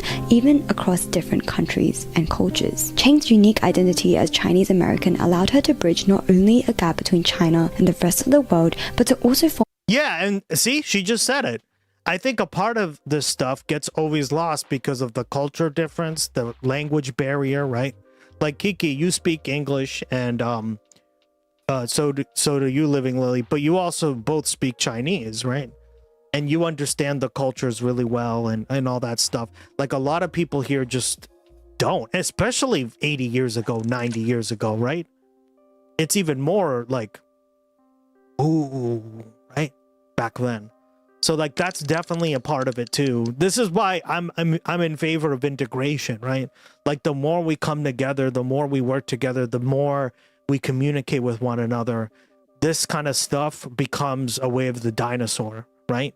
It's only when we like view ourselves as like separate parts of the world and everything is separate, everything is just so different, then that's when you get into these kind of events become more and more easy to get away with, right? So yeah, like, and why do I say that? Well, because the Americas have a connection to Europe, right? Because oftentimes like the official languages of the Americas are European languages, right? So there's cultural similarities, right? All this stuff. So it's really important. This is why I talk about like not just about like a philosophy, but about like working together internationally, right?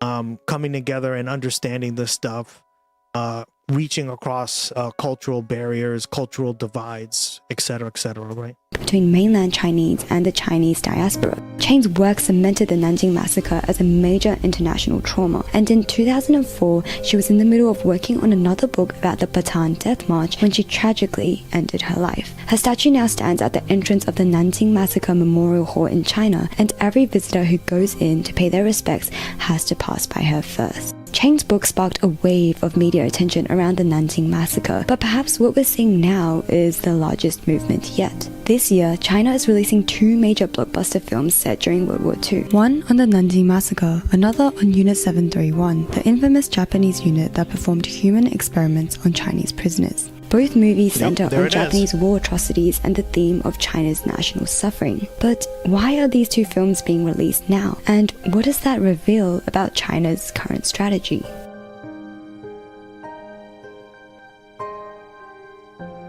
The release of 731 and Dead to Rights, covering some of the darkest parts of China's experiences in the war, is no coincidence. There are three big reasons. 1. This year is a special year. It marks the 80th anniversary of World War II ending. 2. Geopolitical tensions are escalating. And 3. This is the throwback for the OGs. Film is a form of soft power. First, the 80th anniversary. It's a landmark milestone since World War II. And it's interesting because East Asian countries all tend to remember this time differently. For China, it means victory over Japan. For Korea, it's liberation from Japanese oppression. And for Japan, it's honoring the victims in Hiroshima and Nagasaki from the atomic bombing. These diverging perspectives of the war are, according to Stanford sociologist Shin Ki-wook, at the root of the many underlying political...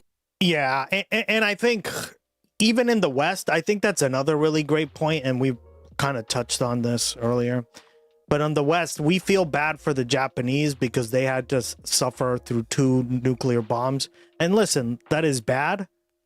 But like, we also have to take into account what they did to the rest of Asia, right? The fuck?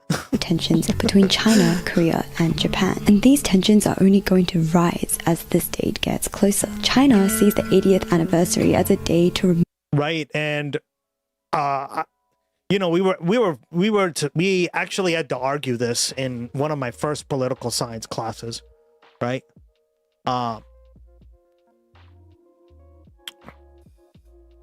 Like the reason Harry Truman used the 2 nuclear bombs on Japan, right? Why did he do it? Because well, you saw the numbers, right? She presented them too. What's the desertion rate? For Germans, it was like 1 in 3, so 33%. For the Japanese soldier, because they were so indoctrinated, it was 100 to 120, right? 1 to 120, right? Jesus, that's a very low desertion rate, right? So they did the estimates according to, and they said just to take Iwo Jima, right? It would take was it Iwo Jima or Okinawa? Sorry. Just to take Okinawa, which is one of the islands, right? It would have taken 500,000 lives. Right? So he was like, well, 200,000 or 500,000. Go with 2.8. Obviously, there was probably some racism involved, and war does stuff like that, right? But yeah. There you go, right? Like some of these numbers are accurate, right?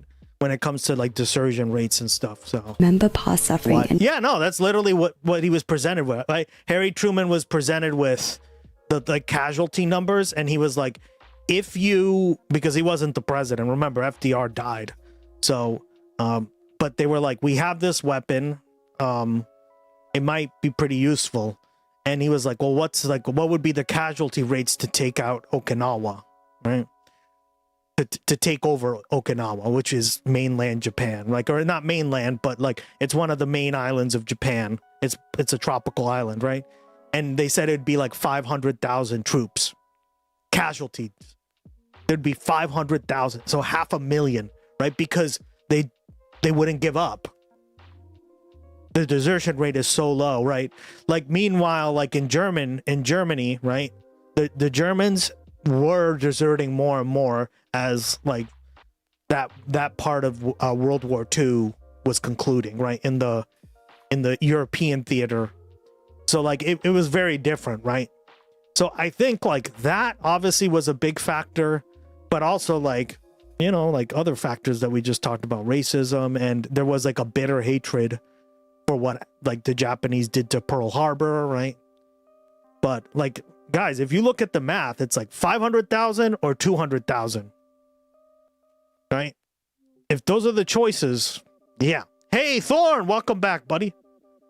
Triumph and a time to strengthen national identity. I'm not justifying it, obviously, right? But I think that's how the Japanese view it.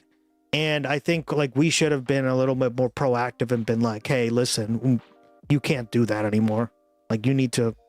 But it's too late, right? Now it's like definitely with Trump as president, that's definitely not going to happen. Series of campaigns are planned to emphasize patriotism and encourage historical reflection, with this all culminating in a grand military parade. Geopolitically, increasing tensions with the US, Japan, and Taiwan make it vital for China's leadership to shore up public support. That means preparing the nation for tougher foreign policy stances, like a greater willingness to use military force or threats, implementing economic sanctions, trade restrictions, or embargoes. Releasing World War II themed films reinforces patriotism, unity, and a readiness to defend Chinese interests if challenged. Through film, China can rally the public, push its narrative internationally, and remind citizens of past foreign aggression. The stories these films tell and the emotions they evoke help build a shared identity and actively shape collective memory. If you remember earlier, one of the Japanese soldiers, Azuma, described the term pi kankan, used among soldiers during acts of sexual assault. When I came across that term during my research, I suddenly flashed back to a scene from a Chinese Japanese wartime drama I'd watched as a kid, where a Japanese soldier gleefully descended upon a helpless woman repeating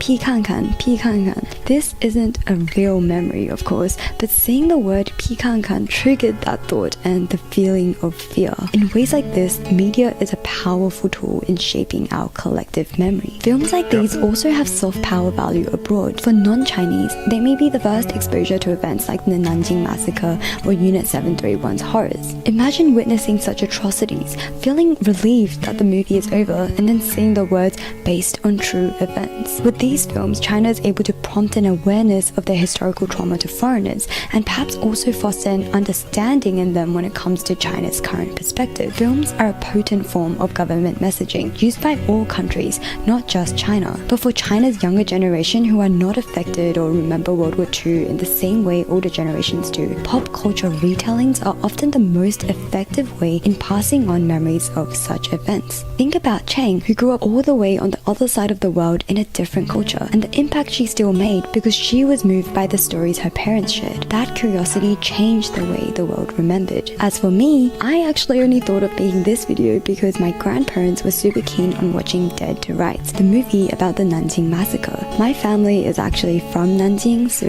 I knew the movie would mean a lot to them. And of course, this topic also means a lot to me as well. In Chang's book, she came to the conclusion that Japan's behavior during World War II was less a product of dangerous people than of a dangerous government, in a vulnerable culture, in dangerous times, able to sell dangerous rationalizations to those whose human instincts told them otherwise. And I agree. I want to make it clear that this video is not about promoting hate. I wanted to break down the event, confront the cruelty that occurred, and still find empathy in understanding how things escalated so far. In the first part of this video, we learned about what happened in Nanjing and how Japanese ethical codes like Bushido, harsh military environments, and indoctrination allowed for brutality to fester and to be carried out. In the second part, we explored why the massacre went unnoticed, examining the motives of Japan, China, and to some degree the US. And in the last part, we see China reviving and shaping memories with blockbuster films, symbolizing both historical trauma and rising tensions today. The Nanjing Massacre is an undeniable part of history,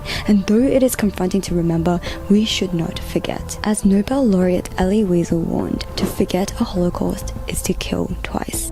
If you found this video informative, please subscribe. It's free and I cover all sorts of topics on East Asia here. Thank you for watching, and also a big thank you to my wonderful patrons for all their support. I'll see you in the next video. Bye! Thank you. Loved it. Always an interesting subject. Horrifying, but interesting.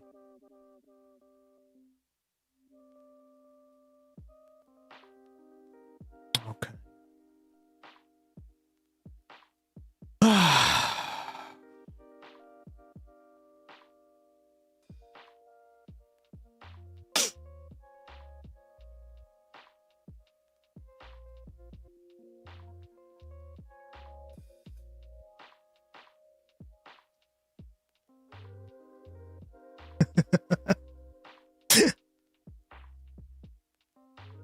Trump getting pissed. A country can never be great. So tired of seeing this man. With the dishonest Listen, we traveled all the way to Wisconsin for this interview. Yet another emotional breakdown from President Donald Trump storming out of an NBC Meet the Press interview with Christian Welker when he was pressed on the election lies that he has pushed continuously from 2020 because he clearly knows he lost the election to Joe Biden and he still cannot stand it. Even though he ended up winning an election later on in 2024, this man is a soft, insecure little baby. So what a baby. Let me play for you this clip, what led up to him storming out. And then I also want to share a couple other clips that are related to this. One involving Anthony He was so Scaramucci, red. Yeah, he believe was it or not. red, And right? another He one looks as like a well tomato. regarding the press and Scott Pelley coming out with a That's why recent they interview need to change exposing his what diaper happened behind before the an scenes interview, at the CBS interviews. News. First, though, Facts. here is Donald Trump storming out like a baby. Do you think it's appropriate that they have an election and 5 days later they're nowhere close to picking a State and winner? local officials acknowledge they are slow. They're urging. No, they're crooked. They're urging They're the crooked. votes to be. No, dude, you're full of shit. Okay, let me break this down for you guys. I've been wanting to talk about this subject. Conservatives are full of shit. Counted quickly. That's how they voted. All right. Remember the Federalists and the people who claim to be all for let's just say, what's the word? How things were done back in the day. What are the precedents, right? What are the what are the ways that we used to do things in the day? Okay, watch this.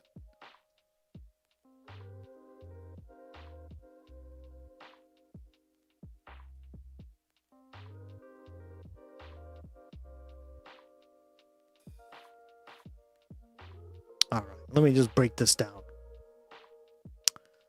You notice something? This is the first election of the United States.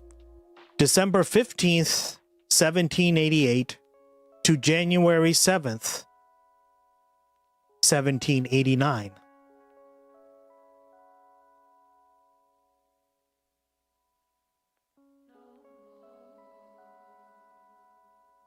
I don't know. If I'm counting right, guys, that sounds like more than a day.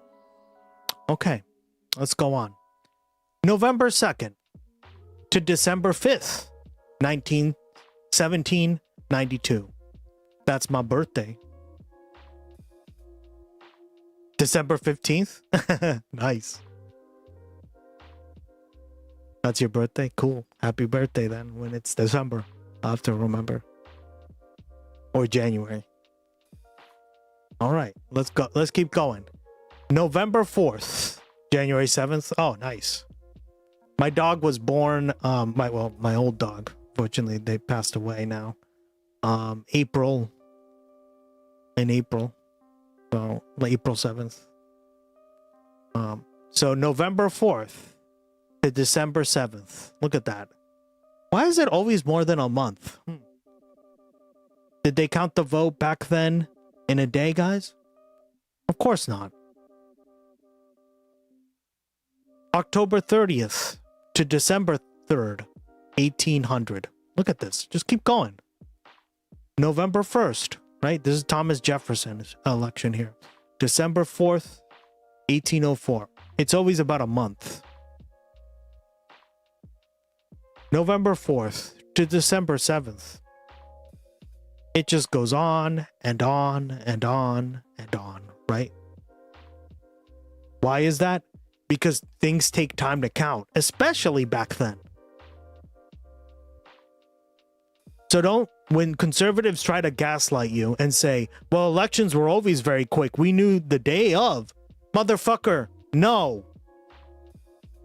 The people you suck off constantly, they took literally a month to count the votes and get everything in order. So I don't want to freaking hear it. Right? All right, let's just keep going. I think it was until like 1840s. It was held on like a single day, right? But you didn't get the results right away. Many of these results came in much later. So either way you look at it, historically, which they claim to care about, right, guys? That's why I'm pointing to this factually as evidence, right?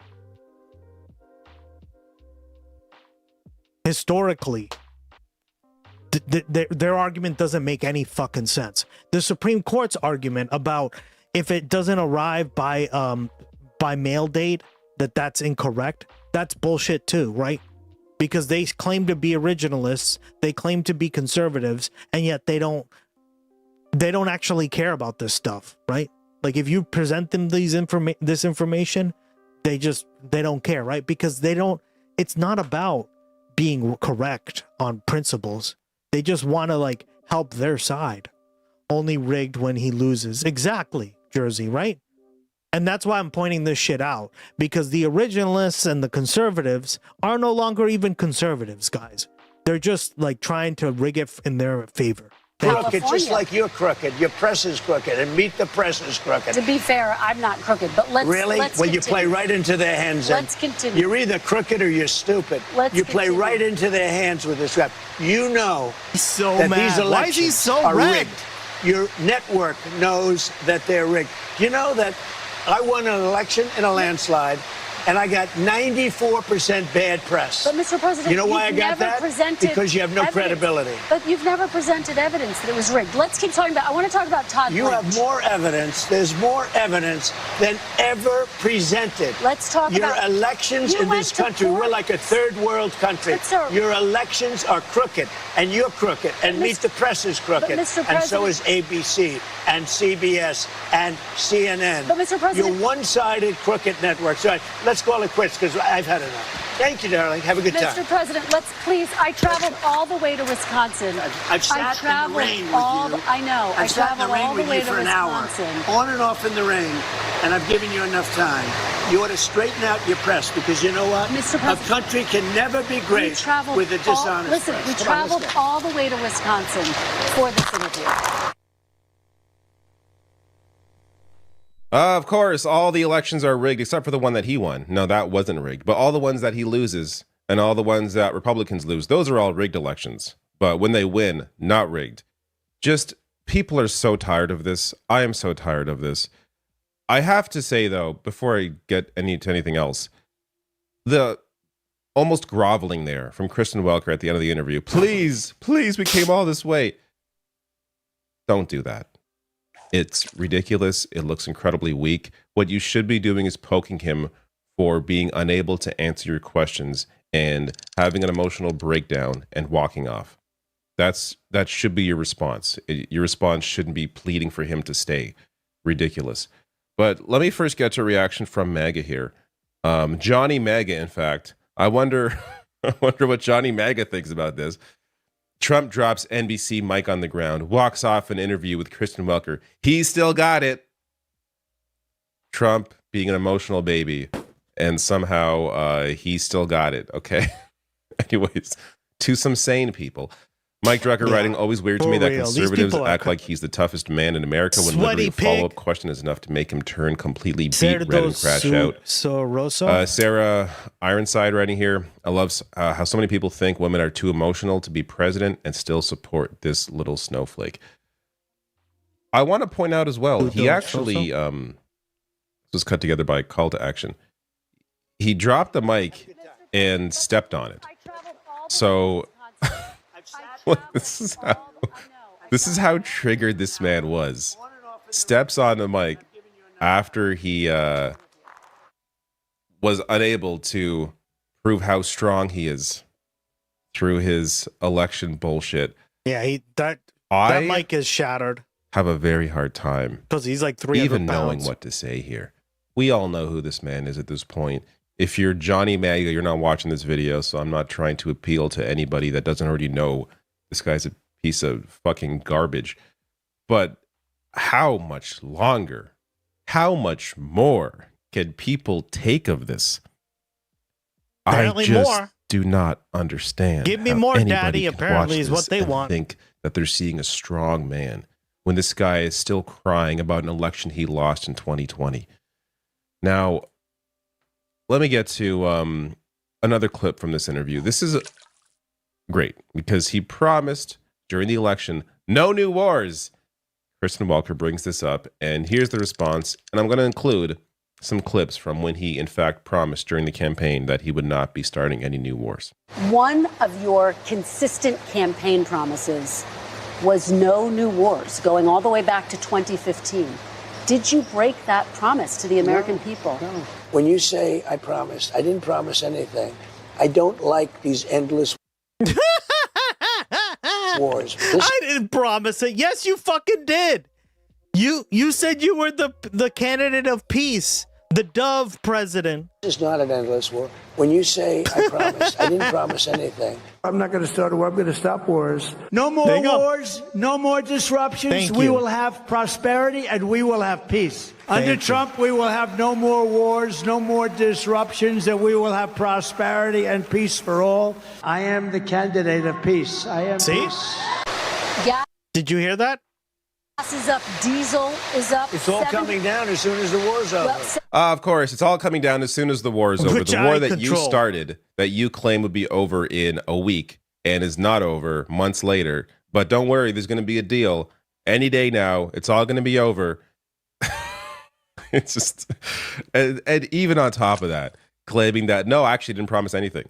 I mean, endless footage of him claiming no new wars, him running on the pro-peace ticket, as they put out on their social media, him discussing how he's going to be a peaceful president. Like, again, this is not surprising. This shouldn't be surprising. Anyone that knew anything was talking about all of this before he won the election. This is why I can't cover this man. There's nothing new to talk about. If you still support him, you're either not watching this video, and if you are and you've gotten this far, you are in a cult. Seek help. Go to the doctor right now. That's all I have to say to you, because I can't do anything for you. Now, let me get to a clip from Anthony Scaramucci. This guy was briefly in part of Trump's cabinet in the first term, but here he is. You on were Don in a Lemon, cult. I just am not making in a a really cult. good point about, imagine this was Hillary Clinton. I have blown up the country. My name is President Hillary Clinton. I have blown up the country by getting into a forever war. I've campaigned on affordability. I've jacked the prices to the moon. But I'm focused on interior decorating and remaking the ballroom. I forgot Don Lemon's on Twitch.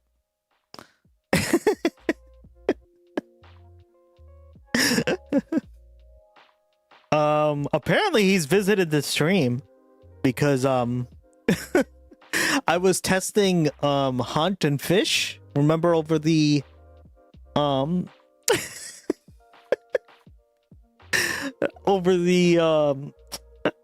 over the last couple days, it's been broken, and you have to test it, right? So when you hit test, it picks a random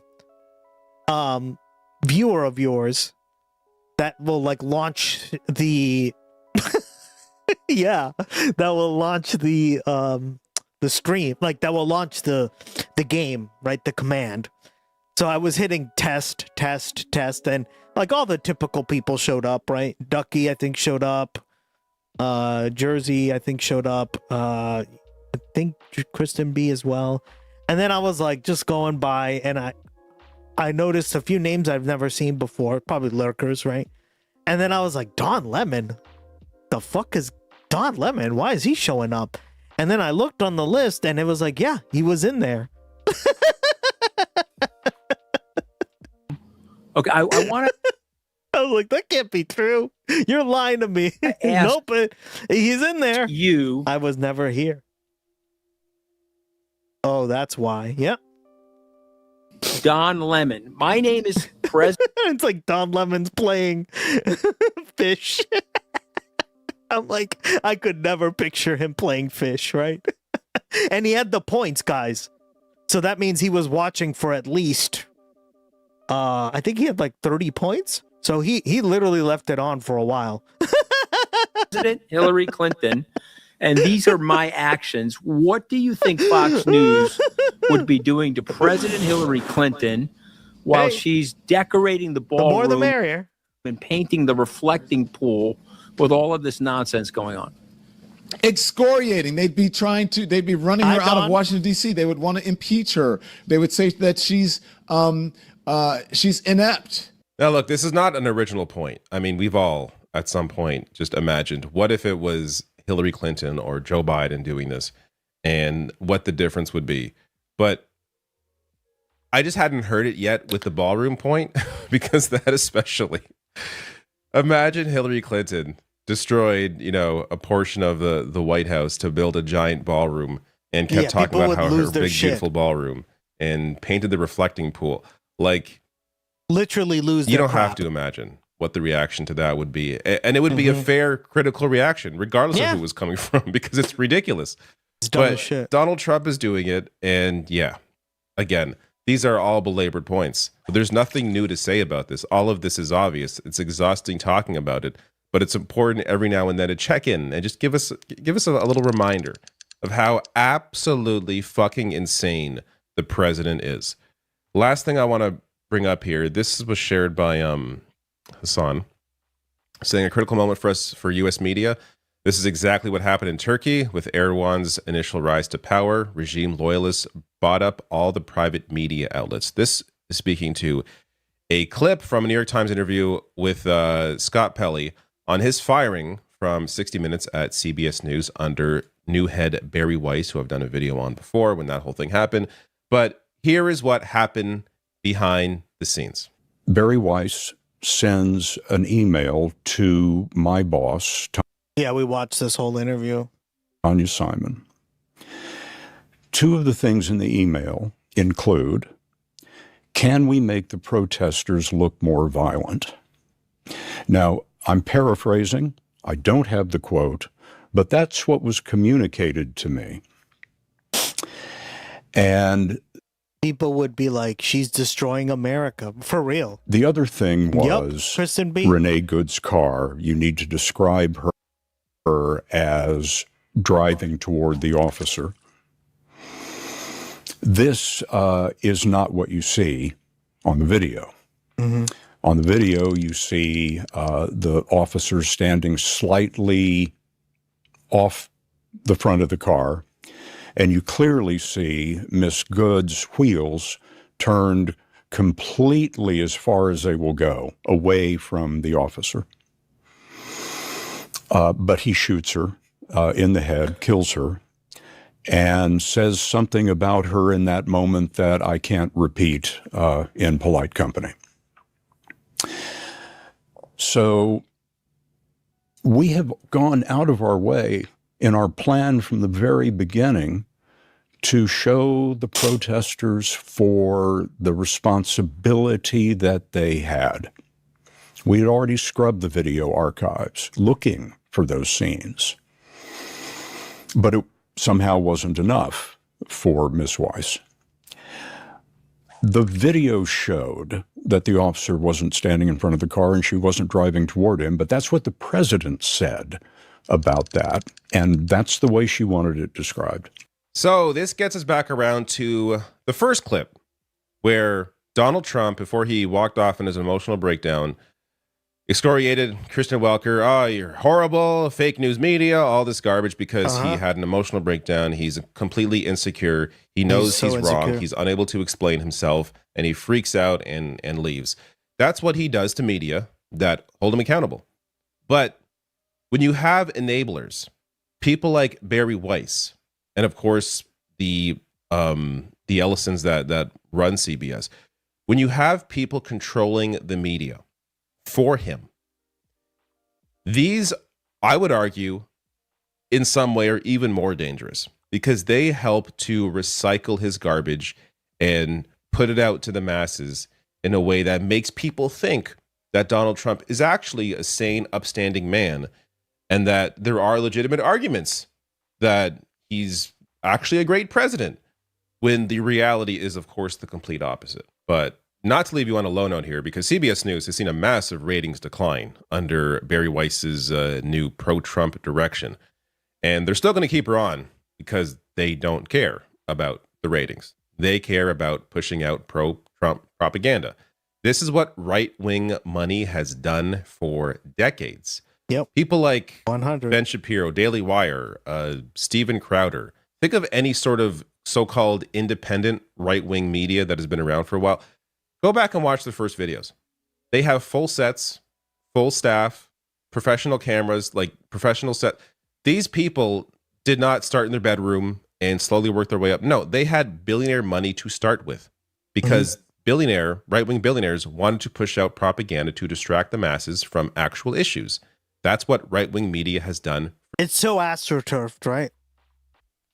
Yeah.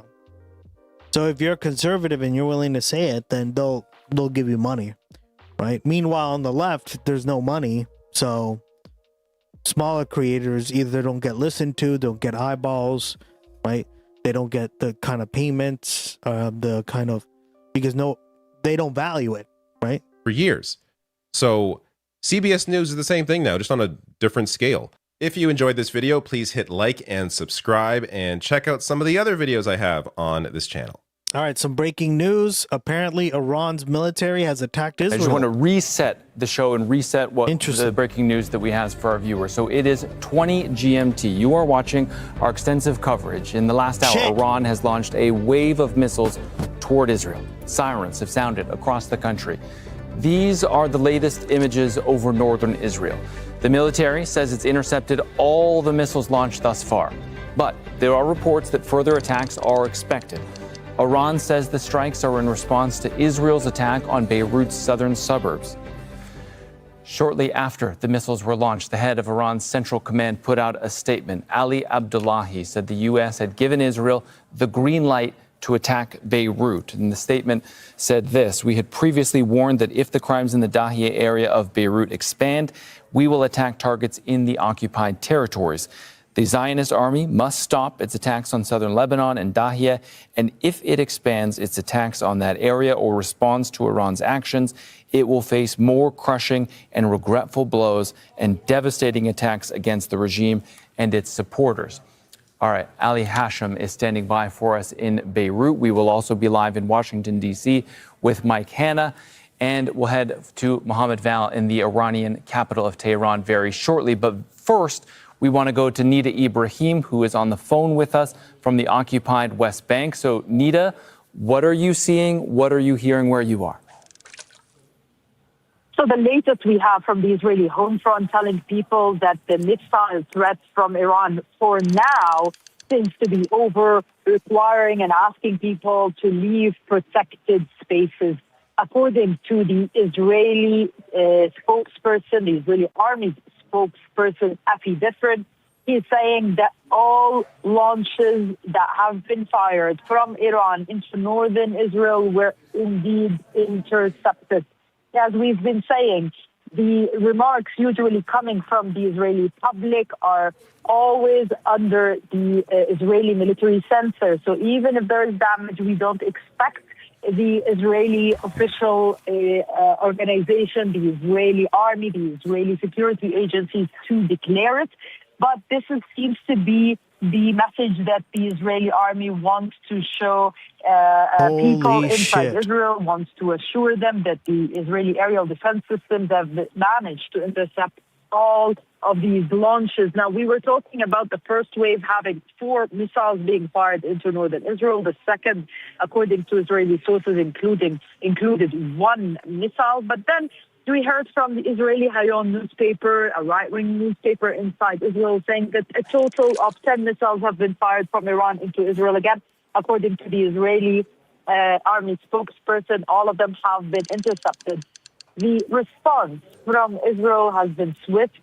Soon after these sirens have blasted, 3 waves of missile attacks have been detected, and the Israeli officials have been saying that they indeed will respond, that the response will be heavy, and that Iran, according to the Israeli National Minister of Itamar bin Gvir, will burn. This incident, this escalation is something that Israel has been lobbying for, has been working towards for days now, if not weeks. When we talk about not wanting to de-link the Iranian front with the Lebanese front, that's the demand from Iran. That's why they've been threatening to hit Israel should Israel hit the southern suburb of Beirut. But we still heard from Israel saying that they want the 2 fronts to be disconnected. They want the liberty to continue to operate against Hezbollah in Lebanon, and they do not want to link that front to the talks going on between Iran and the U.S. We know there was a major frustration inside Israel because of the nature of the talks between the Iranians and the Americans. They did not want to see a deal. They wanted to continue the war, saying that they have strategic goals that they're planning on achieving by continuing the round of fighting.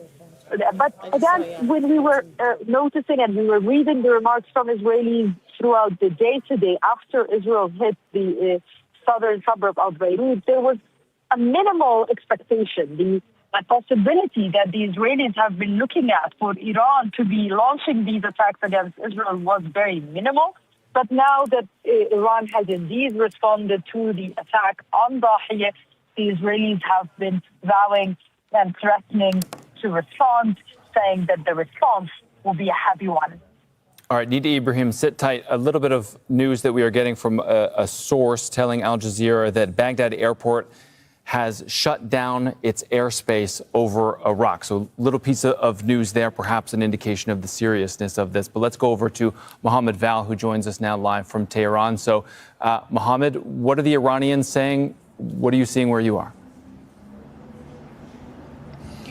Well, a lot of things. Right now, just a while ago, there is news in the local media about a decision to close the western part of the Iranian airspace.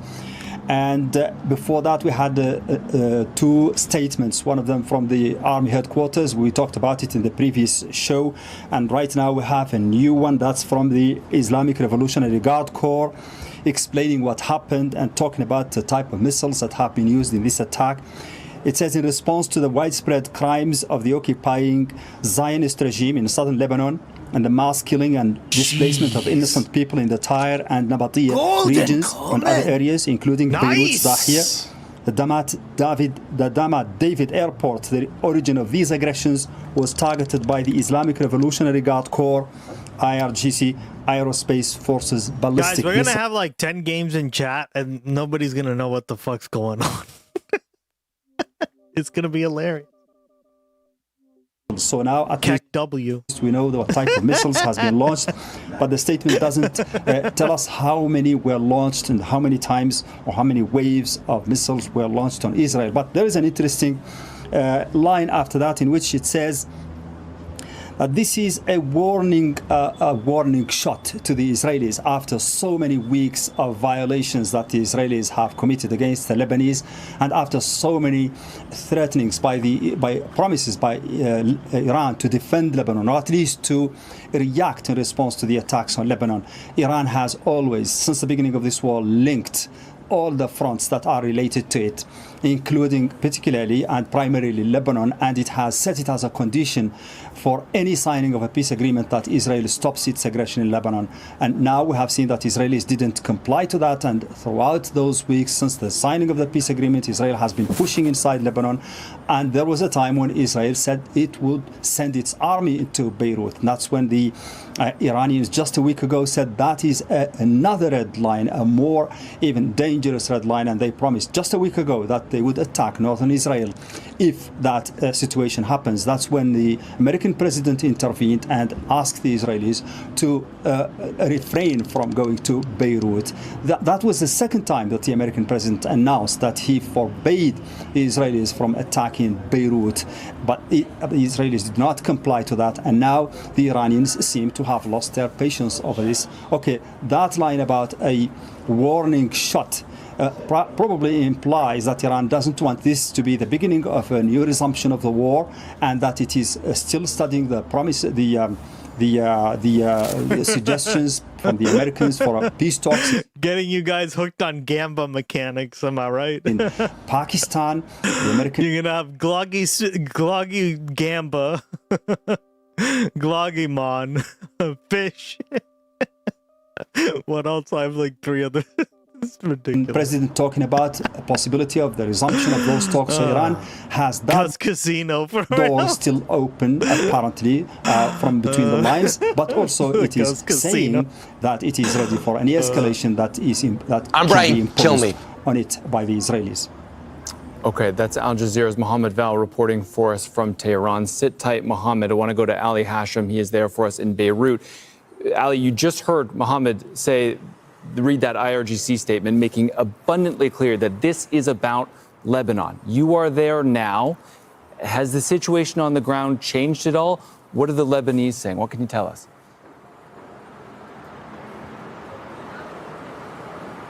Well, Lebanon is the ground zero for this escalation. And as you know, today there was an Israeli attack on this neighborhood in the southern suburb. It was a flat, a couple of people were killed. However, this instigated the Iranian escalation, the Iranian retaliation, because Iran already warned Israel a few days ago, actually a week ago, that at any opportunity, whenever there is an attack on Beirut or the southern suburbs, there's going to be a retaliation. Today, we are witnessing a different pattern in the past, in the war, when the war erupted against Iran, it was Hezbollah who launched rockets to open a support front. Now it seems that the Iranians are opening their own support front towards their ally in Lebanon. However, till the moment, we have no reports of launches from Lebanon towards Israel. There's nothing really on the Lebanese front to actually to link to this escalation or to this retaliation from the Iranians. However, the next hours should tell a lot in case there is an Israeli attack on Iran, how Hezbollah is going to respond. Actually, the war is already going on here. All right. There are attacks on southern Lebanon today. See you next time. Several attacks, as we saw in our colleagues reporting from Tyre, on Tyre, also on Nabatea, and all these towns and cities in southern Lebanon that have been attacked. Now, the Iranians once again are linking Lebanon, as we heard from the Khatam al-Anbiya commander, saying that in case of any Israeli attack on southern Lebanon and the southern suburb and Beirut. So now there's a new clause here, there's a new condition here. So how will Israel deal with this situation? Actually, it's a very complicated situation, given the fact that in parallel, what we are seeing isn't the return of the American-Israeli war on Iran. What we are seeing right now is something completely different. The Iranian retaliation to the war on Lebanon, how the Israelis are going to retaliate towards Iran, and whether the United States is going to be part of this retaliation. What we're hearing from President Trump, of course, I'll leave that to our colleague in Washington to report on. But all these elements right now are giving an indication that there is a very complicated situation in the region. Whether this is going to evolve into an Iranian-Israeli war, this is a big question, including Lebanon, because the war in Lebanon hasn't come to an end. Or will this escalation lead to a mega, or let me say, a grand deal on the region? This is also something that could be taken into consideration. Yeah, and obviously this is still very much early days, early hours, all of this happening, or us getting word of it at least in the last hour, hour and a half or so. I want to go to Mike Hanna now, who's in Washington, D.C. Mike, obviously we are anxiously awaiting for any word, any signs or signals from the White House. Have they said anything at all? What do we know? Well, President Trump has just spoken to a Fox News reporter saying that what I would suggest, he's quoted as saying to Iran, is you shot your missiles, that's enough, get back to the table and make the deal. He then goes on to say, or it's reported to say, the deal will be signed on Monday, Tuesday or Wednesday. So he's still insisting that this deal is possible. He appears to be calling on Iran to try and hold back at this particular stage. We are hearing reports that he may be speaking to the Israeli Prime Minister in the coming hours. We have not confirmed that particular matter. But President Trump very clearly attempting to cling onto the ceasefire, and amidst this escalation in violence, continuing to insist that a deal is possible. The U.S. continues to support the right of Israel to resist, and also supports the right of Lebanon to territorial integrity. Now, whether there are not contacts or not between the ambassadors of Israel and Lebanon, that's not clear at the moment either, although they will be meeting again in coming days. But the issue of Lebanon has always been the hot potato. President Trump earlier, in an interview that was recorded on Friday, said at that stage he was not demanding that Lebanon be included as part of the peace deal or Israeli attacks on Lebanon. He said that he knows that the Iranians would like that, but he's not going to demand that of Israel. But the situation now is one that, with this escalation, President Trump clearly deeply concerned that the ceasefire may fall apart, which would lead him, if he keeps his comments and his promises, to launch another military action against Iran, something that would be deeply unpopular in this country. Wow. It just gets worse. It's been a bruising week for Israel's Prime Minister Benjamin Netanyahu. Bibi. On Monday, because he has no power. After announcing a plan. Damn right. and to escalate the war I don't know. I think this is cope. I think they love Bibi too against much. Hezbollah in Lebanon, Netanyahu was forced into a sudden and embarrassing climb down after a strongly worded phone call from US President Donald Trump. Unsurprisingly, this episode triggered uproar in Israel, with opposition politicians accusing Netanyahu of failing to guarantee Israel's security in the north and turning Israel into essentially an American vassal. This all comes at a particularly inopportune time for the Prime Minister, who is already struggling to keep a handle on his unwieldy coalition and is slipping in the polls. So in this video, we thought we'd explain I changed my name. I know, right? why Netanyahu is in a more difficult girl. Too funny. spot than he has been for some time, and whether this could mark the beginning of the end for the great survivor of Israeli politics.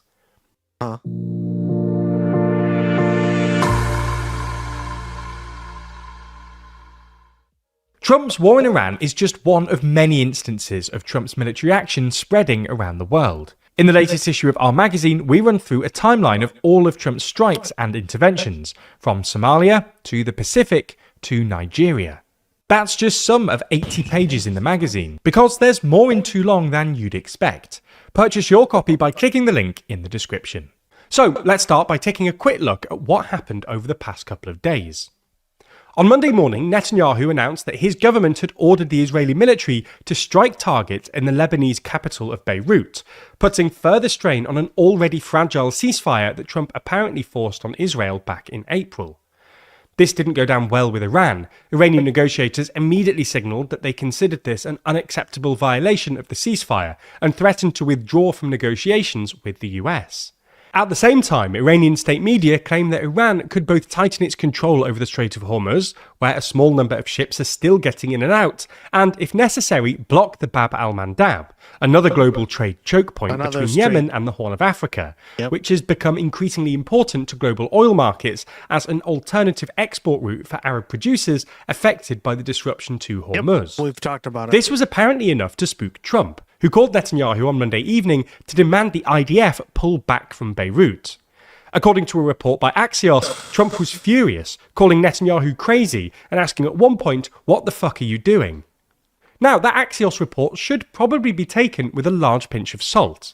US presidents have a long history of overplaying their disagreements with Israeli counterparts to make themselves look tough, and in the past couple of months, Axios have acted as a conveniently credulous mouthpiece for the Trump administration, playing up the odds of a new peace deal or ceasefires whenever the market's looking a bit shaky. It's also worth noting that Israeli sources, including the famously well-connected Israeli journalist Amit Segal, have essentially denied the report, insisting that the tone was professional, if a bit tense. Nonetheless, whatever its exact tone or content, the call was apparently enough to get Netanyahu to back down. And on Monday evening, Trump posted on Truth Social that Israel will not attack Hezbollah, and Hezbollah will not attack them, before claiming minutes later that talks with Iran were continuing at a rapid pace. Unsurprisingly, this episode was immensely embarrassing for Netanyahu and drew criticism from across the political spectrum. Naftali Bennett, the right-wing former prime minister, widely regarded as Netanyahu's main rival in Israel's looming election, accused him of losing control over Israeli sovereignty. Yair Lapid, another former prime minister and leader of the imagine somebody being to the right of Bibi? Opposition, who recently formed an electoral alliance with Bennett, accused him of turning Israel into a protectorate state. Gadi Eisenkot, head of the centrist Yashar party that's enjoyed a surge in the polls since Bennett and Lapid announced their alliance, claimed there has never been a prime minister in Israel who accepted such a humiliating demand. Netanyahu even took flack from within his own coalition. His far-right National Security Minister, Itamar Ben-Gvir, for instance, publicly urged him to ignore Trump and escalate against Hezbollah, which, it should be said, is what most Israelis apparently want. In a post on X, Ben-Gvir stated, "You said that a strong Prime Minister tells the President of the United States yes when possible and no when necessary. This is the time to tell our friend President Trump no." This is obviously bad news for Netanyahu in and of itself, but it's especially bad for two additional reasons. First, it's put even more strain on Netanyahu's coalition, which has already functionally fallen apart. The proximate issue here is that Netanyahu relies on two ultra-Orthodox parties for his parliamentary majority, who are demanding that Netanyahu protect an exemption for the ultra-Orthodox from mandatory military service. This exemption has been in place since Israel's founding as a state in 1948, but has become increasingly controversial as, thanks to their sky-high birth rates, the ultra-Orthodox population has ballooned, and the demands on the IDF have grown. Netanyahu tried to fudge the issue. In mid-2024, after the Supreme Court ruled that the status quo was essentially illegal, his government proposed a bill that would have nominally introduced conscription for the ultra-Orthodox, but contained so many caveats and opt-outs that something like 90% of ultra-Orthodox would have been able to get out of it if they wanted to. This went down terribly with just about everyone, but Netanyahu was able to temporarily shelve the issue after the war with Iran kicked off. But last month, after Netanyahu apparently suggested deferring the bill beyond the next election, the ultra-Orthodox parties turned on him and voted with the other opposition parties to dissolve the Knesset early, paving the way for elections in September or early October. But the second and perhaps more important reason that this episode is especially bad for Netanyahu is that it threatens to undermine his self-cultivated image as Israel's Mr. Security. For context, arguably the main reason for Netanyahu's enduring electoral appeal in Israel is his long-cultivated image as the only politician who can truly guarantee Israel's security, as willing as any to go to war, whether in Gaza, Lebanon or Iran, but uniquely able to coax the United States into getting involved as well. A year or so ago, this looked like a convincing pitch. Hamas had been thoroughly degraded in Gaza, Hezbollah's leadership had been decapitated, and Israel and the US essentially won the so-called 12-day war in June 2025, striking Iran's military and nuclear facilities with little blowback. Today, things look very different. Hamas is still in control of Gaza. Hezbollah has proved a far more capable adversary than the IDF expected when they restarted the conflict a few months ago, and the US and Israel look unlikely to achieve their strategic objectives in Iran. Moreover, this week's events suggest that Trump might well impose a deal on Israel that would not only constitute a strategic failure vis-a-vis Iran, but also hinder Israel's ability to pursue strategic objectives in Lebanon and maybe even Gaza. They're both fatties. Of course, a lot depends here on what the US-Iran deal actually ends up looking like, and it would be premature to write Netanyahu off, given his record. Nonetheless, if this does bring him down, Netanyahu will have dug his own grave, insofar as he has spent his political career perpetuating an increasingly expansive understanding of security, which he's now proved unable to fulfill. The latest issue of our magazine is out now, and if you want our best value ever, subscribing and using code SUMMER20...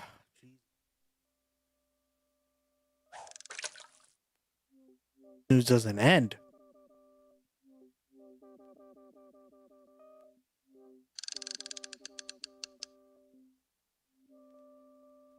All right. This is kind of funny too.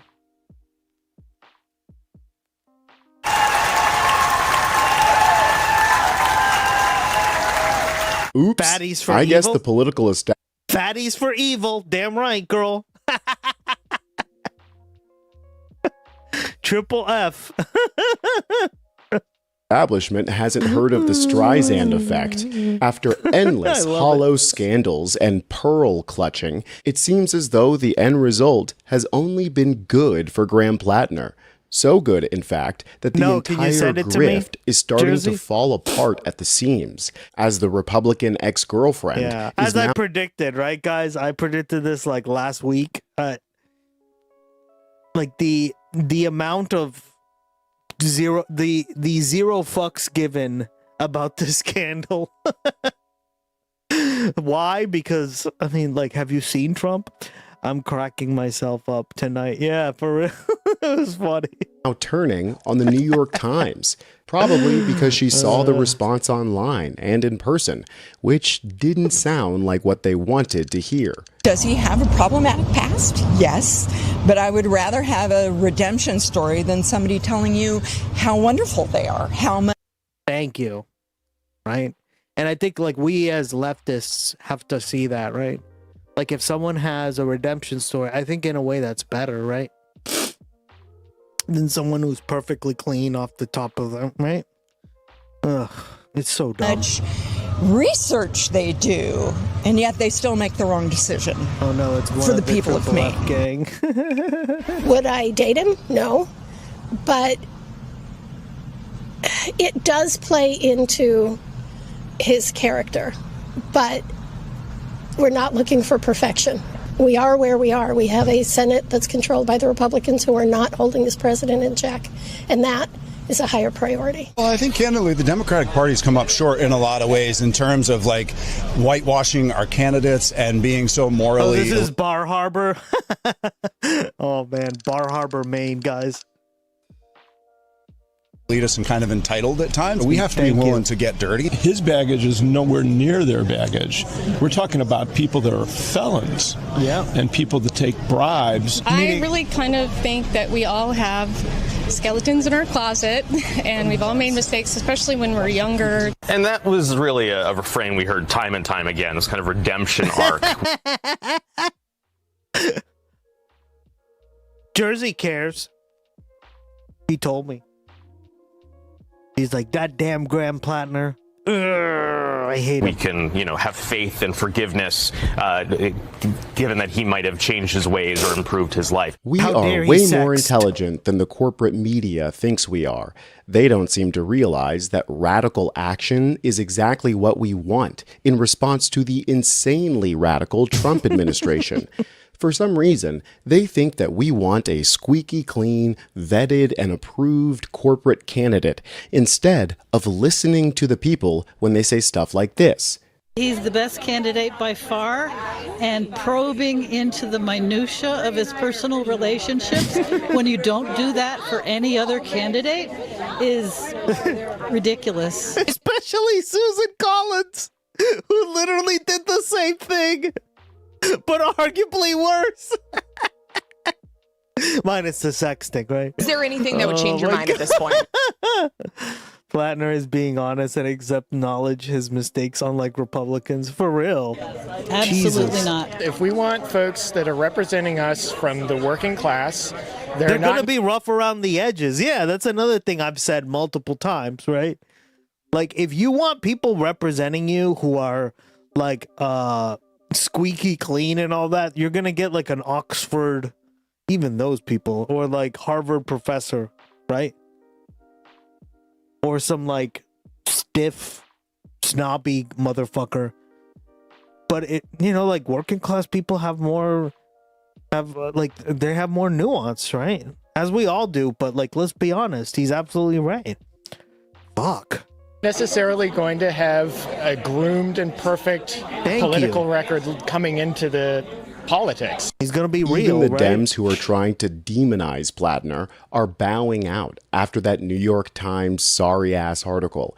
Insane that the vote blue no matter who folks took this much convincing, but, that's what happens when you operate in bad faith. Even a mole rat could see how one-sided this whole race has been so far, as even the ex-girlfriend with the allegations is turning on the media. He's just like the people. Exactly. And that's, see, like, I don't get it. I think there is a bit of a cognitive dissonance, and luckily a lot of people are catching on. Not everyone, right? There were a few of the primaries that we covered, and the more polished politician won, right? And beat the more, like, working class, down-to-earth guy. But I think, like, this, I'm hoping, right, that this is the beginning of something where we just shed this crap entirely in our politics, because I'm just so tired of it. This is the same ex-girlfriend who worked for the Heritage Foundation. And they want to make him into a villain. Bitches, our president is a convicted felon, rapist. Shut the fuck up. Right. Like, he isn't even a convicted felon or anything. What are you guys talking about, right? and Susan Collins. For fuck's sake. It's hard to say that we called it when literally everyone could tell that this was a setup immediately. Hilariously, though, the Republican ex who helped run cover for Kavanaugh is saying that she was the one who got set up here. Her Bible-length social media posts are repetitive and boring, but here's the best part. It dawned on me that this really was a setup all along. The journalists I trusted, who convinced me to share a story I never wanted to tell, methodically delayed and twisted this into a gift to the Platner campaign. She thinks this article was a gift to Platner? That the New York Times are, playing 40 chess to rally people against themselves and for Platner? This is a level of self-delusion and narcissism that I would honestly expect from a MAGA operative. No, one that's Living Lily, I don't know if you heard, but he sexted another woman too. And they went to marriage counseling and they talked it over, apparently. Oh no, the horror. Stupid to see the New York. Meanwhile, the president cheats with the porn star while having a newborn baby, and crickets. Times as the centrist corpo shills that they very obviously are showing themselves to be. This was their response article to their main one. Amid mounting Democratic concern, Platner says his past is being weaponized. Even after their main source turned on them, the New York Times is continuing their quest to bring down Platner, trying to frame the reaction to their own article as somehow proof that Platner is in trouble. Look at the way they desperately dance around the Maine voters' quote to fit their narrative. Holly Woodworth, 57-year-old Democrat sitting near the front, said Mr. Platner was the first politician she had seen, quote, in many elections whom she felt inspired by. She said that the allegations had not shaken her support, and that they hadn't surprised her given how Mr. Platner had previously described going through a dark period after his military service. Still, she said the stories about Mr. Platner were making her anxious. Quote, I care whether the Democrats win the majority, Ms. Woodworth said, expressing concerns that the revelations about Mr. Platner's past would drag down his candidacy and Democrats' chances of winning along with it. Quote, I want a change. What a sly move here. If you read the direct quotes from Miss Woodworth here, she gives nothing but praise and support for Graham, saying that she finds him inspiring and that she cares about whether the Democrats win the majority and that she wants a change. They make it seem like she's saying, I want a change of candidate, but really what she's saying is, I want a change in the establishment. But if you only read the parts where the dogs of war from the New York Times are paraphrasing, all of a sudden she seems anxious and concerned. This is just more attempts to manufacture a sentiment that doesn't actually exist among the voters. You can tell that fact by the way they're dragging out this ogre to do PR. This is an individual, how he's lived his life. I don't think that's authentic. I think overall, this is someone that's, I know candidates have baggage. He's just baggage that just happens to be a candidate, honestly. It's true. I can't even begin to describe. John Fetterman. John Fetterman, you are such a piece of shit. All right. We'll watch that next.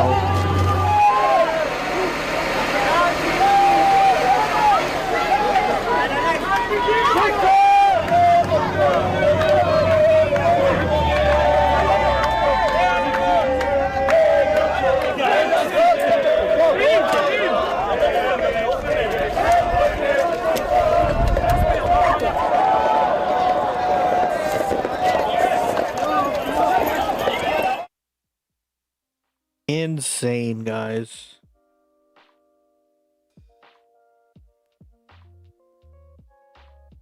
Thank you, Jersey. How tired people are of a system. Oh, this they protest. Oh, that they protest. What up, Raina? That asks. Fetterman talking about being authentic, right? For so much and gives so little. One that says a normal, damaged person like Graham isn't capable of leadership because he's too much like the rest of us, too normal. But we don't want a perfect person. We want a politician, one that will focus on our needs. And Platner is doing all of the right things. We have also watched the largest transfer of wealth from the working class to the ruling class in the history of this nation. My goat. In 1990, there were fewer than 80 billionaires in the United States. Today, there are over 900. Oof. I didn't know that. I ask you, when you look around, do you see a state of Maine that is 10 times I forgot that. Jesus. wealthier than 1990? No. That's like actually a good point. That's insane. Yeah, I didn't know that. I thought they were more or less like the same amount. We have 10 times the schools. Maybe more, right? But 10 not that much more. times the hospitals. Do our paychecks go 10 times as far? Nope. Do we have 10 times the free time? What a joke. No. In fact, we have less. People are trying to compare Platner to Trump, saying that he can do no wrong. But this is a very different situation. This isn't a cult of personality.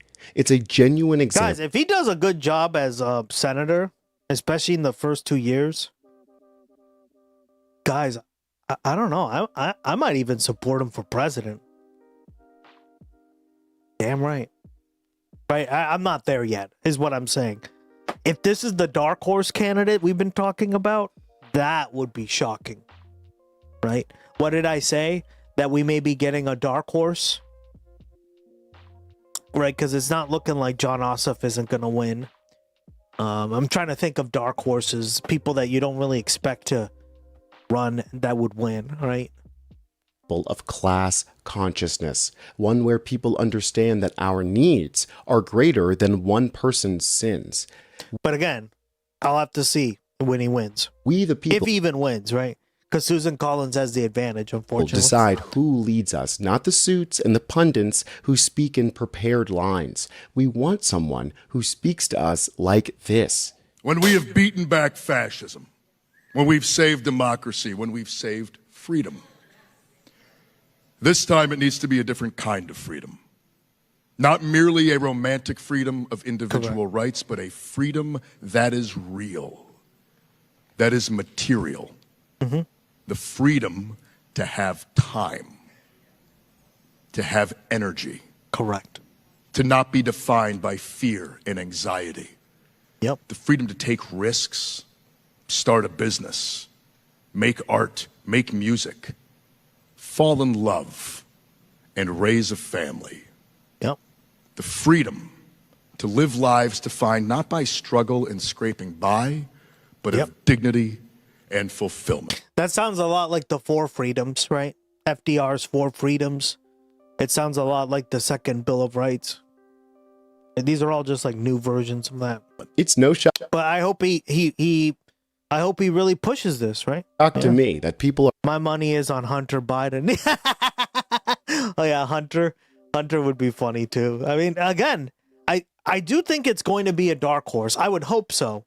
But if there's a dark horse candidate, right? We've gone over what that means on the stream. Basically, a dark horse is just, it happens a lot in American history. There's been a few presidents like this. It's a president or a candidate that comes out of like seemingly nowhere or unexpectedly that runs for something like president, generally speaking, right? So there's a few examples of this. James K. Polk, nobody really saw that he would become president, and he became one of our most consequential presidents, right? There's a few, FDR was one of them too, right? He was never, people were like, dude, you got polio, like the fuck, you'll be dead in a year, right? So there's a few of these candidates throughout our history, so they generally tend to occur. Lincoln was kind of like that too. He was a dark horse, right? The person that was favorited to win was Stephen Douglas, right? He's still very famous to this day. He's mentioned, but he was able to beat Stephen Douglas in that famous debate And that's what got him to be so infamous. That, and he went to New York and caucused with the Republicans, right? Gus, what do you think about him holding that spot in the Senate, though? Holding that spot in the Senate, though? I think he should hold on to it, right? But I'm just saying, like, unless someone else comes around, we don't know, right? Who will be that dark horse? So is he the dark horse? I don't know, right? I agree. I think, like, I wouldn't want him to resign because that Senate seat will be very important, right? Like, there shouldn't be a Republican senator from Maine, guys. Maine is a is a liberal to left-wing state, right? And when I say liberal, I mean, like, it's like moderately conservative to left-wing, depending on where you go.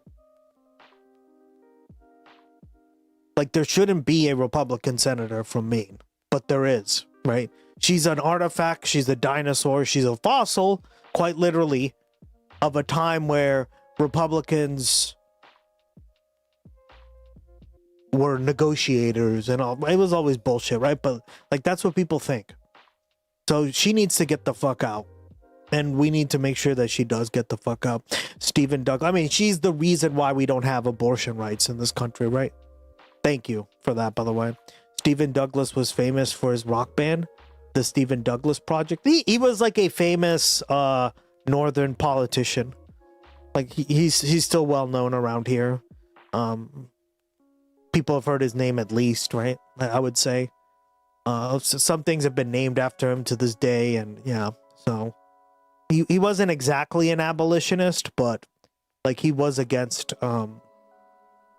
this stuff. We actually watched the debate between the two and that whole documentary when we watched something on the presidents. It was fascinating to see, like, that whole thing, right? We watched the Abraham Lincoln documentaries. It was fun.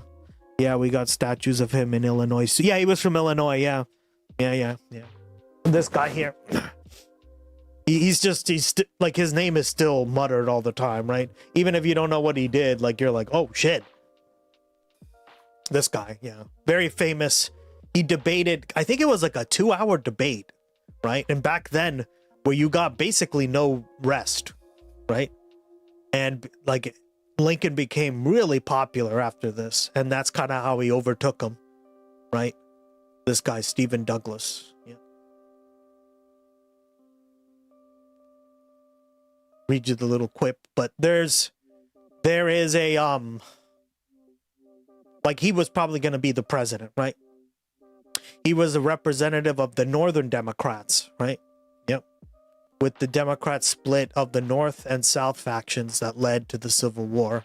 He was defeated by Lincoln, Republican nominee during the Senate. Yeah, see? So, if it wasn't for Lincoln, we probably would have had this guy as president, right? So that's what I mean by a dark horse. Like, he kind of came out of nowhere, right? Lincoln was like a small-time lawyer and shit, so. But Douglas was like one of the big brokers of the Compromise of 1850, right? And this was a disaster, right? A complete disaster. It made slavery worse. It made tensions between the North and the South way worse, right? And I mean, like, you don't have John Brown without Stephen Douglas, right? So, yeah, it's funny how all this stuff kind of, like, flows together, right? Oops, I got it start up. Sorry. I'm working on something, yours. I have to start it back up. There you go. You can try again.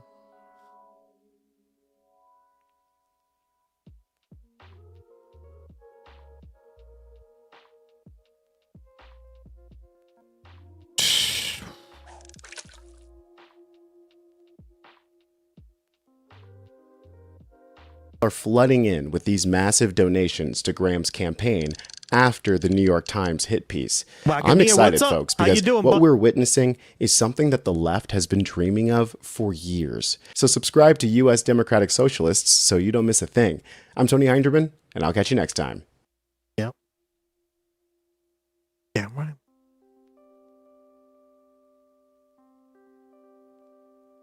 I was at a rally, damn.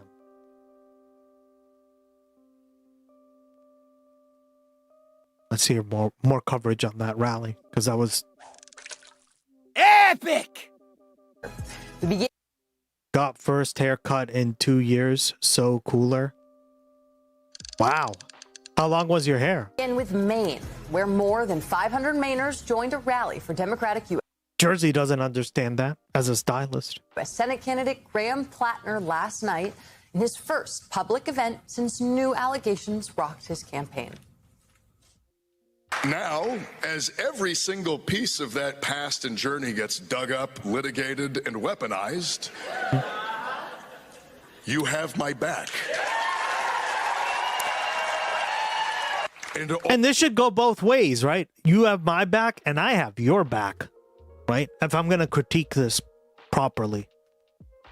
Like, if you're going to have people still believe in you even after all the stuff, part of loyalty and part of like this relationship we should have to politicians is that you have my back, but then I also have your back. And I'm going to try my best to fight for what you believe, like what you believe in, because you voted for my ass, right?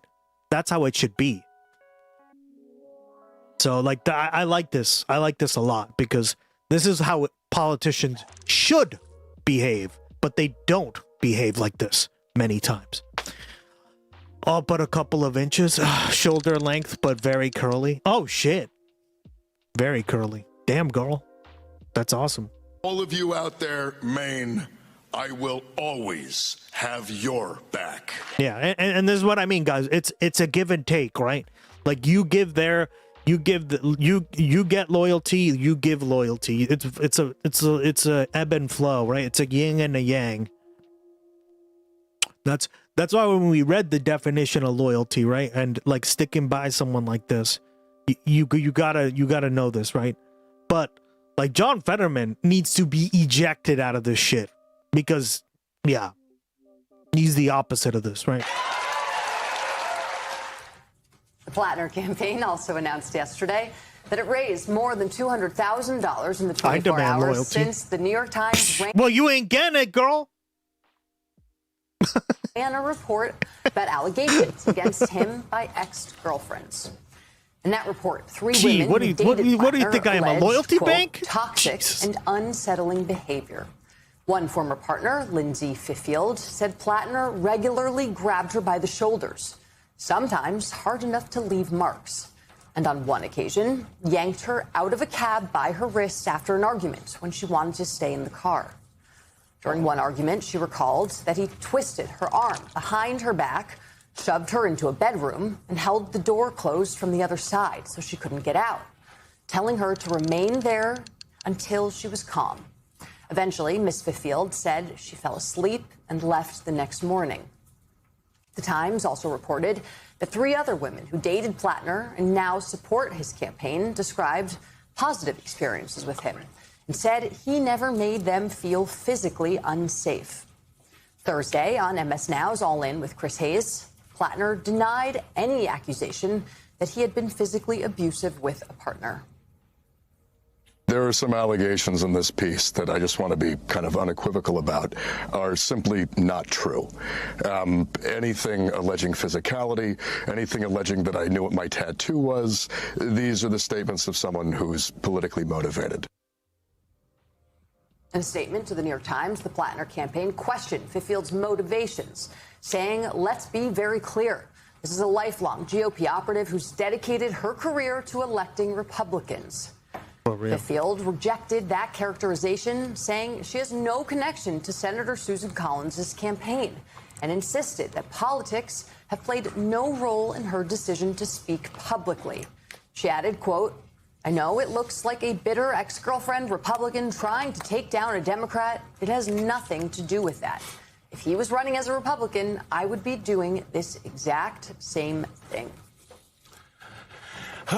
This is a tough one for Democrats. Yep. The thing that I think is really interesting is the difference between what's happening on the ground in Maine and what's happening in the kind of the larger Democratic ecosystem. The larger Democratic ecosystem, the folks that we talk to probably more than the folks in Maine, is they are concerned about kind of what's the next shoe to drop? Because shoes have been dropping since he jumped in. He told senators that there was nothing, even though the New York Times story was coming.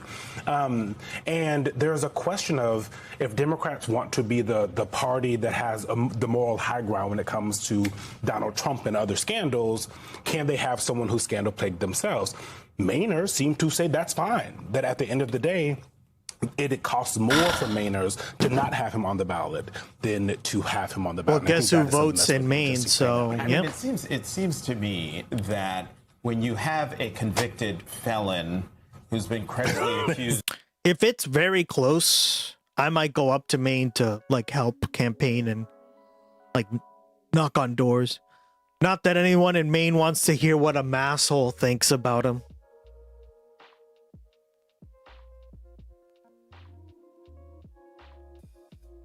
But I mean, if it's really close, if it's gonna be a blowout, then like, what does it matter? Also, like, I'd have to put off streaming, or I'd have to do like IRL stream or something. I don't have a fucking Hassan vest to go stream, guys. That'd be kind of fun, right? To go out and do. I've done it so much, I just know what to do, right? Like, if you've ever helped out in a campaign. And like what you do, it's either phone banking, cold calling, which is a form of it, right? Or like going out there and doing events and stuff. Yeah, so masshole. They don't have to know you're a masshole. Exactly. Hey, I'm actually from Maine. They won't ever know. Hypers. Door knocking is kind of, it is fun. I like interacting with people. That was my favorite part of door knocking, to be honest. Like, just to get like what normies think, right? Because there's a lot of normie voters out there, and they'll be like, well, you know, I just don't like what this is. And you're like, oh, okay. And as somebody who now talks about this all the time and used to talk about politics even before he started streaming, it's fun to like be like, well, that means me and you agree on these things, right? Maybe you should be right. So it's always fun to door knock and meet people, because they are sometimes interesting people, right? Sexual found liable for sexual. The first thing out of Gus's mouth will be, I'm from Boston. I'm from fucking Boston, kid. How you doing up here in Maine? Assault. Sitting in the Oval Office, it sort of gives permission to lots of people who otherwise, in other times, would never have thought in a million years to run for office. Yeah. And I think, to your point about the dilemma that Democrats find themselves in, are you going to tell them Pokemon go to the polls? Especially if they supported Hillary. Hell yeah, girl. You got a Pokemon, go to the polls. What do you mean? That always works.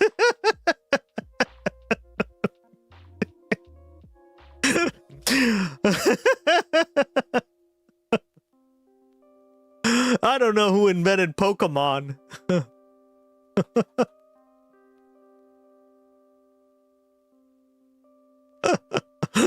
Oh my god, so unaware. It's like, how long has this been in the culture? I don't know, girl.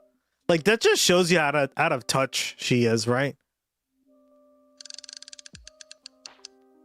It does really show you how out of touch she is, because like when she was first lady, Pokemon was becoming huge, right? Didn't it become big in like the 1990s? 1998, right? Was when it like blew up. So what we want is for more young people to be supported and mentored in getting those skills at community colleges, at apprenticeships run by labor unions and businesses. But not to be a Pokemon trainer, chat.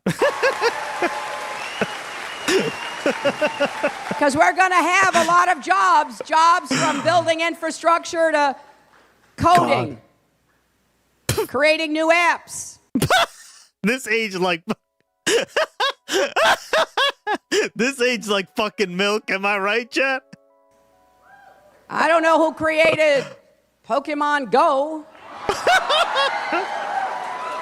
But I'm trying to figure out how we get them to have Pokemon go to the polls.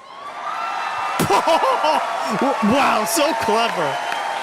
So cringe. Oh my God. How can you be this out of touch? Again, you were first lady when that thing was getting up there, right? Oh my God. Candidate. People clapped for that? Yeah, they clapped. That just shows you, right? No wonder Trump won. And Jesus. we're going to find out soon enough whether Mainers want this flawed candidate to represent them in the Senate. Yeah, I think. Hold for it, Jack. See, like, even the way he said that, flawed candidate. Everyone's flawed. Everyone has their flaws, right? So, like, the fuck are you smoking? Huh?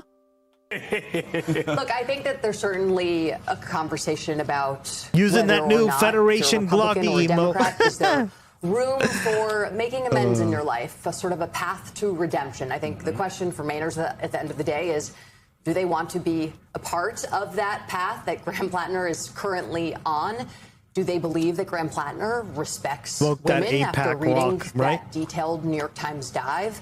And do they feel like he's an honest broker? Do they feel like he's someone who is going to be transparent and be forthright with them after seeing sort of the track record of his claims over the past few months and whether or not they have amounted to the truth? And people have over and over again, whether it is the New York Times when he did that podcast with them, or the senators said, is there anything else? And he keeps saying no. And that seems to be not true and kind of now unbelievable. And so the questions I think that journalists have is when we are always asking who are the kinds of people who are coming to Congress, who are the kinds of people that are getting more power here, it's a question of whether or not you can trust what they're saying.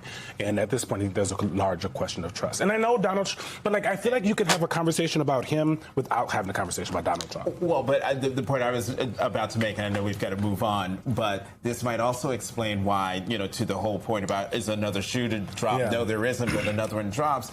That's probably why Governor Mills only suspended her campaign. She did not drop out and keeps reminding folks, I'm still on the ballot. Still here. You can still vote. This guy.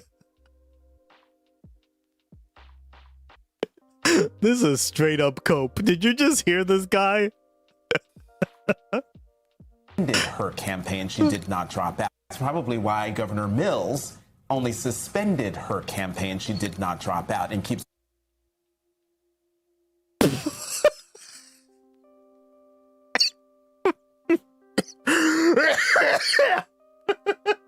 Guys, she only suspended her campaign. She didn't drop out.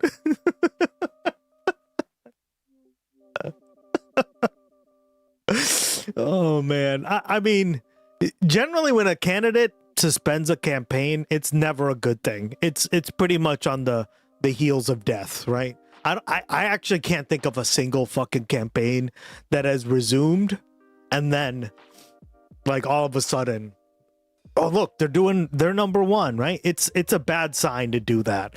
I could do the news for real. This is some cope, right? And then you hear this and most people will be like, oh, well, whatever. No, guys, this is the kind of like mainstream media bias that we talk about on this stream all the time, right? Like, no, you if they were being honest with you, they would look at like campaigns that have suspended their campaigns in the past, and it never goes well, right? Like, look at Bernie in 2020. He suspended his campaign, and look, did he win? No. 2016, right? I believe he did as well. There's been several of these. They never end well, guys. Like, this is cope. It's legit cope. Are they not entertained? Yeah.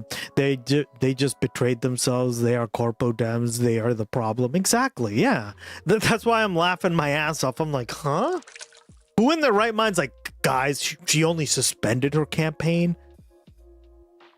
She didn't just flat out end it. She was out of money. No one was supporting her. Bingo, right? And then all the time she went to like a town hall, which she didn't even bother to show up. She'd just show up on like a live stream. All she ever did was get fucking attacked. And we watched a few of those, right? Because people, all they did was ask her confrontational questions, and she said she looked like the biggest douche by just fighting everybody who asked her questions. Meanwhile, here Graham is getting like standing ovations. And gave really shitty interviews. Exactly, right? Reminding folks, I'm still on the ballot. But I mean, do we blame her that she puts in no effort? She's like 79 years old, right? So like, she's probably tired at this point, and they're forcing her to run. Still vote for me if you want. Let's bring in MS Now congressional reporter Kevin Fry. He was actually at the Platner rally last night. He joins us now from Bar Harbor, Maine. Kevin, what went down last night? Mills of Yeah, I mean, we're outside of the event space from last night, which was pretty much at capacity for the evening. And one of the questions, as you were just kind of all highlighting, was, you know, is the enthusiasm that we know has been building around Platner, was it still there after this very kind of dramatic week for his campaign? She was only there because Schumer made her. For real, yeah. I don't think she really wanted to. Like, she said she did, but, like, we watched those town halls together, chat, on this frickin' stream. And she just looked like, if you just phone it in, do you even want to show up? Like Zoran, right? Zoran looked like he actually wanted to win because he did, right? He was always out. He even said it. I'm always like in the city and people are like, hey, it's Zoran. People, guys, they know when you actually want to do this, right? You can't fake that shit to most people, especially not anymore, right? Folks that were attending, as they were walking in, we were talking. Remember lasagna. The example of JFK, remember that? John F. Kennedy?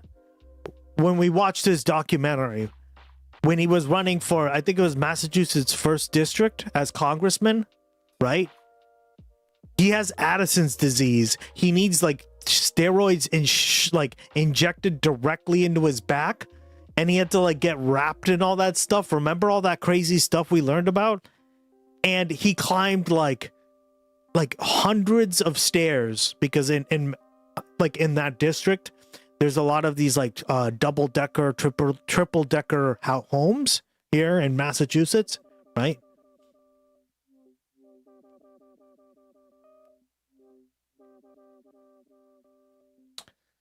And he had to climb these. Remember that? Yeah, there you go. And people were like, are you okay? Like, can you do them? He's like, oh, no, I'm fine. Don't worry about me. And he would do it from like, what did they say, 6 a.m. to like 6 p.m. when it was like, so he was out there campaigning 12 hours a day, which is nuts, right? There's a lot of these triple decker homes in Massachusetts in this walk-ups. Yeah, he would have to walk up all these stairs, right? This one doesn't have that, but like there were a ton of these, right? Sometimes they're inside the building too, and he'd have to walk up and he'd actually like speak to people. That, and let's be honest, they were like, damn, he's so attractive. Didn't we all say that during? Yeah, like there's a lot of these in Massachusetts, right? Especially on like on the North Shore and the South Shore, right? Not so much where I live, because these are more like working class homes, right? And he knew that's like how he would win the election, right? And he was right. Like, there's literally rows and rows of this, especially in that part of Boston. So yeah, you can't fake this shit, guys, right? And they were kind of candid. Meanwhile, like Janet Mills is like looking like she rolled out of bed, taking a campaign questions. It was hilarious, right? And saying, you know, maybe not as much. You're saying shore incorrectly? No, that's how you say it. North Shore. As a few weeks ago, The but they North still Shore. insist they're standing by their man. To touch on that one part that you were hitting on, Jonathan, I think at the table, this idea of, you know, Trump is in I love office over that. the last decade. How has that changed the permission structures? And several voters, when I kind of brought up Trump, Ken Paxton, were very adamant, well, what Graham Platner is accused of pales in comparison to what those two individuals are accused of having done. Thank you. Here's just a sense of what we heard last night. Yet you hear crickets. Well, I think candidly, the Democratic Party's come up short in a lot of ways in terms of we watched whitewashing our candidates and being so morally elitist and kind of entitled at times. We have to be willing to get dirty. His baggage is nowhere near their baggage. We're talking about people that are felons and people that take bribes. I really kind of think that we all have skeletons in our closet, and we've all made mistakes, especially when we're younger.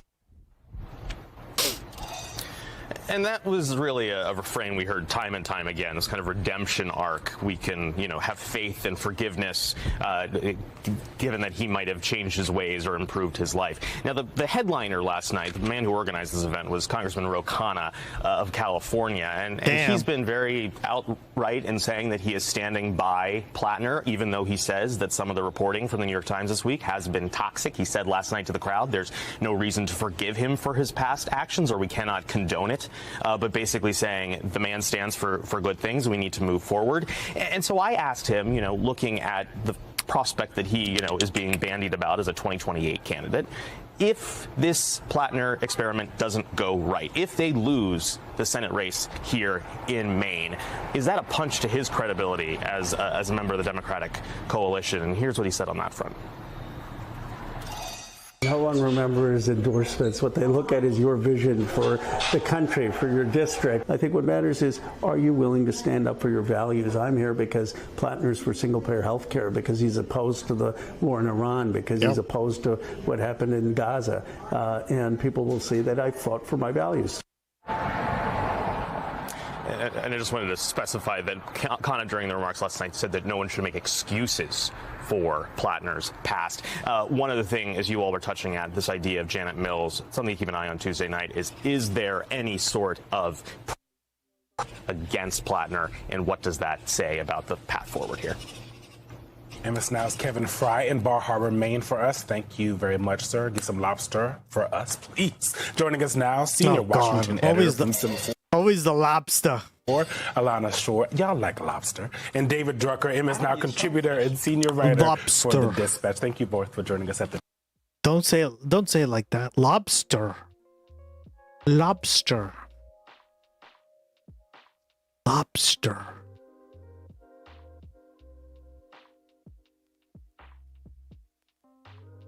Someone said Roe and Massey should run on the ticket. I'm going to start with you. Yeah, we've talked about Ro Khanna running. Yeah. Lobster kid, yeah. We've been having, the thing that I've been focused on is like how different the voters sound than kind of like the Democrats that you talk to who are operatives in D.C. or who are running around the Hill. How do you explain that dissonance? Well, I think a lot of these reporters are frankly fed up with the Trump administration. They see Platner as a fighter. They kind of buy a lot of his brand, as I will speak for the working class. I'm going to stand up for Susan Collins, who's a rubber stamp. And they kind of want to look past this more readily than some of the elected Dems. Yeah. It's what does that tell us about where the Democratic voters are right now? You know, I am not sure, to be honest with you. Yeah. I think Graham Platner, honestly, might be an outlier because he's young, because he's got charisma on a level that some other candidates might not have. This might be kind of a lightning in a bottle thing, where Maine particularly, there's a lot of expats, some younger voters who might turn out relative to kind of the older electorate that Collins has benefited from in the past. It might not be replicatable, but it does potentially tell us something really important. Yeah. Well, David, maybe the reason why Platner has, at this point, staying power is because of something that Ro Khanna said at last night's rally. Let's watch this. The character that really matters right now is the character to be willing to stand up to the powers that be. The Democratic Party, from Schumer to Sanders, is united with a single goal. We will defeat Susan Collins in November. So that, to me, right there is the single biggest argument for Platner. Democrats have blinders on. They're sort of, in a lot of ways, emulating what Republicans have done for generations, which is this is my candidate. We need that seat, and we need that person in the seat to advance our agenda. Yeah, you stole my line. I'm going to go home now. Okay. And what I mean is, what I was going to say is, for the past 10 years, a lot of Democrats have been perplexed. How can Republicans support Donald Trump given all of the ethical baggage, right? I mean, January 6th obviously became its own thing and was particularly egregious. But, in his history with women, his history in business, the fact that he doesn't always tell the truth. And we can go on and on and on. How can Republicans, we just talked about this a few weeks ago at this table, how can Republicans support Ken Paxton, who I have said maybe the most scandal-plagued politician I've ever covered? And the answer when you talk to Republicans is always, he fights. The other side is so bad that, yeah, I don't really feel good about how ethically challenged, my candidate is, but what am I going to do? Mm-hmm. And then the other thing, we heard that from the clip there in Maine that our colleague played, everybody's got skeletons in their closet. I have a quote like that from a Paxton supporter in Texas, verbatim from January, why they were voting for Paxton over Cornyn. He fights, and everybody's got skeletons. So I think what we've learned is that American voters, regardless of party, are all the same. They are angry at the establishment. They're worried about the future of the country. They're willing to look past the problems of their side because the other side is so egregious. And I think this is right now a sort of defining character of our politics.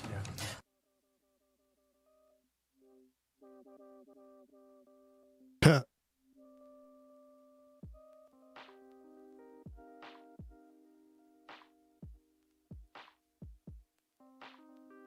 All right.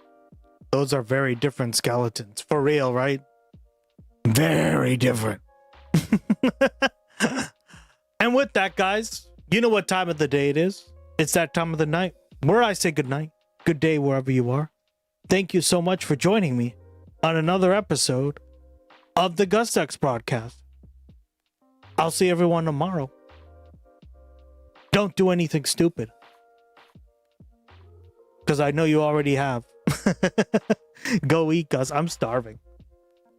I was so interested in the videos we were watching today, so I just forgot about the time. I loved it. Thank you, guys. Stay tuned for the credits. They work now. You should raid Echoplex Media. Sure. Never raided them before. Thank you, Ducky. Italiano, lasagna. Stay tuned for the credits, and then I guess the raid. Bye-bye.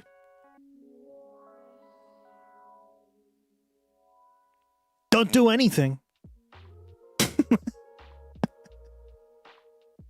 Those are very different skeletons. Am I right, guys?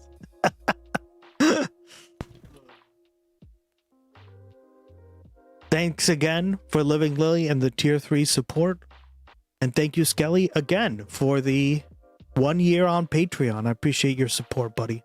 I cannot do it without you. Nothing? Yeah. You're always doing something, girl. Follow me on Blue Sky too, because we're also streaming on there now. And I'll see everyone tomorrow. Stay tuned for the raid.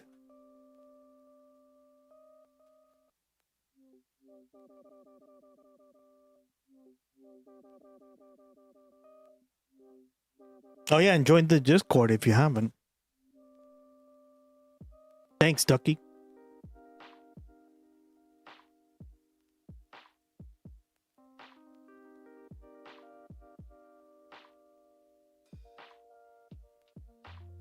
That's how Gloggy watches the GusX broadcast. He just stares at the screen with those eyes. The glassy eyes. Bye, guys.